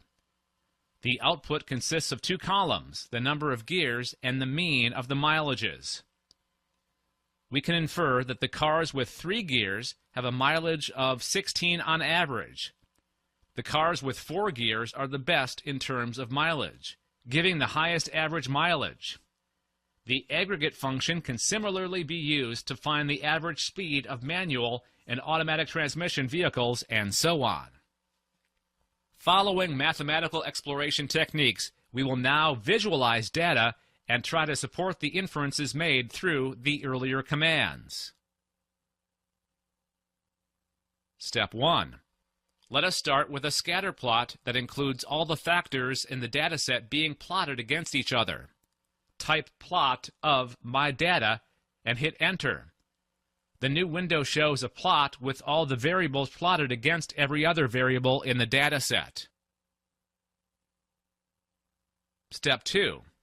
But this gives a very generic plot of all the variables, and it is hard to make any useful inferences from this plot. Suppose we want to know how the horsepower is related to the displacement. Let us use the plot function with the formula HP tilde disp to get the corresponding plot. We can infer from the scatter plot that the horsepower increases even though gradually as the displacement increases. You can see one data point that might occur as an outlier. The horsepower is quite high for a large displacement vehicle. This shows that there are other factors that have an effect on the horsepower. Step 3. Let us perform a similar plot for the number of cylinders versus the mileage. The formula for the plot function will be MPG tilde sil. You can see the number of cylinders are 4, 6, and 8. And as the number of cylinders increases, the mileage decreases, and the effect is quite visible. This plotting can be done across every combination of variables, and such inferences can be obtained. Though it is statistically possible to create plots for any 2 variables, during a case study, it is advised to understand the data before plotting them. For example, a plot of employee ID versus age in an employee database will work in R, but will not help the researcher in getting any meaningful insights since they are logically unrelated. Step 4. Let's work on the categorical variables. We have the AM variable, which has 2 values, 0 for automatic and 1 for manual transmissions. The summary statistic will show us the number of automatic and manual cars. But if we have thousands of data, it will be difficult to obtain a ratio of the 2 categories. You can graphically view the ratio using the pie charts, as seen in the previous lessons. We will use the pie function. We will create a table of the AM variable using table of empty cars $AM and pass it as an argument to the pie function. From the chart, it is seen that almost 60% roughly are automatic cars in this case. Step 5. Okay, now let us do a very simple pie chart plotting. Let us consider plot for AM data. AM is for automatic or manual property of cars. So if it's needed to find if number of automatic given by 1 is more or less than number of manual, this simple plot can be done. So type some name of the data frame, say auto, to extract the data of AM in the dataset of empty cars. So type equals empty cars $AM. Then it's needed to make a table. So make another data frame to assign table for auto. Then for the pie plot, type pi of matic. And now, from the pie plot, it's evident that the number of manual is more than the number of automatic. Step 6. Similarly, create a pie chart for the number of gears. Here, the table should be created for empty cars $gear and passed the pi function. We can infer that almost half of the cars have 3 gears. The other half is distributed between 4 and 5 geared automobiles, with the cars having 5 gears being the least number. Step 7. The continuous variables can be viewed using box plots, as we have seen earlier. Let us create a box plot of the horsepower, grouped by the number of cylinders. The formula for box plot will hence be HP tilde sil, and mention data equals empty cars and pass them as arguments for the box plot function. You can see that the horsepower increases as the number of cylinders increase. For cars with 8 cylinders, there is a lot of variation, as can be seen from the wider box and whiskers for the plot. Out of the 3, cars with 6 cylinders have very less variation, though there seems to be an outlier as seen by the dot in the graph. It can also be seen that the median or horsepower for cars with 4 and 6 cylinders do not differ much. Step 8. Let us look at a few bar plots and try to make sense of the graphs. Suppose you want to know the number of cars grouped by the number of gears. To know this, use table of empty cars $gear to create a table of the counts, and pass this as an argument to the bar plot function. From the plot, we can find that maximum number of cars, that is, 15 cars have 3 gears, and 12 cars have 4 gears, and 5 cars have 5 gears. Similarly, this can be done for the number of cylinders. Type bar plot of table of empty cars $sil to view the plot. Here we can see that most cars in our data set have 8 cylinders, and the least cars have 6 cylinders. This inference from the bar plot can be done for all discrete grouping factors. Step 9. As a final descriptive statistic, let us make a histogram plot for the horsepower of the cars. To display the histogram, type hist of empty cars $HP. The histogram divides the horsepower into buckets of 50 units, starting at 50 and ending at 350, thus having 6 bars. We can see that most cars fall into the 100 to 150 horsepower range, and only 2 cars have horsepower of above 250. This concludes the case study on descriptive statistics using R. In the next slide, we will discuss, let's look at the function to test the correlation between 2 variables. Correlation is a class of statistical relationship between 2 variables that forms any form of dependence. For example, is there a correlation between the height of parents and their offspring?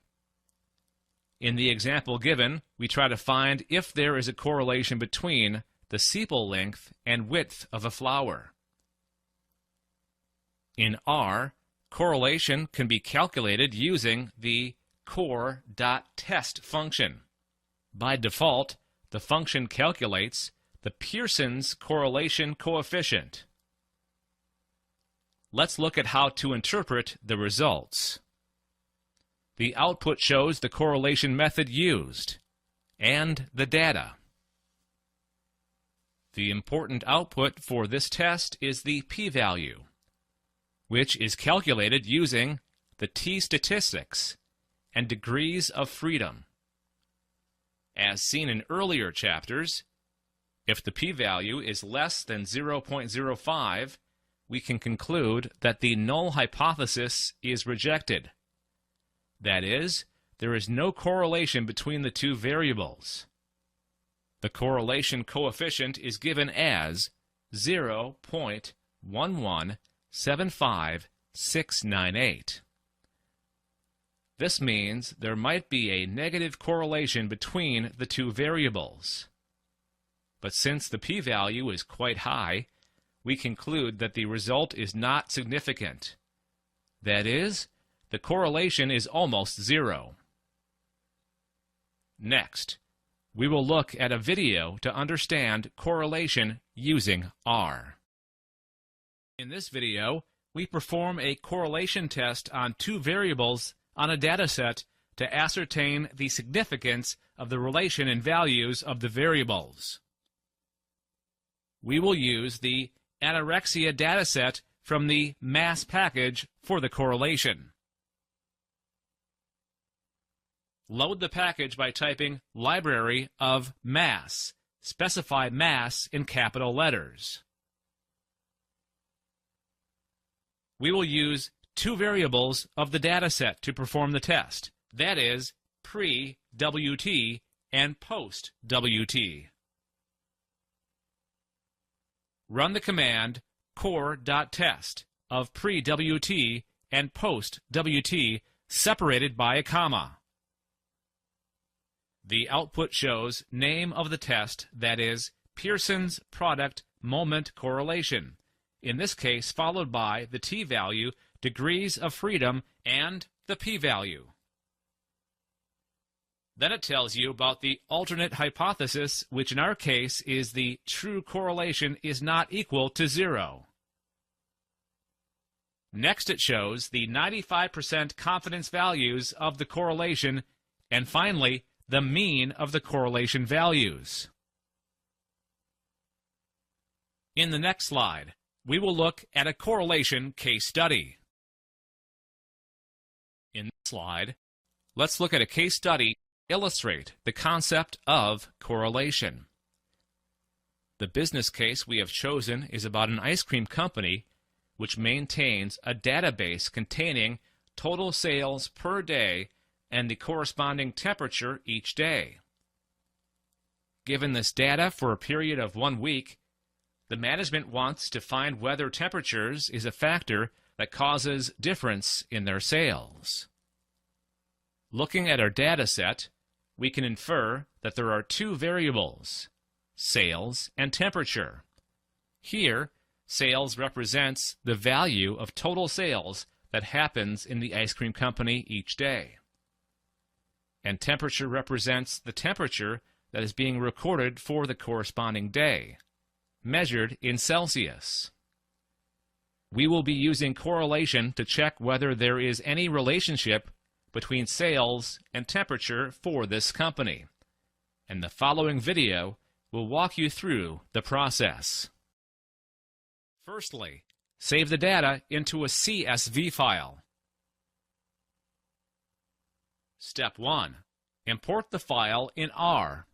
As seen earlier, use the read.csv command to read the CSV file with the file name given as arguments.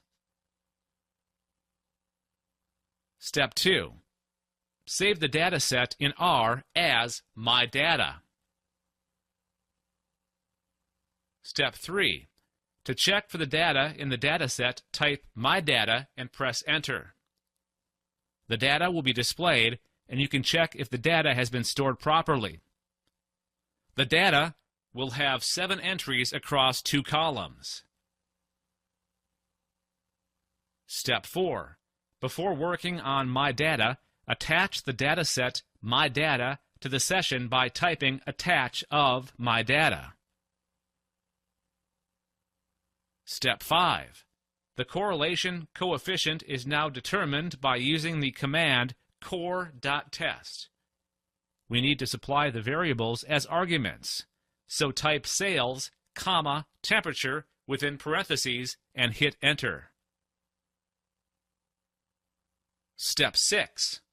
the correlation result is displayed. It can be inferred that the Pearson's product moment correlation test has been performed. The test can be changed by using the method attribute. The t-value for these two variables is calculated as 6.6333. The degrees of freedom is 5, and the p-value is given as 0.001173. The basic alternative hypothesis is displayed, and the 95% confidence interval is calculated and displayed. Pearson's correlation coefficient, RHO, is displayed in the last line and equals 0.9476071. From the earlier lessons, we know that a positive sign in the correlation coefficient implies they both are positively correlated. That is, an increase in temperature leads to an increase in sales. The value is close to 1, which suggests that the association between the two variables is very strong. In the next slide, we will discuss analysis of variance. ANOVA is used to compare the means between different groups. Here, we show a simple example of one way, ANOVA. To illustrate this, we use the insect sprays data set. This data contains the insect count after using 6 different sprays. Here, the null hypothesis would be that there is no difference in using different sprays. AOV takes the first attribute as dependent variable and independent variable, separated by tilde. Here it is AOV of count spray. The data attribute specifies where the data is to be taken from. After fitting the AOV model, the summary function is used to display the result. It can be seen that the p-value, that is the last column, is lesser than 2e minus 16, which is the least positive number represented by r. Since p-value is almost 0, we can reject the null hypothesis, and thus the inference is that there are differences in results on using different insect sprays. Next, we will look at a video that shows how to perform ANOVA in R. Now, let us perform ANOVA in R using the insect spray dataset.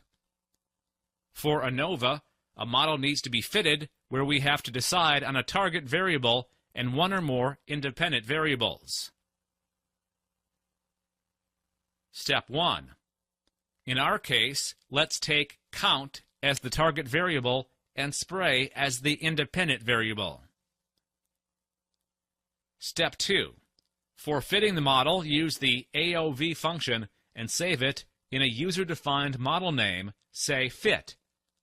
So fit equals AOV of count tilde spray followed by passing the data, that is insect spray, separated by a comma. Step 3. To check the model details, run the command fit. Step 4.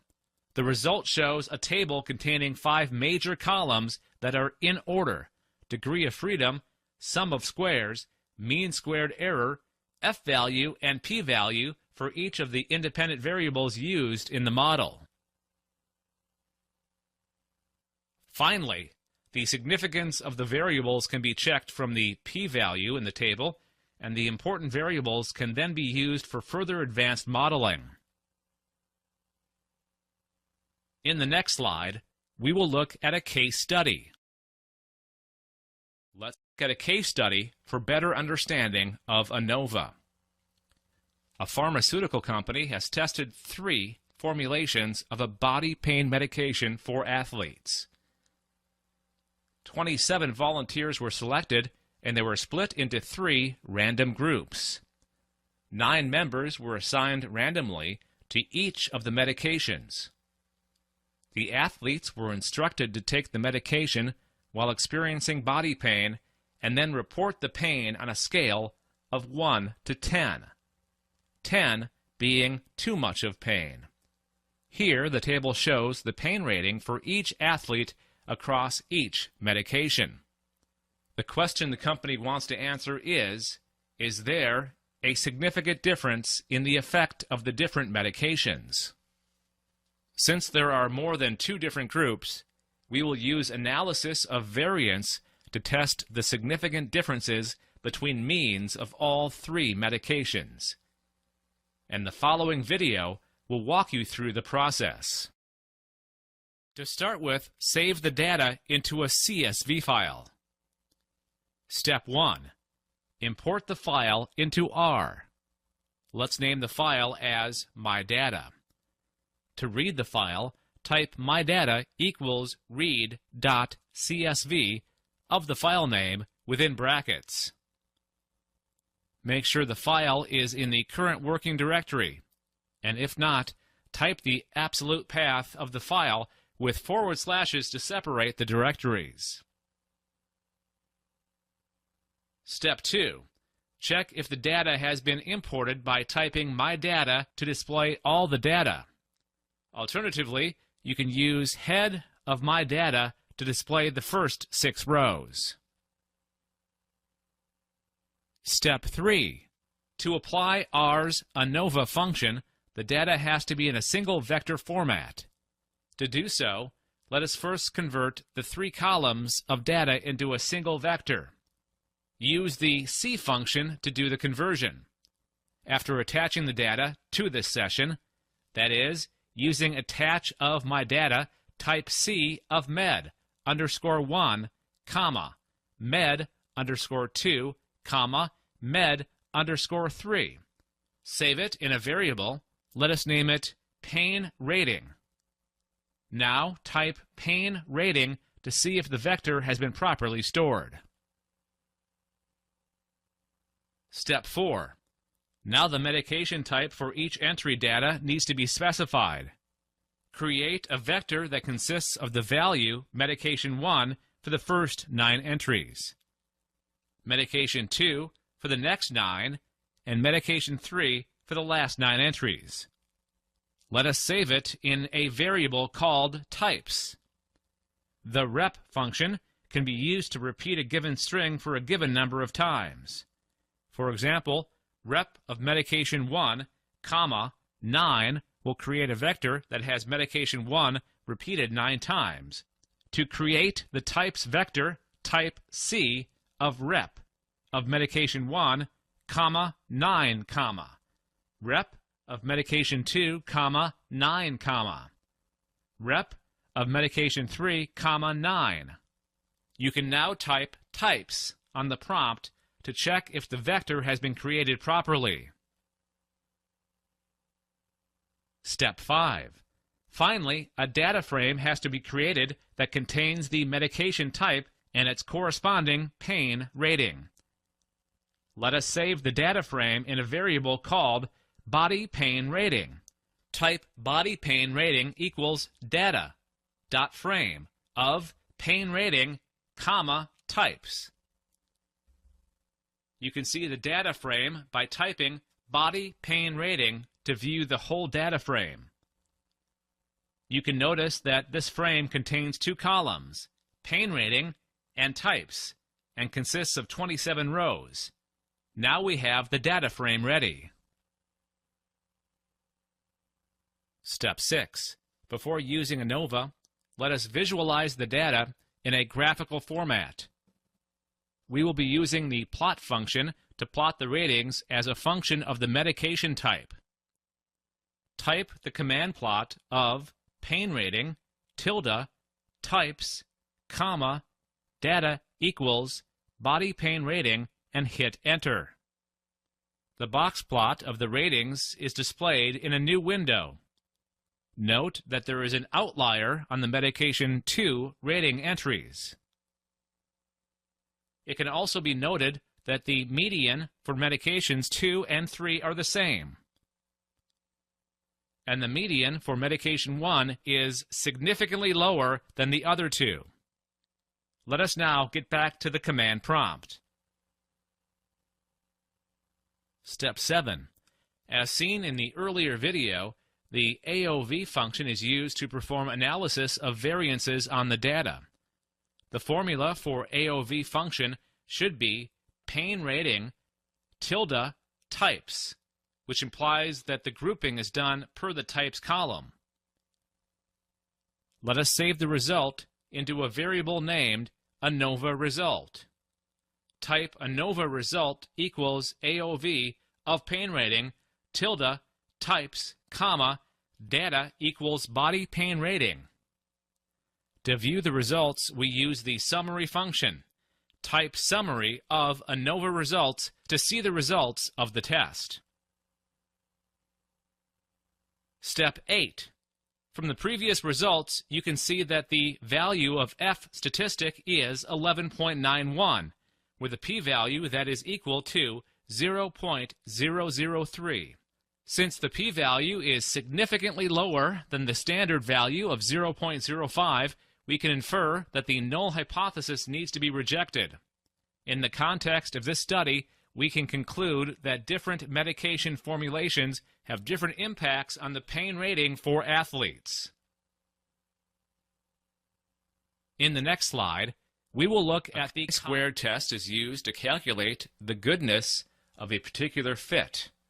It compares the observed values against expected values obtained from a null hypothesis. Here, we try to test the sepal length for goodness of fit. The low p-value suggests we can reject the null hypothesis. We will now look at a video to understand how to perform a chi-squared test in R. Now we go about doing the chi-square test. For this test, we need a categorical data set, and R has that kind of data pre-installed in it. The data set is called hair eye color. Step 1. Call that data set using the data function. Run the data of hair eye color, and it becomes active in the workspace. Step 2. To handle the data more efficiently, save it in a user-defined variable, say, my data, and put it in a data frame. Step 3. Then do a head of my data to have a look at the data set. Step 4. Just to make things a little more flexible, attach the newly made data set, my data, to the workspace. Step 5. After clarifying the structure of the data set, do the chi-square test. Step 6. Next, for doing the chi-square test, we select two variables from the data set, say hair and eye, and run the command kisc.test of hair, eye. After running the test, we find that these two variables are not at all related and have no significance between each other, suggested by the p-value, which is equal to 1. Step 7. Hence, we move on to choose another set of variables and take hair and freak for the test. This time, we find there is some amount of significance between these two variables, suggested by the p-value, which is equal to 0.06, very close to the 0.05 significance level, which is generally used as benchmark. In the next slide, we will look at a case study.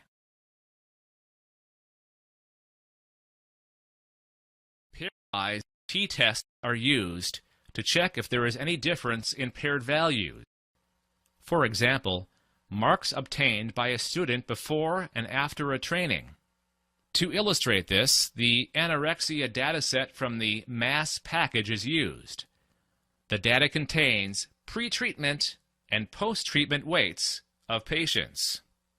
To implement it in R, type t.test of prut, post-WT, paired equals true.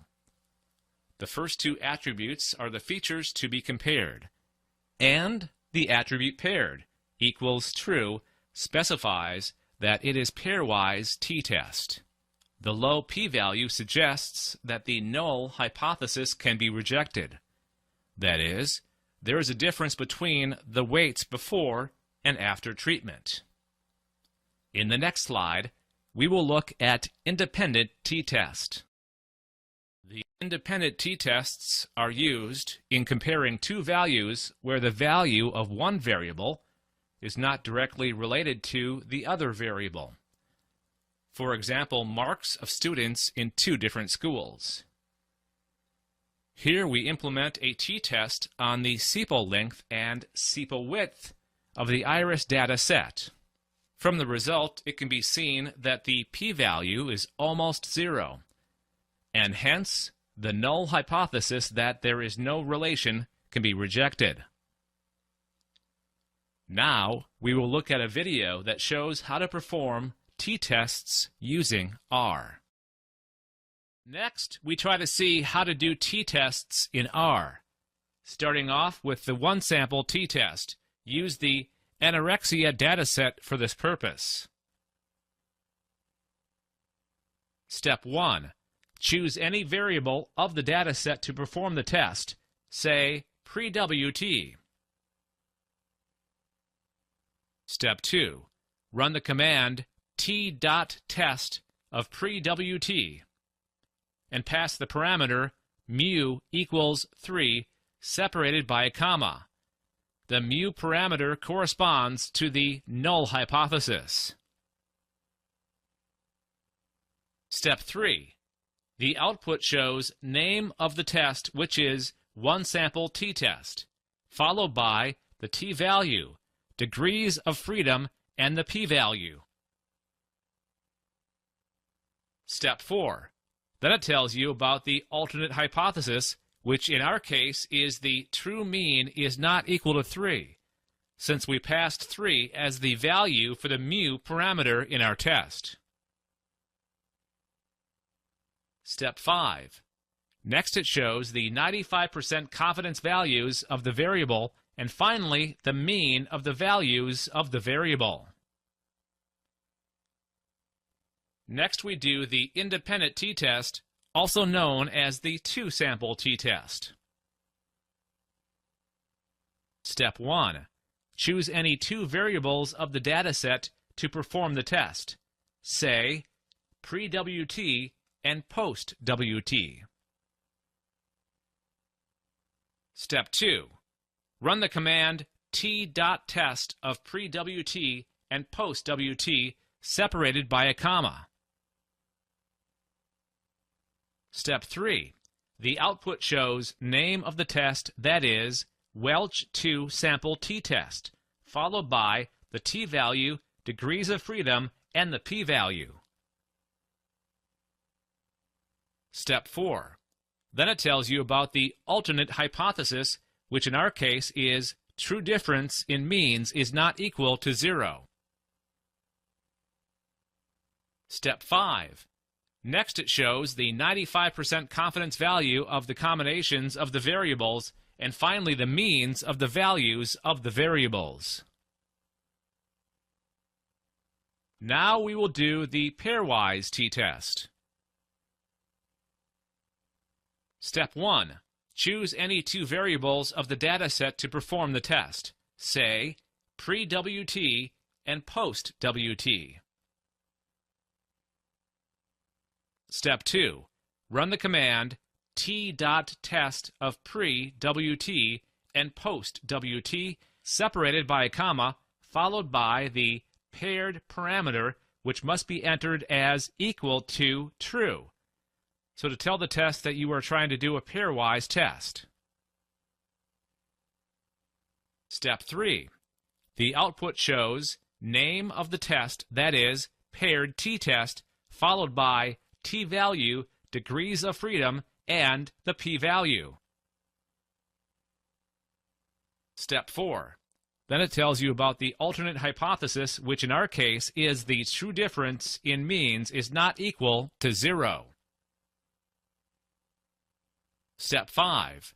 Next, it shows the 95% confidence values of the combinations of the variables, and finally, the mean of the difference in corresponding values of the variables. In the next slide, we will look at a case study.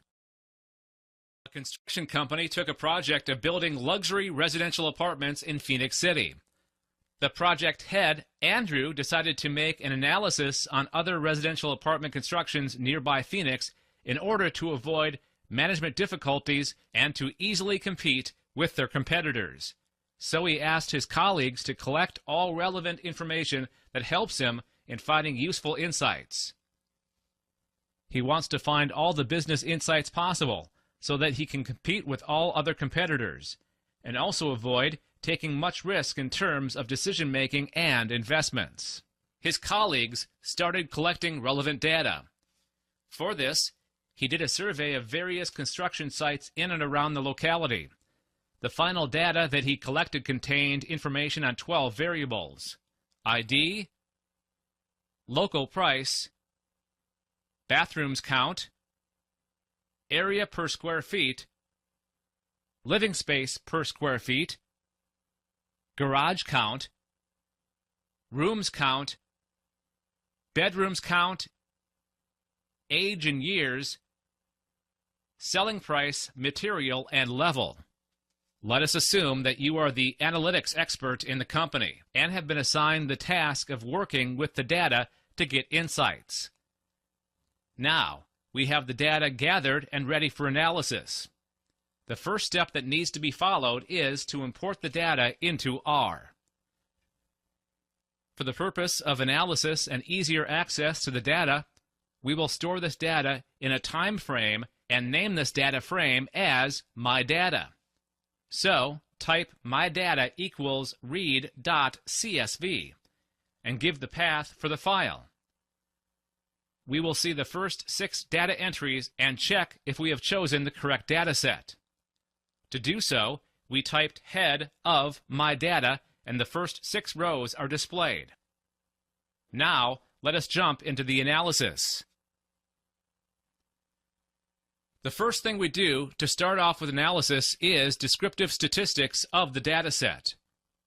We get this in R by typing summary of MyData. Now we can see the summarized information of each and every variable in the data set. We have the minimum value, the maximum value, and first and third quartile value, the median and the mean value given for each of the variables. Let's see for the bedrooms count variable. We see that the apartments have a minimum of 0 bedrooms, which might correspond to studio apartments, and a maximum of 7 bedrooms. The median value is 3, specifying that apartments with 3 bedrooms are the most common. The first quartile, as we know, is the middle value between the smallest number and the median of the data set. For bedrooms, this value is 3. Similarly, the third quartile is the middle value between the median and the highest value in the data set. For the bedroom count variable, this statistic is equal to 4. The mean is almost 3. Again, showing that the apartments in this locality generally have 3 bedrooms. The individual summaries can be obtained by using the $sign, as we have already discussed. If we observe the summary data, we will find that material and level don't have the usual statistics like the quartiles, mean or median value given for them. They are instead classified into their types and the number of occurrences of each type. We can see that most houses are brick houses, having the highest count, and aluminum wood houses are the least common. From the level variable, we can see that a majority of the houses are 2-storied. There are only 3 ranches and 7 split-level apartments, and the rest are all 2-storied. So constructing a 2-storied apartment would be a very safe bet in this neighborhood. However, obtaining the summary of MyData doesn't give us information of other important statistical terms, like the standard deviation, variance, etc. This statistical information is important to make further decisions and for analysis. Though R has individual statistic functions like the SD, var functions to obtain these values, we will use a library package to obtain all the statistics. R has a package named Pastix that can be installed by using the install.packages function and included in the current working session by the library function. We use the stat.desc function to obtain a comprehensive statistical summary of the data. So we type stat.desc of the data frame. That is, my data in this case study.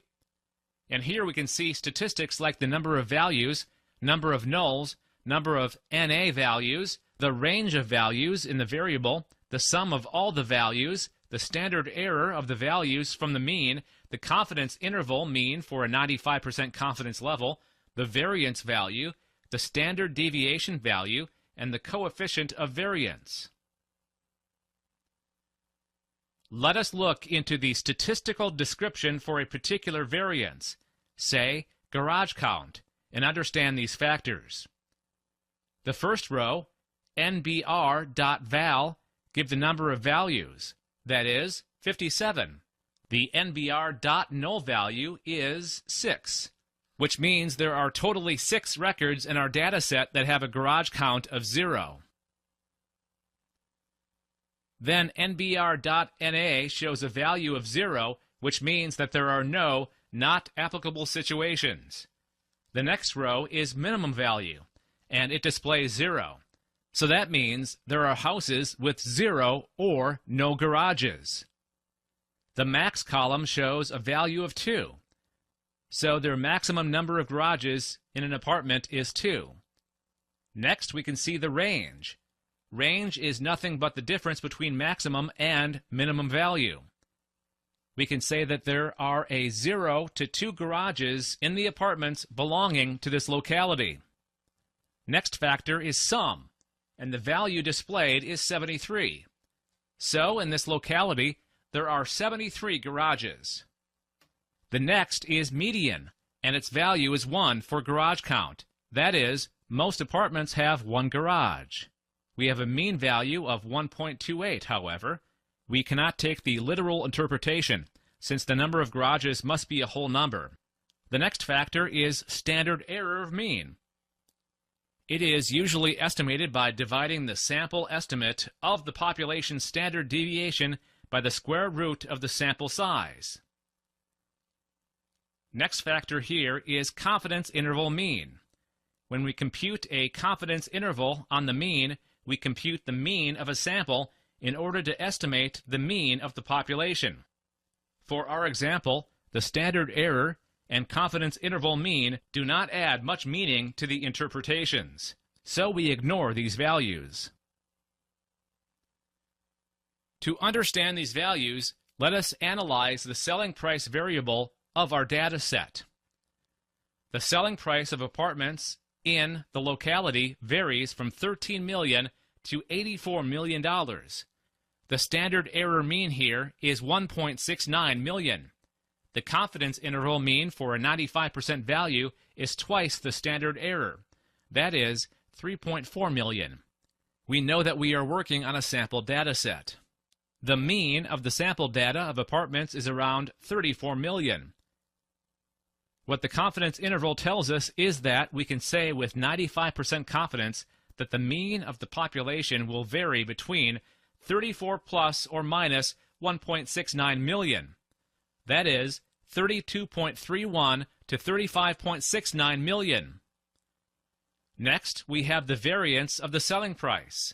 The variance is quite high, as you can see here, 164.38. The standard deviation is 12.8 million. This logically makes sense as we have our data ranging from studio apartments to partial apartments with 6 bedrooms, and the prices of these apartments will have a large variation. And the last factor we can see is coefficient of variance. This shows the percentage of variation from the mean. For the selling price, it gives a value of 0.37. That is, there is a 37% variation of values around the mean. Let us view the selling price data in a histogram. Type hist of selling price. From the results, we see that there are buckets of 10 to 90 million, increasing by 10 million each. Most of the houses are sold in the $20 to $40 million range, and there are no houses sold in the $60 to $80 million range. There are 2 apartments sold above 80 million. We are interested in knowing what is unique about these apartments. To view just these 2 records, we will subset the data. Type my data of my data dollar selling price greater than 80 and comma. 2 records are displayed. We know that wooden houses generally have a higher selling price. Also, the count of rooms is pretty high for these 2 apartments. The first data has a very high age value and might have sold higher because of its vintage value. Now, let us find the variations in selling price according to their number of rooms, number of bedrooms, etc. As seen in the lesson, we will use the aggregate function for this purpose. We attach the data frame to the session by attach of my data. Now, let us aggregate first by number of bedrooms. Type aggregate of selling price tilde bedrooms count and specify function as mean. We get the corresponding average selling price for each number of bedrooms. We can see a steady increase in selling price as the bedroom count increases. From 1 to 2 bedrooms and 4 to 5 bedrooms, there is a jump in the selling prices. Apartments with 3 or 4 bedrooms have almost the same average selling price. The apartments with 5 bedrooms have the highest selling price, so apartments and people in this locality are willing to pay more for apartments with 5 bedrooms.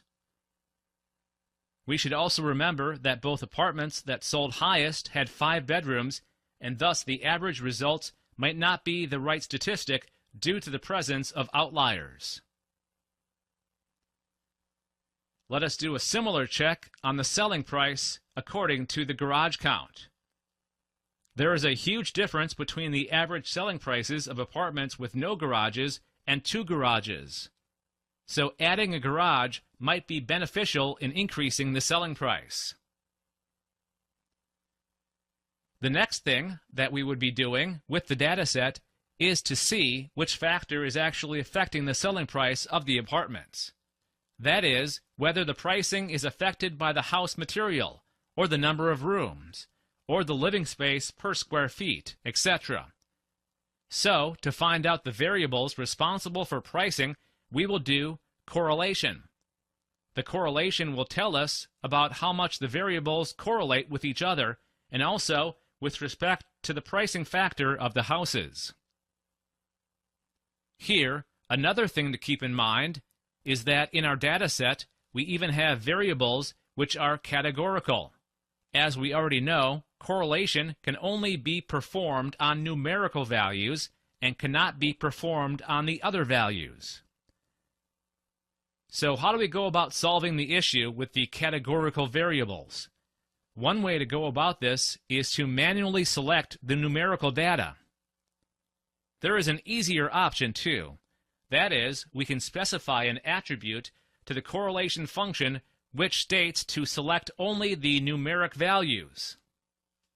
The function Lapley of x, function f returns a list of same length of x. After applying the function f on each of the data item, we will use this function with the is.numeric function to remove non-numeric values.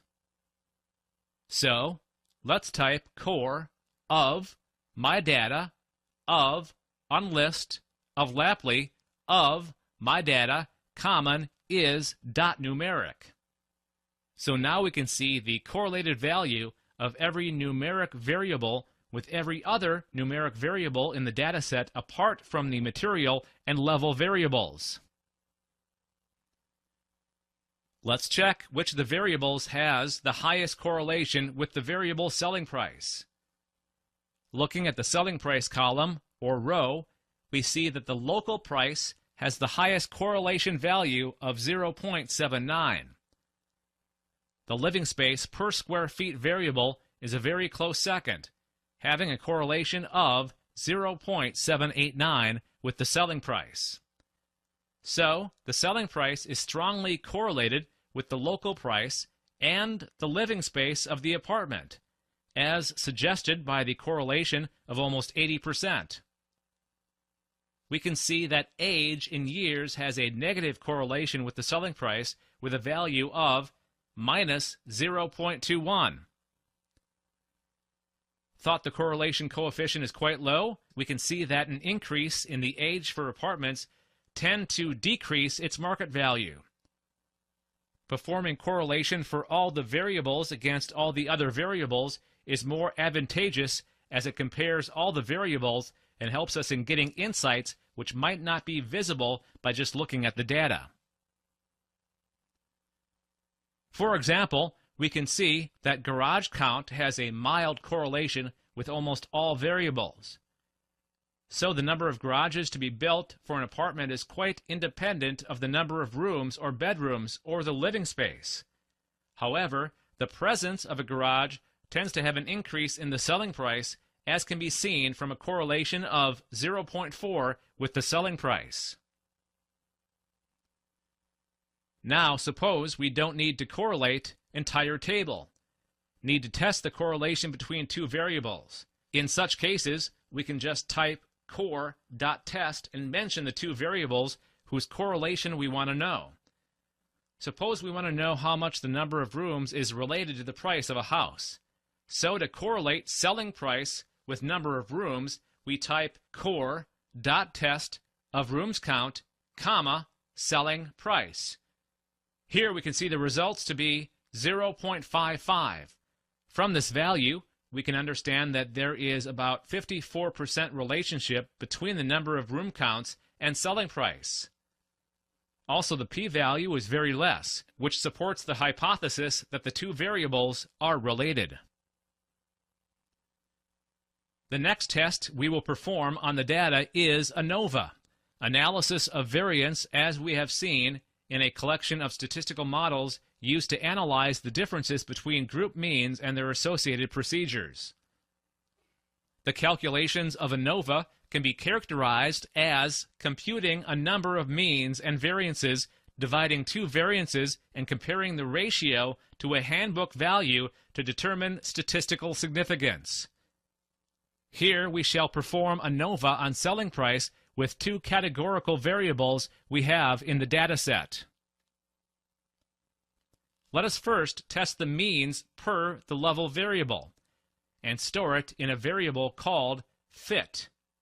So we type fit equals to AOV of selling price tilde level data equals my data. Now type fit and we can see the ANOVA result. The first factor we can see is sum of squares. It is the deviations from the sample mean. From the ANOVA result between selling price and level, the sum of squares value is 43, and the residuals is 9,162. The next factor, number of degrees of freedom, is the number of values in the final calculation of a statistic that are free to vary. In this case, degree of freedom of level is 2, and residuals are 54. Next type summary of fit, we get other parameters like the mean squared value, F statistic, and P value. The very low value of F statistic and higher value of P value imply that we cannot reject the null hypothesis. The obtained P value is 0.8. Quite high compared to the standard value of 0.05. When we analyze the levels variables, we see that most of the apartments fall in the two-story category. This kind of skewness affects the ANOVA since their number of observations in each group is highly unequal. Let us view this graphically by using the plot function. Type plot of selling price tilde level. Gives us a box plot of the selling prices for various values of levels. We can see that two-story and ranch apartments have a high variance, whereas split-level prices vary very little. Also, for two-story, there are two outliers in the data. A similar ANOVA can be done with material and selling price too. So type fit equals AOV of selling price tilde material comma data equals my data, and we can see the ANOVA results for material. We see the sum of squares value for material is 637.88. Residuals value 8,567.61. The degrees of freedom of material is 3, and residuals is 53. Next, we type summary of fit, and we can see the other parameters. Similarly here, even though the F value is comparatively higher, the p-value is higher than the standard value, and hence we cannot reject the null hypothesis. We will view a similar plot as earlier by typing plot of selling price tilde material. The apartments constructed with wood have a comparatively lesser variance. There are two outliers in this graph as well, and correspond to brick wood and wood categories. Here, we have performed a comprehensive descriptive statistics on the data and some inferential statistics depending on the data we have at hand. It is very important to note that the type of tests and the statistics that we use depend entirely on the business need and the type of data we have. It is common in analytics to be sidelined from the purpose of the research or analysis by applying various tests on the given data.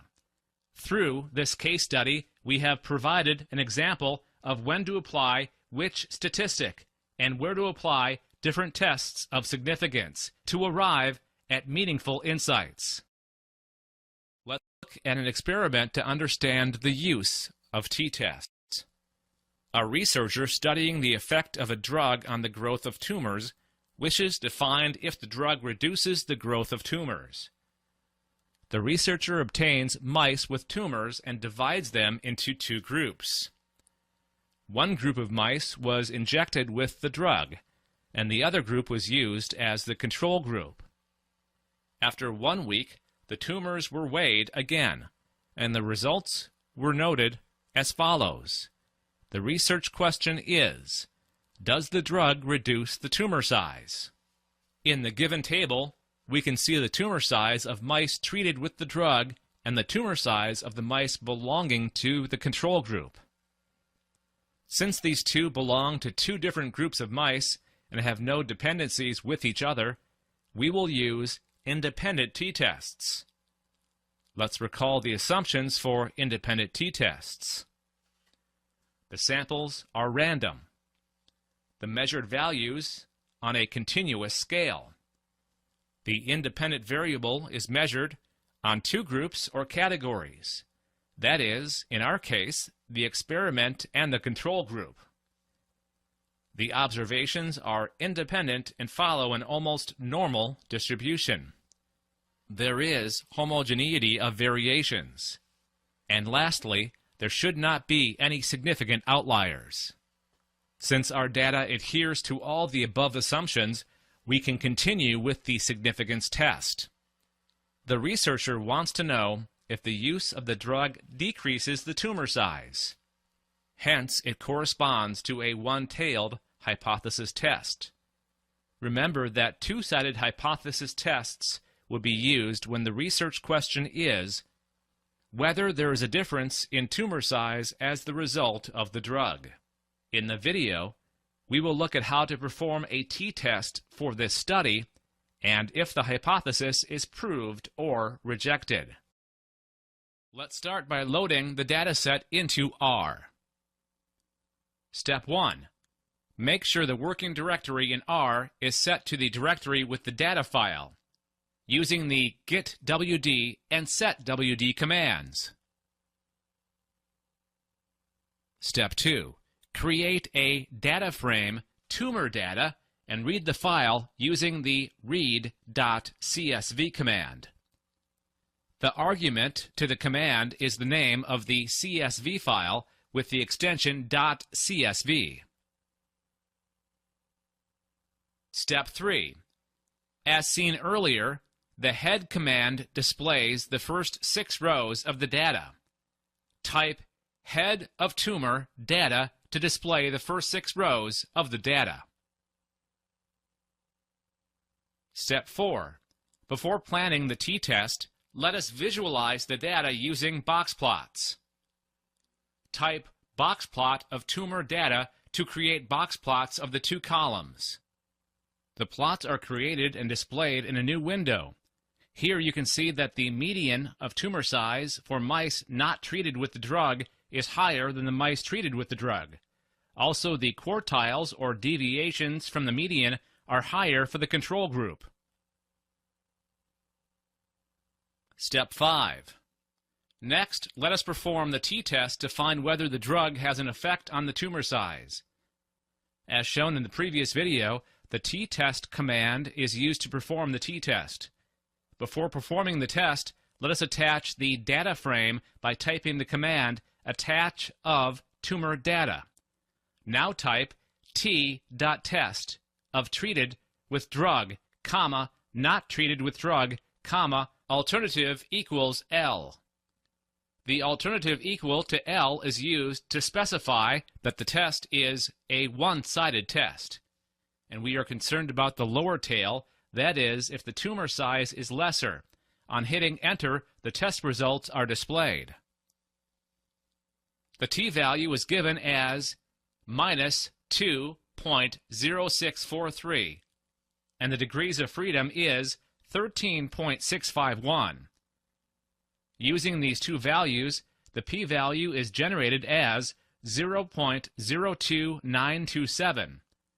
The next columns display the 95% confidence interval, that is, minus infinity to minus 0.009. The sample estimates are displayed below. The mean of x and the mean of y. X and y are used to denote the 2 columns. Here we can see that the mean of tumor size for the experiment group is 0.675, and the mean of tumor size for the control group is 0.742. The null hypothesis for this case study is that there is no difference between the means of the 2 groups. Correspondingly, the alternative hypothesis states that the true difference in means is less than 0. With a significance value alpha of 0.05, we can reject the null hypothesis, since the p-value is less than 0.05. Thus, we can conclude that the drug has an effect of the size on tumor in mice, and the tumor size reduces as an effect of the drug. With this, we complete the concepts of basic analytic techniques.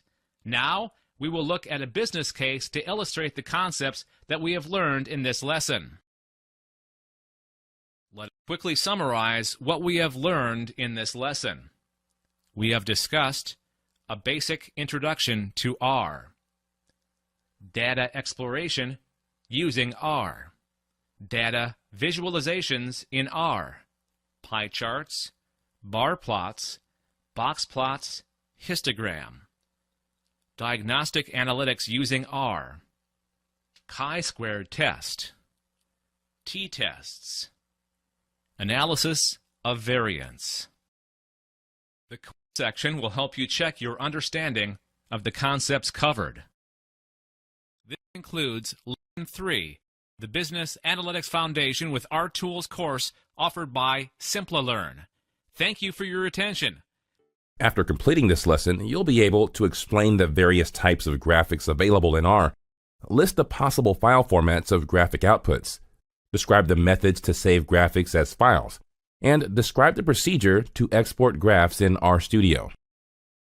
With its large set of powerful functions, R defines a flexible graphical environment for the visual representation of data. These graphics that help in meaningful data visualization can be viewed on screen, and users can create precisely customized graphical output.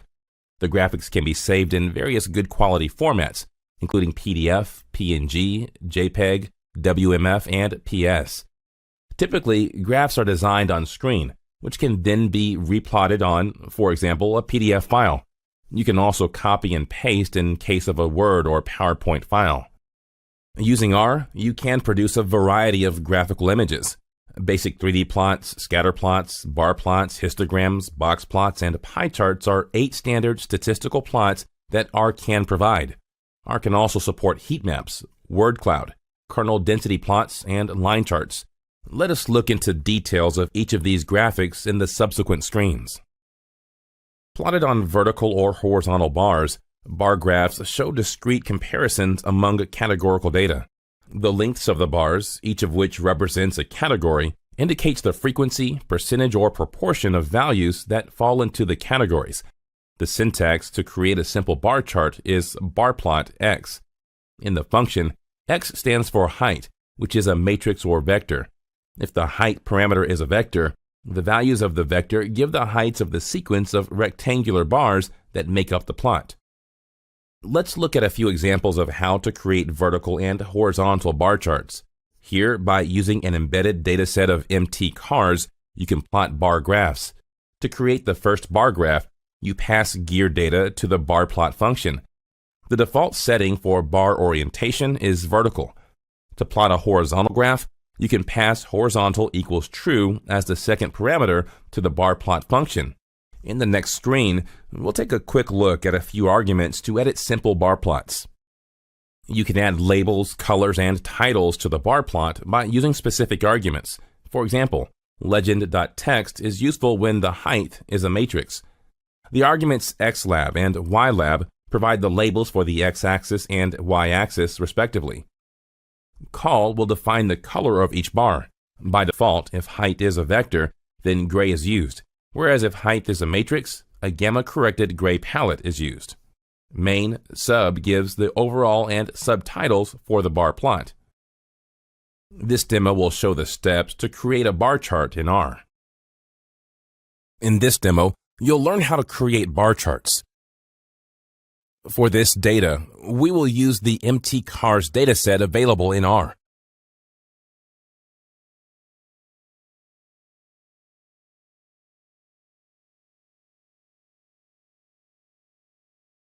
Simple bar charts can be created using the bar plot function. You can create horizontal bars by specifying horizontal equals true as an argument to the bar plot function.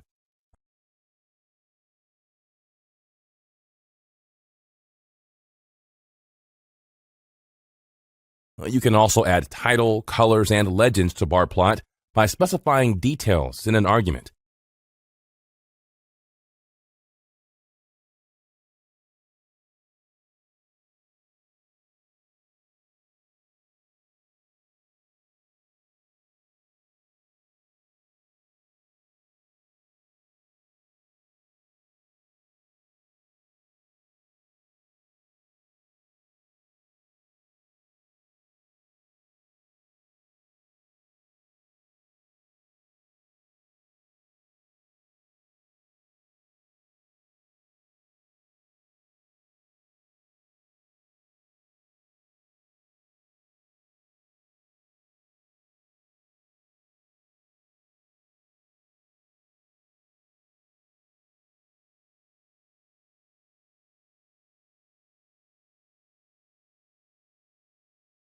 For more options or help document, type the given command in the console.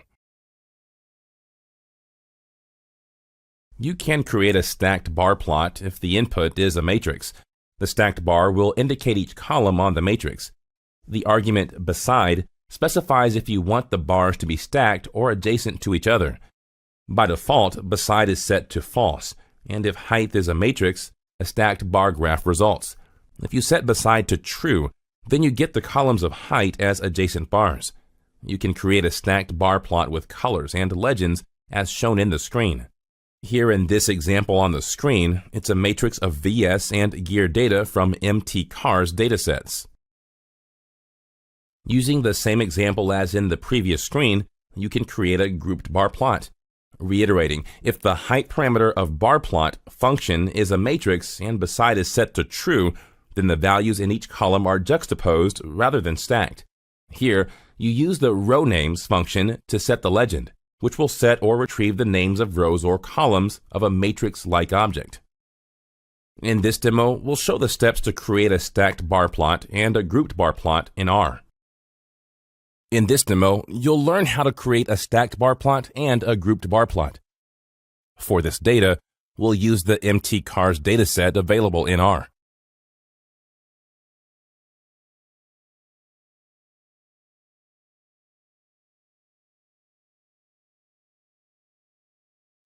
For a stacked bar plot and a grouped bar plot, we'll have to create a table like data from the mtcars dataset using the table function. You can create a stacked bar plot using the bar plot function. You can also add title, colors, and legends to bar plot by specifying details in an argument.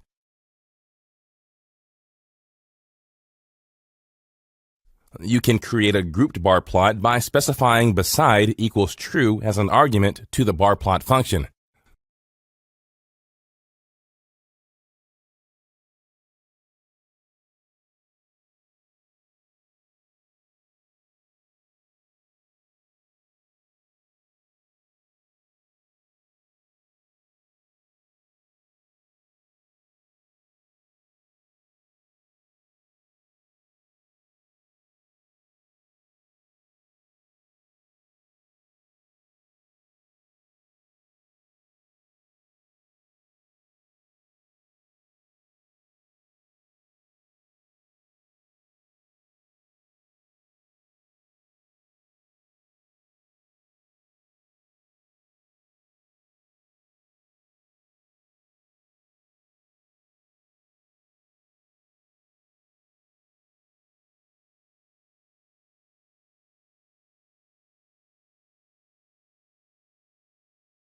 For more options or help document, type the given command in the console.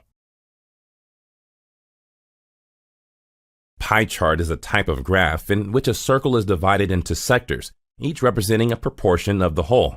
Pie charts are not as popular as dot plots or bar charts in R.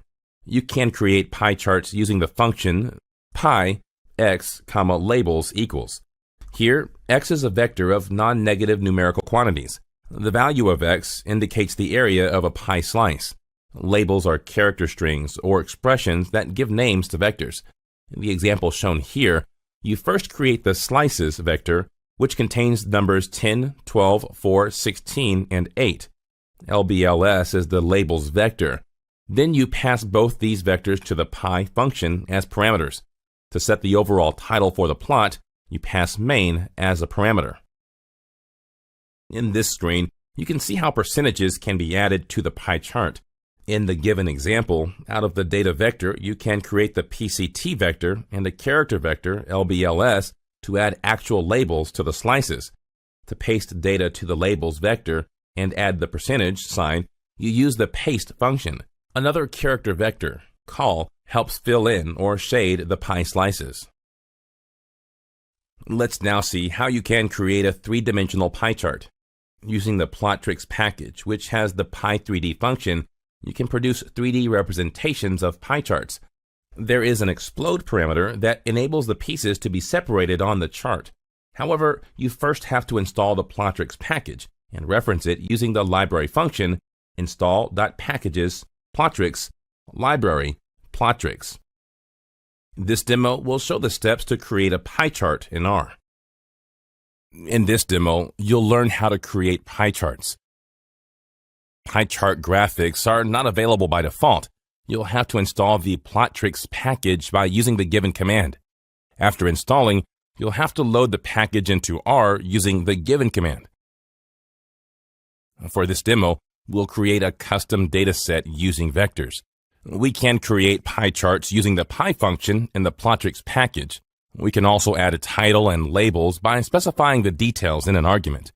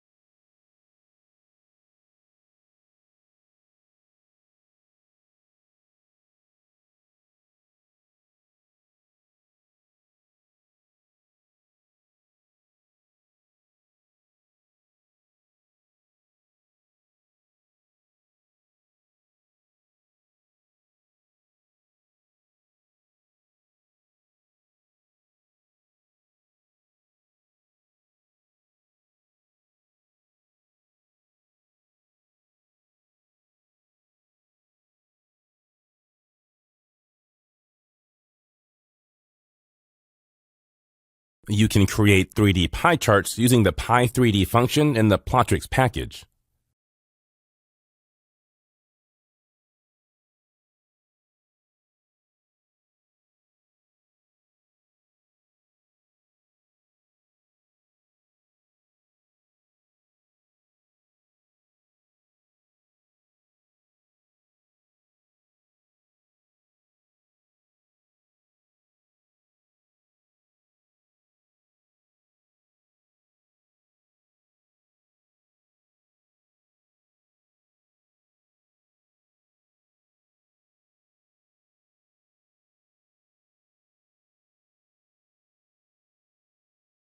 For more options or help document, type the given command in the console. Let's look at another visual representation of data distribution, the histogram. Histograms are a great way to get to know your data. A histogram has an x-axis, a y-axis, and bars of different heights. The bars group ranges of values or continuous categories on the x-axis, and the y-axis shows how frequently the values on the x-axis occur in the data. They display the distribution of a continuous variable and the frequency of scores in each bin on the y-axis by dividing the range of scores into bins on the x-axis. As shown on the screen, the syntax for a histogram is hist in R. For a given set of data values, the generic function hist works out a histogram. If plot equals true, plot.histogram plots the resulting object of class histogram before it's returned. You can create a histogram using the histx function, where x is a vector of values for which you want to plot the histogram. Instead of frequencies, the option frequency equals false plots probability density when you want a histogram of proportion.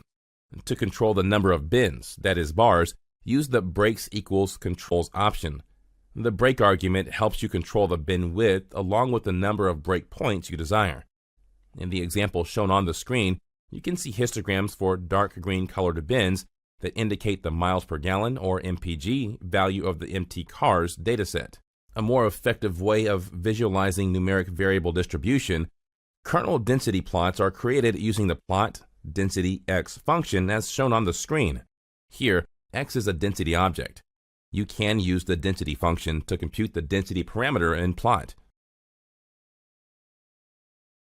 In the example shown in this slide, you can create a kernel density graph for the mileage per gallon, or MPG, of MT cars dataset by first calculating its density and then creating the graph.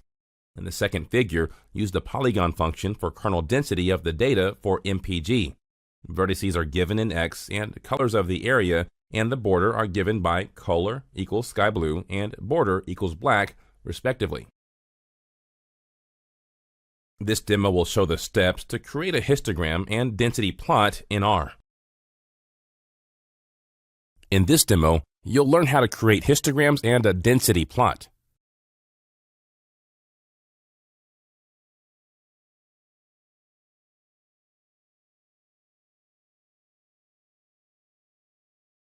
For this demo, we'll use the MT cars dataset available in R.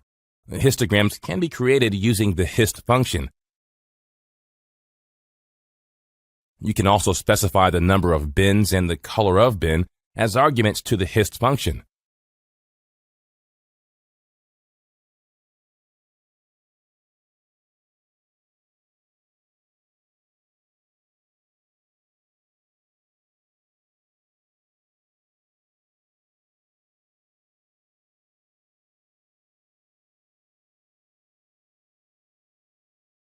For the density graph, we'll have to calculate the density of data using the density function and then use the density data to plot the density graph using the plot function.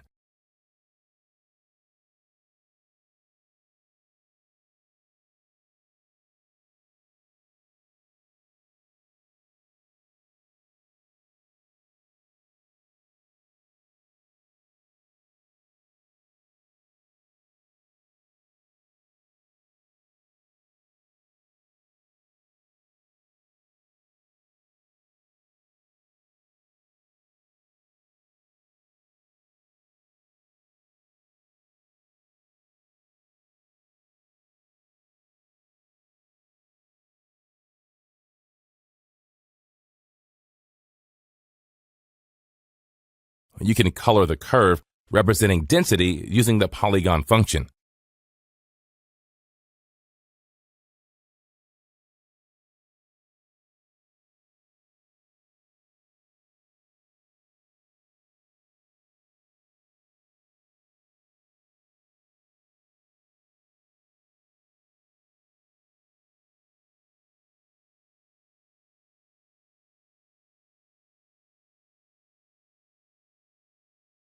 For more options or help document, type the given commands in the console.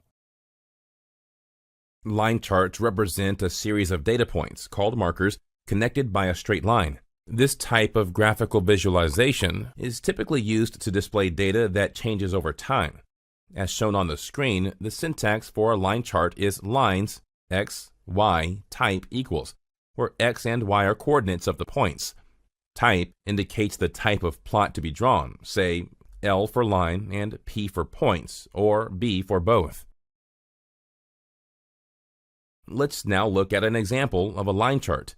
In the code shown in this slide, you can create weight and months vectors, and then plot a line and points graph together by calling the plot function. These two vectors are passed as parameters along with main to set the title of the graph as baby weight chart. Also known as whisker diagrams, box plots display the distribution of data that is based on the 5-number summary. Minimum, smallest value in the data set. First quartile, 25th percentile. Median, 50th percentile. Third quartile, 75th percentile. Maximum, largest value in the data set. And data is broken into 4 quartiles in box and whisker plots, and each quartile has the same number of data values. Although these plots do not display the frequency, they show where the middle of the data is, a feature that is really useful if you want to analyze the skewness of your data. The syntax to create a box plot is shown on the screen. Box plot data. A box can be created either for individual variables or for variables by group. As shown on the screen, the syntax is boxplot x data equals, where x is a formula and data equals denotes the data frame providing the data. To make the widths of the box plot proportional to the square roots of the number of observations in the sample, use varWidth equals true. With horizontal equals true, you can reverse the orientation of the axis. Default false means the box plots are vertical. In the code shown here, a vector of numbers was created and the summary function called to print the values of the following variables: minimum, first quartile; median, mean third quartile; maximum. Then the boxplot function was used to display the box plot for the vector of numbers. This demo will show the steps to create line graphs and a box plot in R. In this demo, you'll learn how to create line graphs and a box plot. For this demo, we'll create custom dataset using vectors. We'll use the plot function to create line graphs.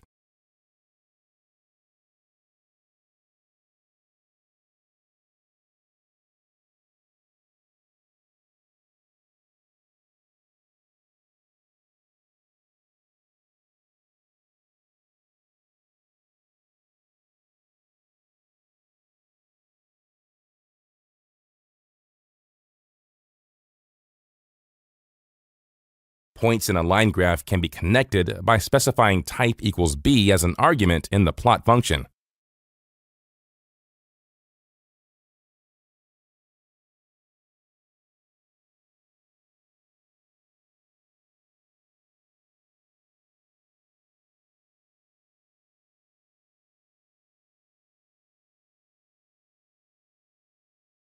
We can create boxplot using the boxplot function.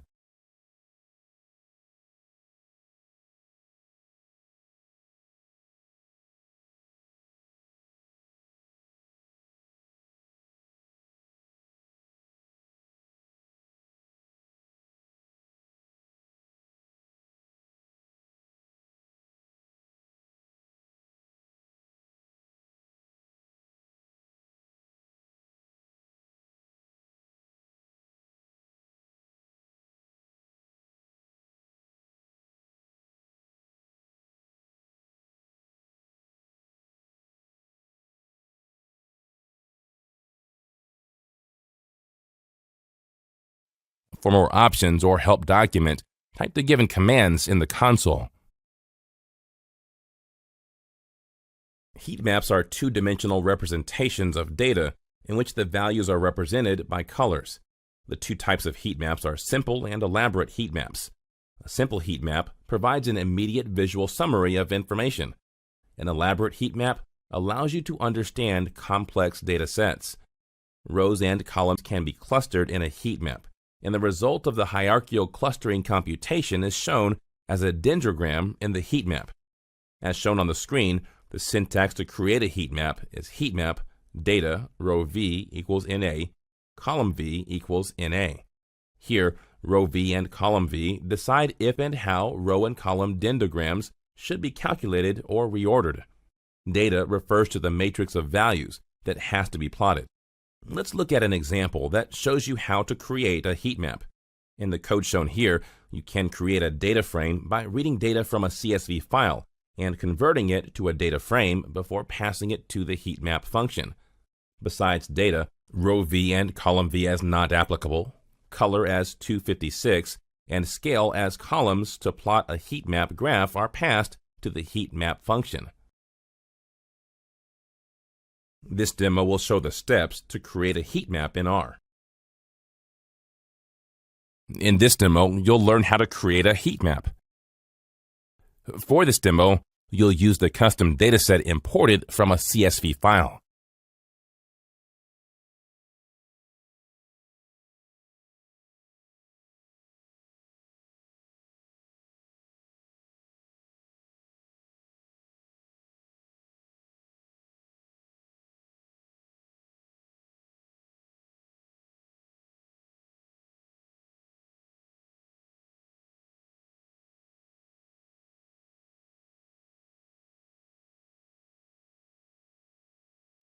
A heat map can be constructed using the heat map function.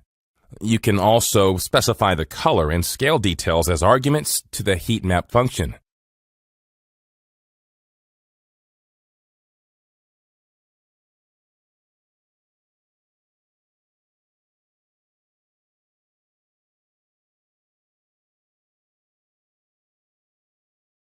For more options or help document, type the given command in the console. Also known as tag clouds or text clouds, word clouds highlight the most commonly cited words in a text using a quick visualization. Creating a word cloud in R is relatively simple using a text mining package, TM, and word cloud generator package, word cloud. As shown on the screen, to create a word cloud, use the syntax word cloud, words equal data, frequency equals frequency, min.frequency equals 2, etc. You need to install the word cloud package into the R environment using the install.packages, word count, and library word count commands. In the example on this screen, text data is read from a CSV file, and a word count graph is plotted using the word count function. Passwords, frequency, min.frequency as 2, max.words as 100, and random.order as false. The minimum.frequency argument specifies the minimum frequency below which words that have a frequency lower than that value will not be plotted. The maximum number of words to be plotted are determined by the max.words argument. Random.order means that the words will be plotted in a random order. If false, the words are plotted in decreasing frequency. This demo will show the steps to create a word cloud in R. In this demo, you'll learn how to create a word cloud. Word cloud graphics are not available by default. You'll have to install the word cloud package using the given command, and then load the package using the other command. For this demo, we'll use the custom data imported from the CSV file.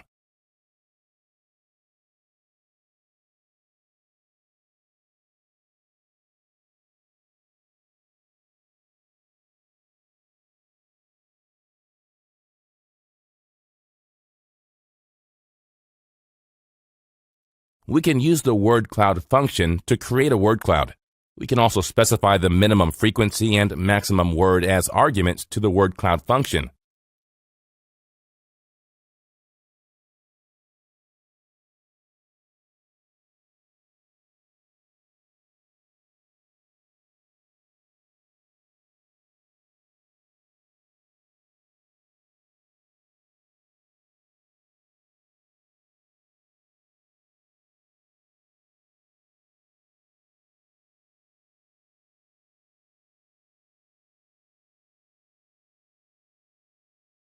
For more options and help document, type the given command in the console.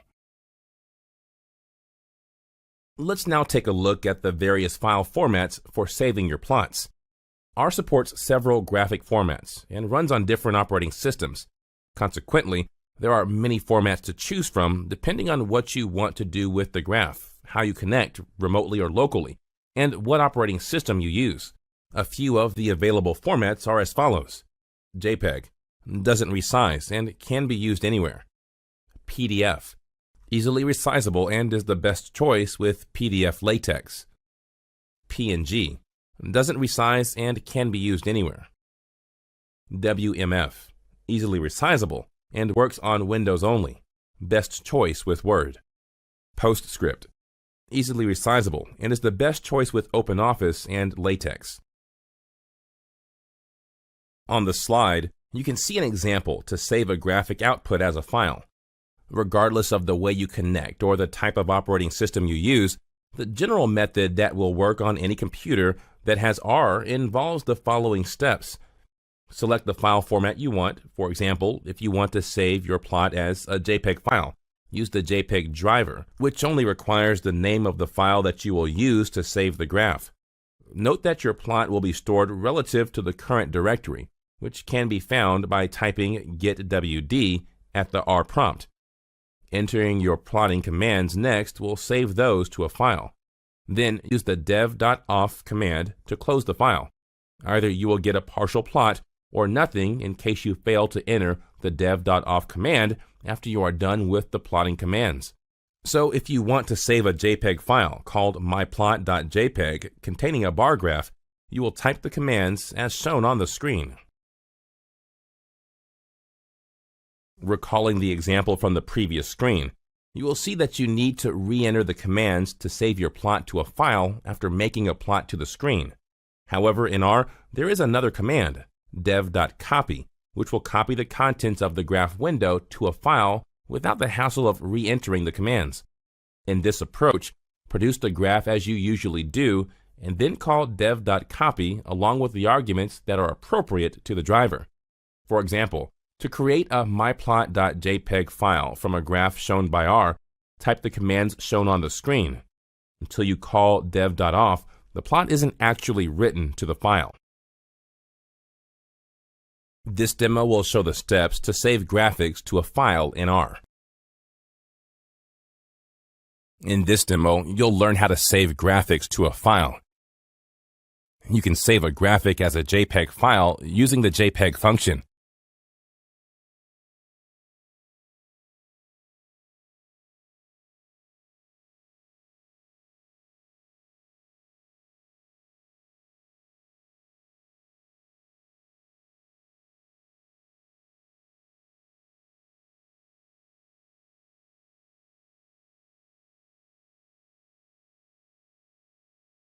You'll also have to use the dev.off function to return the control to the console back again.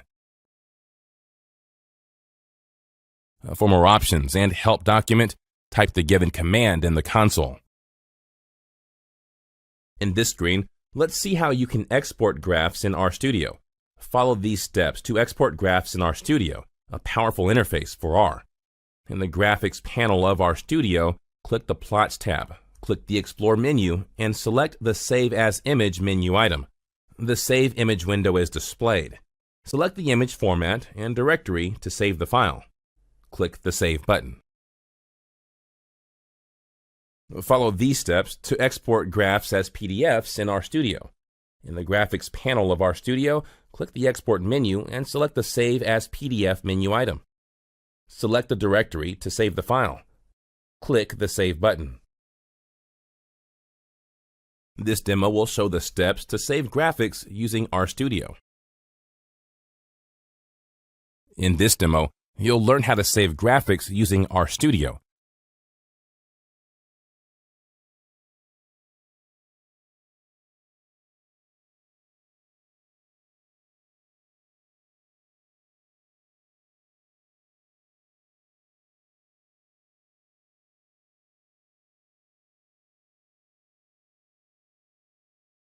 You can save a graphic from RStudio by clicking the Export menu and selecting Save as Image.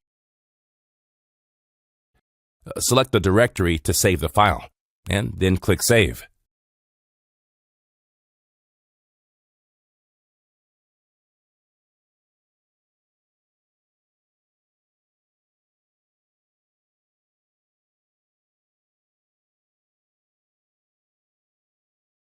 Let's summarize the topics covered in this lesson. R includes powerful packages of graphics that help in data visualization: bar chart, pie chart, histogram, kernel density plot, line chart, box plot, heat map, word cloud. You can save the outputs of graphics in various file formats, such as PDF, PNG, and JPEG. You can export graphs in RStudio by using the graphics panel. Python and R are top programming languages that are in demand in data science community.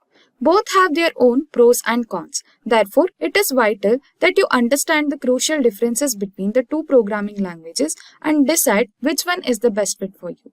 After watching this video, you will understand which language is better for you in terms of different parameters. Before unwrapping today's topic, I request you to subscribe to our channel and press the bell icon to never miss any updates from Simplilearn. And also get notified every time you get a similar video. Now let us look at what are we covering today.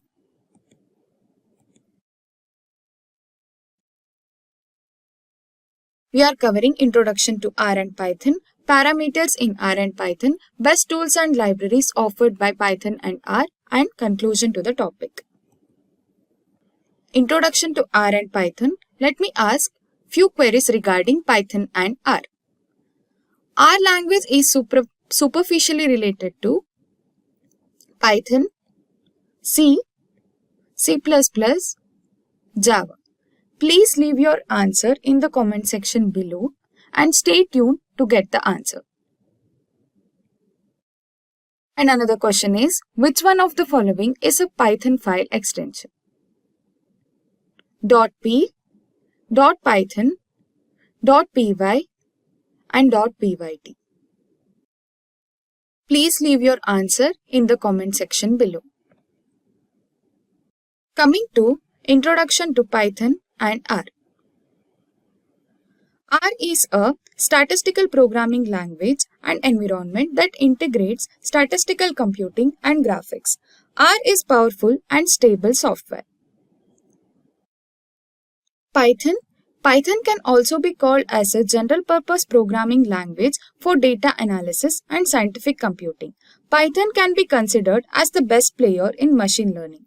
Python is an expressive language with many built-in functions. Both are open source software and platform independent. And they are platform neutral and also compatible with all major operating systems including Unix, Windows and Mac. Next, we will be covering different parameters.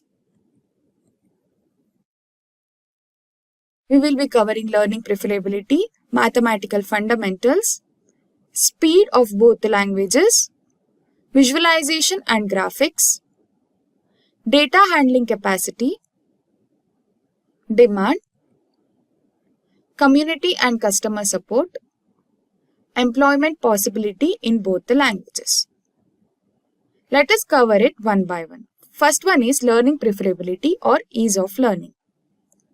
Python is renowned for its ease of use. Python's notebooks offer excellent tools for sharing and documentation despite the fact that there are currently no GUIs for them. Programmers find R as difficult language as a beginner. This implies that the programmers must devote a significant amount of time to learn and comprehending R coding. Coming to mathematical fundamentals required. Coming to Python, understanding descriptive analysis is very important. In layman's terms, descriptive statistics often refers to the process of explaining using certain representative techniques such as charts, tables, Excel files, etc. Python statistics is a built-in library for descriptive statistics. If your data sets are not too big or if you can't rely on importing other libraries, you can use Python.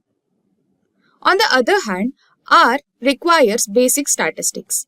From basic statistics, what I mean is mean, mode and median are the terms used most frequently in basic statistics. It is referred to as measures of central tendency. Probability statistics plays an important role in handling various types of probability distribution. It includes binomial and normal distribution. Next parameter is speed.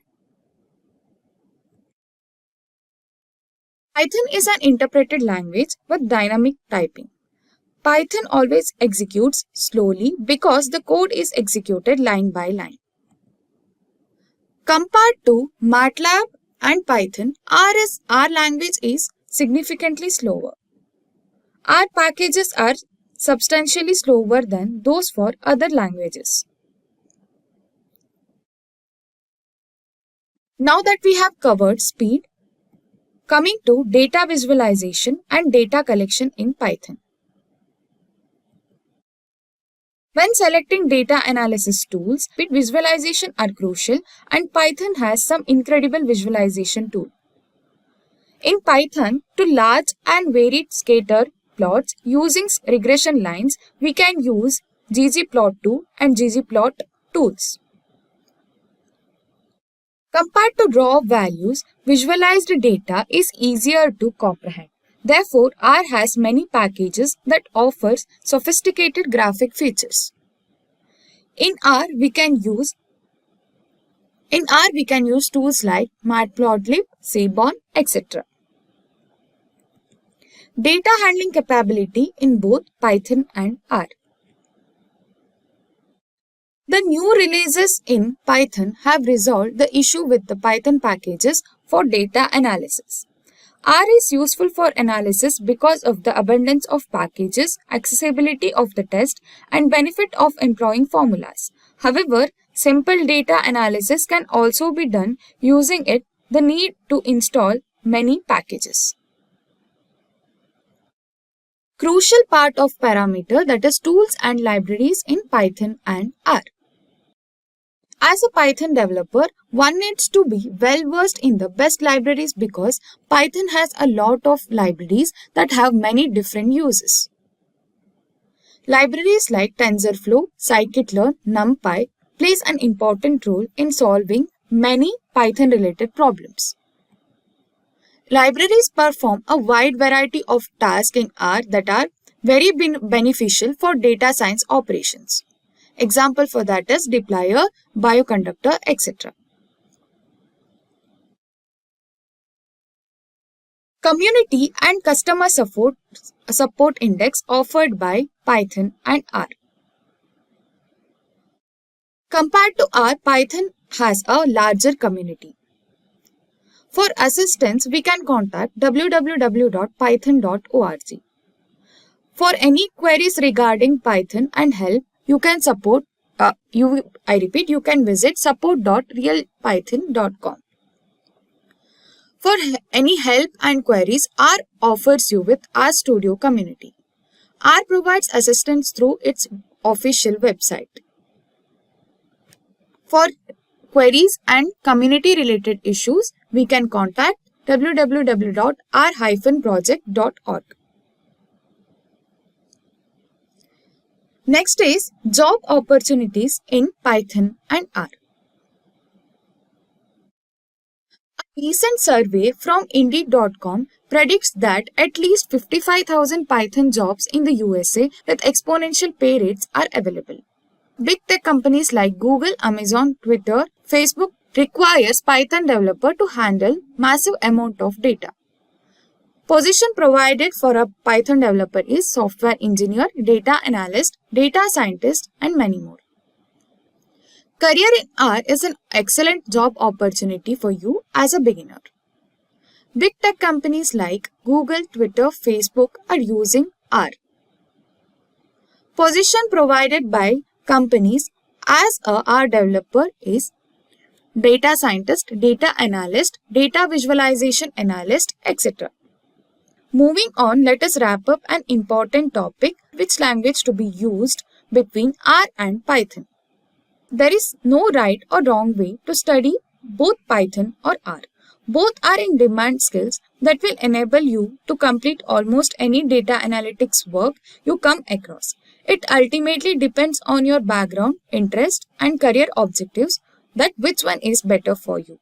But compared to R, Python is easy to learn. Let's compare its strengths and weaknesses. It is used to handle large amount of data. Python performs non-statistical functions and it is best suitable for programming. However, Python is better when it comes to coding. Whereas R is used in data visualization graphics, R is a widespread language in the statistical community. It is used to accomplish many mathematical tasks. So before concluding the topic, let me answer the query that I have asked regarding R and Python. Do you guys remember the question? The query was, R language is superficially related to which language? So the answer for the question is C language. Next question was, which one of the following is a Python file extension? It was an easy question. Answer for that question is .py. Simplilearn offers you with the best courses for both Python and R. Certification offered by Simplilearn regarding R is Data Science with R certification course. It is a skill-up course that contains 64 hours of applied training, 10 real-life industry projects, dedicated mentoring session from industry experts, and finally, lifetime access to self-paced learning. I will provide the link for this course in the description below. Data Scientist for Python. It is a best course for a beginner. It includes 5 courses in collaboration with IBM at an affordable price. Courses includes Python for Data Science. After that, we will be covering Applied Data Science with Python, Machine Learning, as well as Tableau Learning, and Data Science Capstone. And finally, receive a Master's certificate with individual certification for each course. I will provide the link for this course in the description below. In the world of data science, Python stands out for its ease of use and powerful data analysis capabilities. Reflecting on the 2023 Stack Overflow Developer Survey, Python's popularity is unmatched, especially among data analysts and scientists. Consider the success story of Anna, a data analyst whose expertise in Python's pandas and NumPy libraries led to the development of a predictive model that significantly influenced her startup strategy. This example highlights Python's practical application in extracting meaningful insights from data, a skill highly valued in the industry. As you gear up for a Python data analyst interview, it's crucial to demonstrate not only your technical mastery of Python, but also your ability to apply its functionalities to real-world problems. This guide focuses on essential interview questions and answers, drawing from real-life applications and challenges to prepare you for what lies ahead. Through understanding practical use cases like Anna's, you will gain insights into the impactful role Python plays in data-driven decision-making. So, we will start with the first question, that is, what is Python and why is it preferred for data analysis? So, Python is like a versatile tool that's not only easy to use but also powerful enough to tackle big projects. It's a programming language, which means it's a way for us to write instructions that a computer can understand and execute. What makes Python special is how it combines simplicity and power. It's as if the tools in this section of the supermarket are designed to fit comfortably in your hand and work exactly as you expect, making your job easier. So here I will be giving you an overview of the answers you can provide to the interviewer in the interview. So now you might wonder, why do people working with data love shopping in the Python section so much? So let's consider some points for that. That would be easy to learn. So Python's simplicity means you can learn how to use it quickly even if you are never programmed before. It's like learning to cook using recipes that requires only a few ingredients. Then comes versatile toolset. Python offers a variety of tools known as libraries, specifically designed for data analysis. Imagine having a Swiss Army knife but for data. These tools can help you clean, sort, analyze, and visualize data all in one place. Then we have community support. So there's a huge community of people who use Python for data analysis. So if you ever get stuck or need advice, there's a good chance someone has been in your shoes and can help. It's like having a group of friends who are always there to lend a hand. And then comes integration and automation. So Python makes it easy to automate repetitive tasks and integrate your data analysis work into larger projects. This can save you a ton of time and effort, allowing you to focus on the fun parts of your project. Then comes the in-demand skill. Because so many businesses rely on data to make decisions, knowing how to analyze data with Python is a valuable skill that can open doors to exciting job opportunities. So this is how you can answer the interview about why is Python preferred for data analysis. So moving to the next question, that is explain the difference between a list, tuple and dictionary in Python. So I will give you an overview. You could use this or just mold it to your language and provide the answer to the interviewer. So when discussing the structures, that is list, tuple and dictionary in Python, it's like looking at different ways to organize information. Each serves a unique purpose. Lists are akin to an adjustable shelving unit. You can add, remove or change the items on freely. It's ordered, meaning you can refer to each shelf by its position. For example, you could see an example here, that is my underscore list, and we have put pencil, notebook and eraser in the list. So it allows you to manipulate the contents as needed. Now coming to the tuples, so tuples resemble a fixed display case. Once you have arranged your items inside, their order and presence are set. You cannot change them. This immutability is useful for ensuring that certain data remains constant. So you could see the example. So I have changed the example. So you could see here that my tuple has pencil, notebook and eraser. So it signifies data that you don't intend to alter. Now coming to dictionaries, so they are like a flying cabinet or the filling cabinet with labeled folders. Each folder or key holds specific items values, making it easy to locate what you need quickly without concern for the order in which you added them. So you could see an example, that is my underscore dictionary that has pen and it is pointing out for the blue. Then book, that is pointing out to mathematics. That provides a way to access items directly by their label or key. Now moving to the next item or the next question, that is how do you handle missing values in a pandas data frame. So when working with data in Python using pandas, it's common to encounter missing values. Think of missing values like puzzle pieces that are lost. To complete the puzzle or analyze your data, you need to decide what to do with these missing pieces. So strategies to handle missing values. The first one will be remove. So if the missing value is like a lost puzzle piece that isn't crucial, you can simply remove that row or column. This is straightforward but can lead to losing valuable information if not done cautiously. For example, you could just use df.drop_na. So this is how you could use it. Now coming to the next option, that is fill in. So if you think of the missing piece as something you can guess or approximate, you can fill in the missing value with a guess. This could be the average of the ordered pieces, the most frequently appearing piece or a placeholder like 0. For example, you could use df.fill_na and you could pass the value inside it. So the choice between removing and filling in depends on your specific data set and what you are trying to achieve. If maintaining the integrity of your data without the missing pieces is crucial, filling in might be the best option. If the presence of incomplete data could skew your results, removing those entries might be safer. So this is how you could tackle this.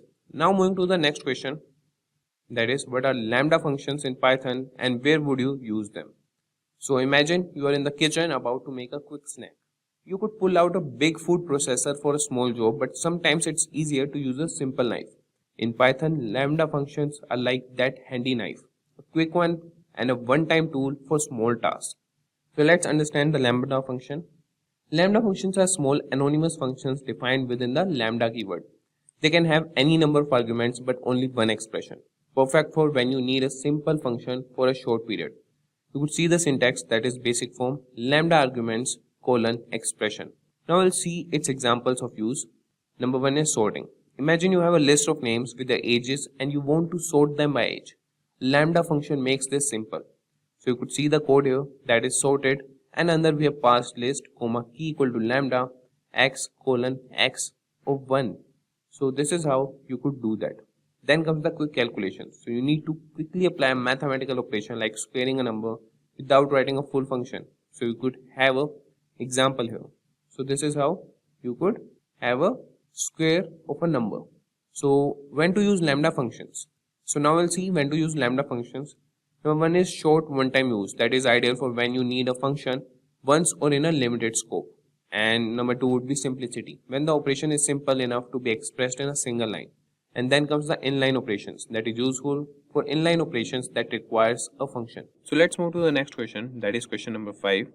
And the question is, demonstrate how to use list comprehension to simplify code that generates a list of square for all even numbers from 0 to 10.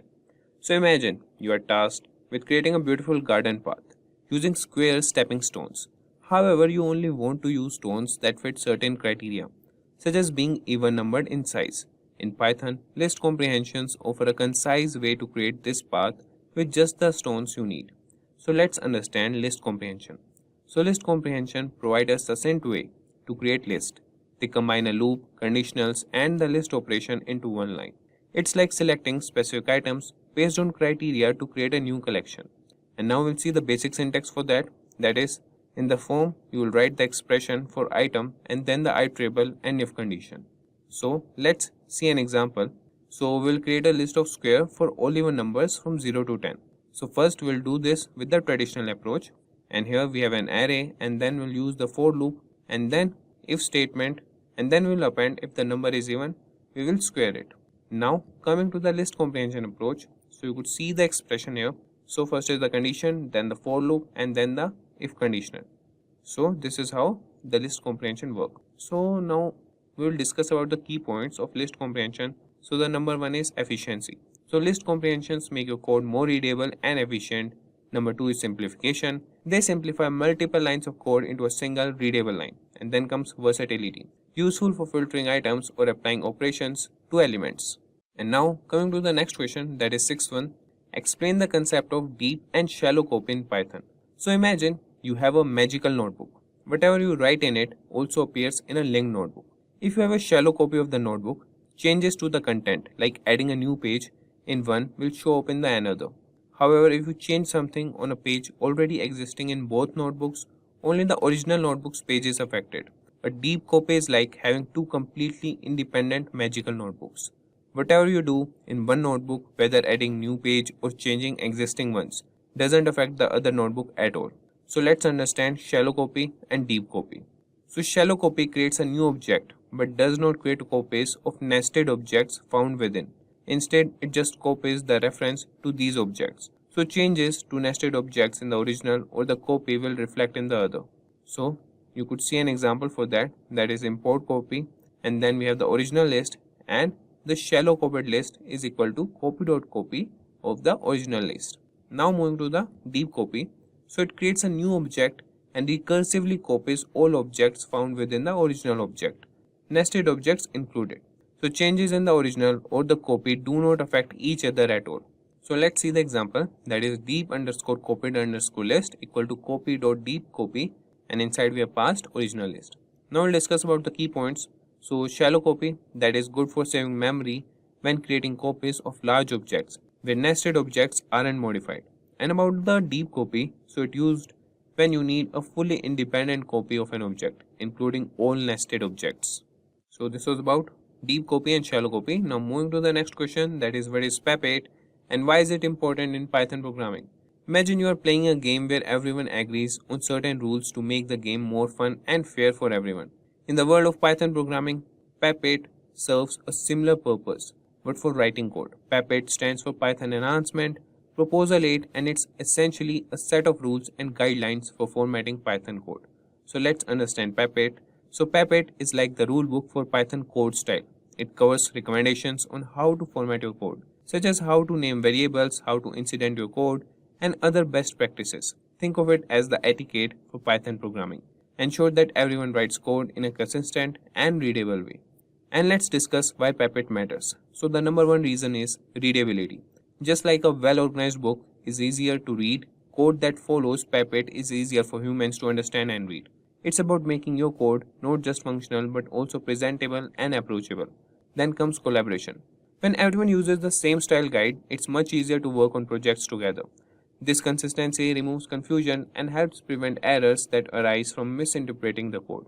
And then comes maintenance. So code that's easy to read and understand is also easier to maintain and update. If your code follows PEP8, anyone including future you can quickly understand and modify it as needed. So following PEP8 is like keeping your code's desk clean and organized. It makes your Python programs more enjoyable and easier for you and others to read and work on, just as playing a game is more fun when everyone knows and follows the rule. Coding in Python is more effective and enjoyable when everyone adheres to PEP8. So this was about PEP8. Now moving to the next question, that is describe how to perform a merge operation between two pandas data frames. So imagine you are at a dinner party and you have two guest lists. One list has the names of guests and their favorite dishes. The other list has names with their preferred drink choices. To plan your dinner menu, you need to combine these lists into one. So you think each guest food and drink preferences side by side. In Python's pandas library, this combining of lists or tables is called a merge operation. So let's understand merge in pandas. So first we'll see pandas. So it's a powerful library in Python for data analysis and manipulation. And merge operation is like joining two tables based on a common column, like guest names in our example, so that you can see all the information in one place. So let's see the steps to perform a merge. Number one step is identify the common key, that is find the column common to both data frames such as guest name. Then choose the type of merge. Decide how you want to combine your list. Do you want to include all guests, only those present on both lists, or some other criteria? And then use the merge function. Apply pandas merge function to bring your data frames together based on your criteria. You could see the example here. That is, first we will identify the common key and then we'll choose the type of merge, as you could see, like outer join, inner join, or both the criterias. And then we have used the merge option. So this is done. That is to perform a merge operation between two pandas data frame. Now moving to the next question, that is ninth question, and that is, can you explain what NumPy is and how it is better than a regular list in Python? So imagine you have a toolbox. In this toolbox you have a regular hammer, that is Python's list, and a power hammer, that is NumPy. Both can drive nails into a board, that is perform numerical operations, but the power hammer does it faster and with less effort, especially when you have a load of nails, large dataset. NumPy stands for Numerical Python and it's a library especially designed for numerical operations. It introduces an object called an ND array, that is n-dimensional array, that is more efficient than Python's regular list for a few reasons. Now we'll see those reasons. Number one is performance. So NumPy arrays are stored at one continuous place in memory, allowing faster access in comparison to list. So this means operations on NumPy arrays can be done much quicker than on list. Then comes functionality. NumPy comes with a vast library of mathematical functions that can be performed on arrays, making it incredibly powerful for scientific computing. And then comes memory efficiency. A NumPy array is more memory efficient than a list, allowing you to work with larger dataset. So this is why NumPy is better than a regular list in Python. Now moving to the next question, that is, how do you improve the performance of a slow running Python script? So imagine you are in a race with a backpack full of tools you think you might need. As you run, you realize the backpack is slowing you down. So to speed up, you would streamline your backpack, carrying only what's essential and being organized for quick access. Optimizing a Python script follows a similar principle. So here's how. Number one is profile before optimizing. First, find out where the heavy items are. Use profiling tools to identify the slow parts of your script. It's like checking your backpack to see what's making it too heavy. Then you can use efficient data structures. Some data structures are faster than others for certain tasks. It's like choosing a lightweight, compact multi-tool over carrying separate tools for each job. You could leverage NumPy for numerical tasks. If your script does a lot of mathematical calculations using NumPy, as we discussed earlier, you can significantly speed things up, similar to swapping out a manual tool for a power tool. And then you could avoid global variables. Accessing global variables is slower than accessing local ones. It's akin to having the tools you frequently use in an easily accessible pocket rather than in the bottom of a backpack. And you could use built-in functions and libraries. Python's built-in functions and standard libraries are optimized for speed. Using them instead of custom solutions can be like using a well-paved road instead of hacking your way through the jungle. And then you could use limit of loops. So loops, essentially nested ones, can slow down a script. Where possible, use Python's list comprehensions or NumPy's vectorized operations. It's like choosing a path that goes directly to your destination instead of wandering around. So by focusing on these strategies, you could significantly improve the speed of your Python script, making your coding race more of a sprint than a marathon. Now moving to the 11th question, that is, what is the purpose of the group by function in pandas, and provide an example of its use. So let's say you have a big box of crayons sorted by color. You want to count how many crayons you have in each color. In Python's pandas library, the group by function helps you do exactly that with your data. So the group by function groups data in a data frame based on a certain criteria, like how you might group crayons by color. So once grouped, you can apply functions to each group independently, such as counting them, summing up values, or calculating averages. So here how it works. Number one is group. So the first group by that separates the data into groups based on your chosen criteria. It's like sorting your crayons into groups of the same color. Now coming to the apply. So next it applies a function to each group. This could be calculating the average, sum, count, etc. If we are sticking with the crayon analogy, this is like counting how many crayons you have in each color group. And then comes combine. Finally, it combines the results into a new data frame. You end up with a summary of your original data organized by the grouping criteria. So it's like having a neat list that tells the count of each color of crayons. So now moving to the next question, that would be 12th. So how can you create visualizations using Matplotlib or Seaborn? Provide an example. So imagine you have just taken a beautiful hike and you want to share the experience with your friends. You could describe every detail in words, or you could show them a photo that captures the essence of the adventure. In data analysis, Matplotlib and camera and filters for data, allowing you to create visual representations that capture the insights from your datasets. So talking about Matplotlib, that is the camera. So Matplotlib is a plotting library in Python that allows you to create a wide range of static, animated, and interactive visualizations. Think of it as your camera for data visualization, giving you the tools to create basic graphs like line charts, bar charts, and scatter plots. And then comes the Seaborn. But before that, you could see the example here, that is import Matplotlib as PLT. Then we have X and Y, and they have the numbers there, and then you could plot the graph there. And then comes the Seaborn, the filters. So Seaborn is built on top of Matplotlib and provides a high-level interface for drawing attractive and informative statistical graphics. So Seaborn is like adding filters to your photos, making your visualization more aesthetically pleasing and easier to interpret with less code. And you could see the example here, that is import Seaborn as SNS, and then you could set the theme and the line plot. Now coming to the next one, that is 13th question. So now guys, let's understand overfitting. So overfitting occurs when a machine learning model learns the details and noise in the training data to the extent that is performs poorly on new data. It's like memorizing the answers to a test rather than understanding the subject. And now we'll see how to prevent overfitting. So number one is use more data. So having more data can help the model learn better and generalize well. It's like learning more about types of fruit to improve your overall understanding. Then comes simplify the model. Sometimes using a simpler model can prevent overfitting. This is akin to focusing on the basic characteristics of fruit, like color and shape, rather than memorizing every spot on the apple's skin. And then comes cross-validation. This technique involves rotating the dataset through training and validation phases. It's like practicing with different sets of fruit every time to ensure you really understand them, not just memorize them. And then comes regularization. So this technique adds a penalty on the more complex features of the model. Think of it as discouraging the model from paying too much attention to the less common characteristics of the fruit. And then comes early stopping. During training, if you notice that your model's performance on a validation set starts to worsen, stop the training. It's like realizing you are starting to focus too much on the details that don't matter and stopping your studying to refocus. And in conclusion, overfitting is like studying too hard on the specifics and missing the big picture. By using strategies like gathering more data, simplifying your model, and practicing with cross-validation, you can help your machine learning model to learn better and be more adaptable. Just like a well-rounded student who understands the essence of the subject, not just the details.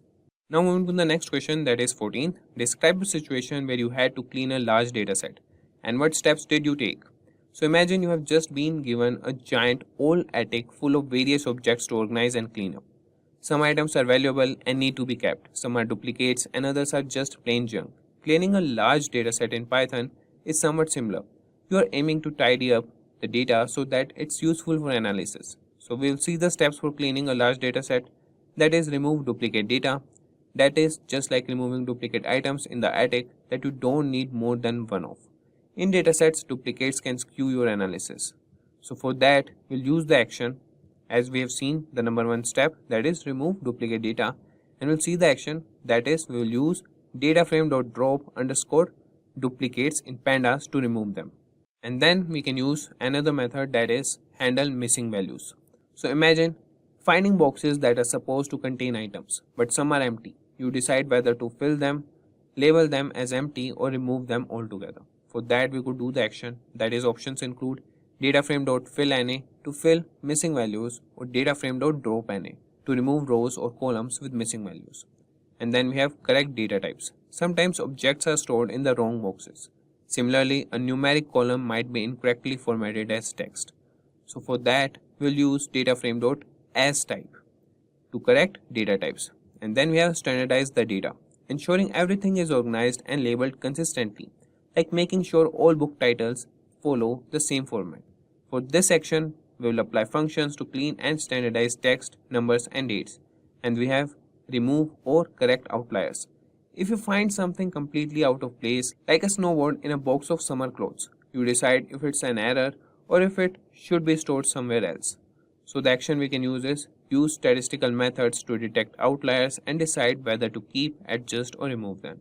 And in conclusion, cleaning a large dataset involves removing unnecessary parts like duplicates and outliers, filling in gaps, that is missing values, and organizing, correcting data types, and standardizing. It's about making sure the data is accurate, consistent, and ready for analysis, just as organizing and cleaning the attic that makes it easier to find and use what you need.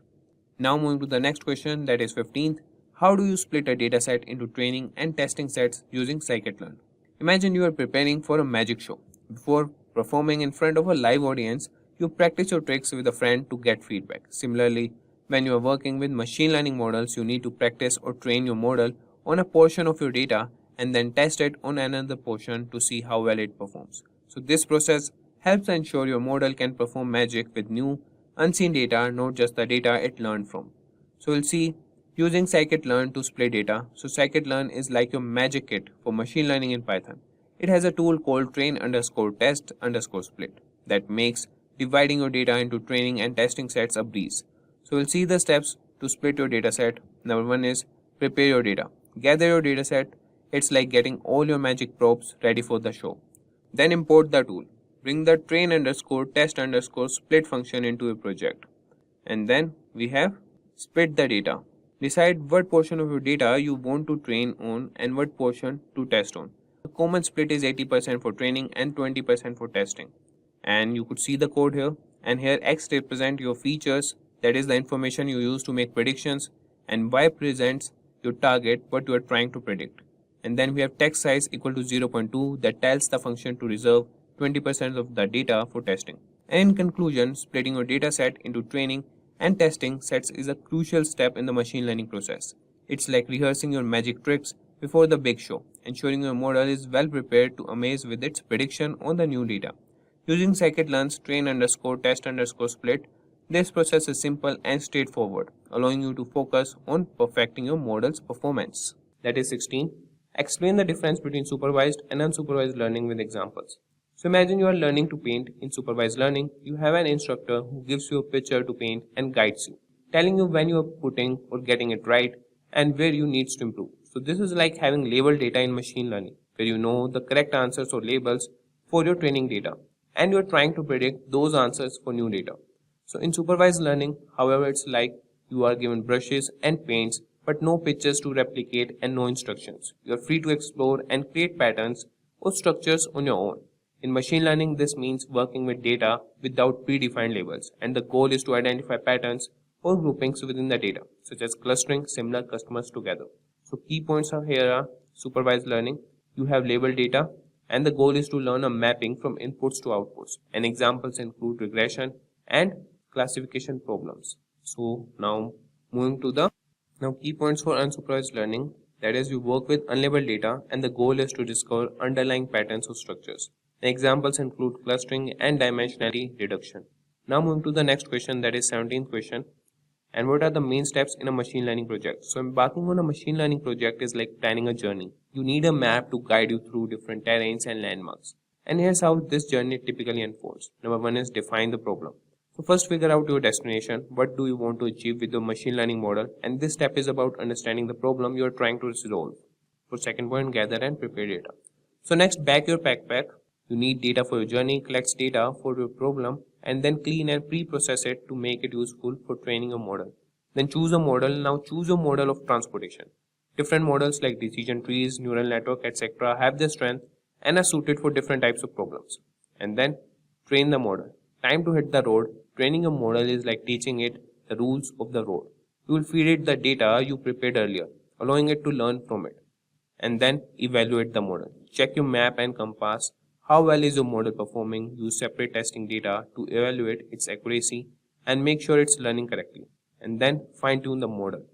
So find the best route based on the evaluation, adjust your model's parameters or approach to improve its performance, and then deploy the model. You have reached your destination.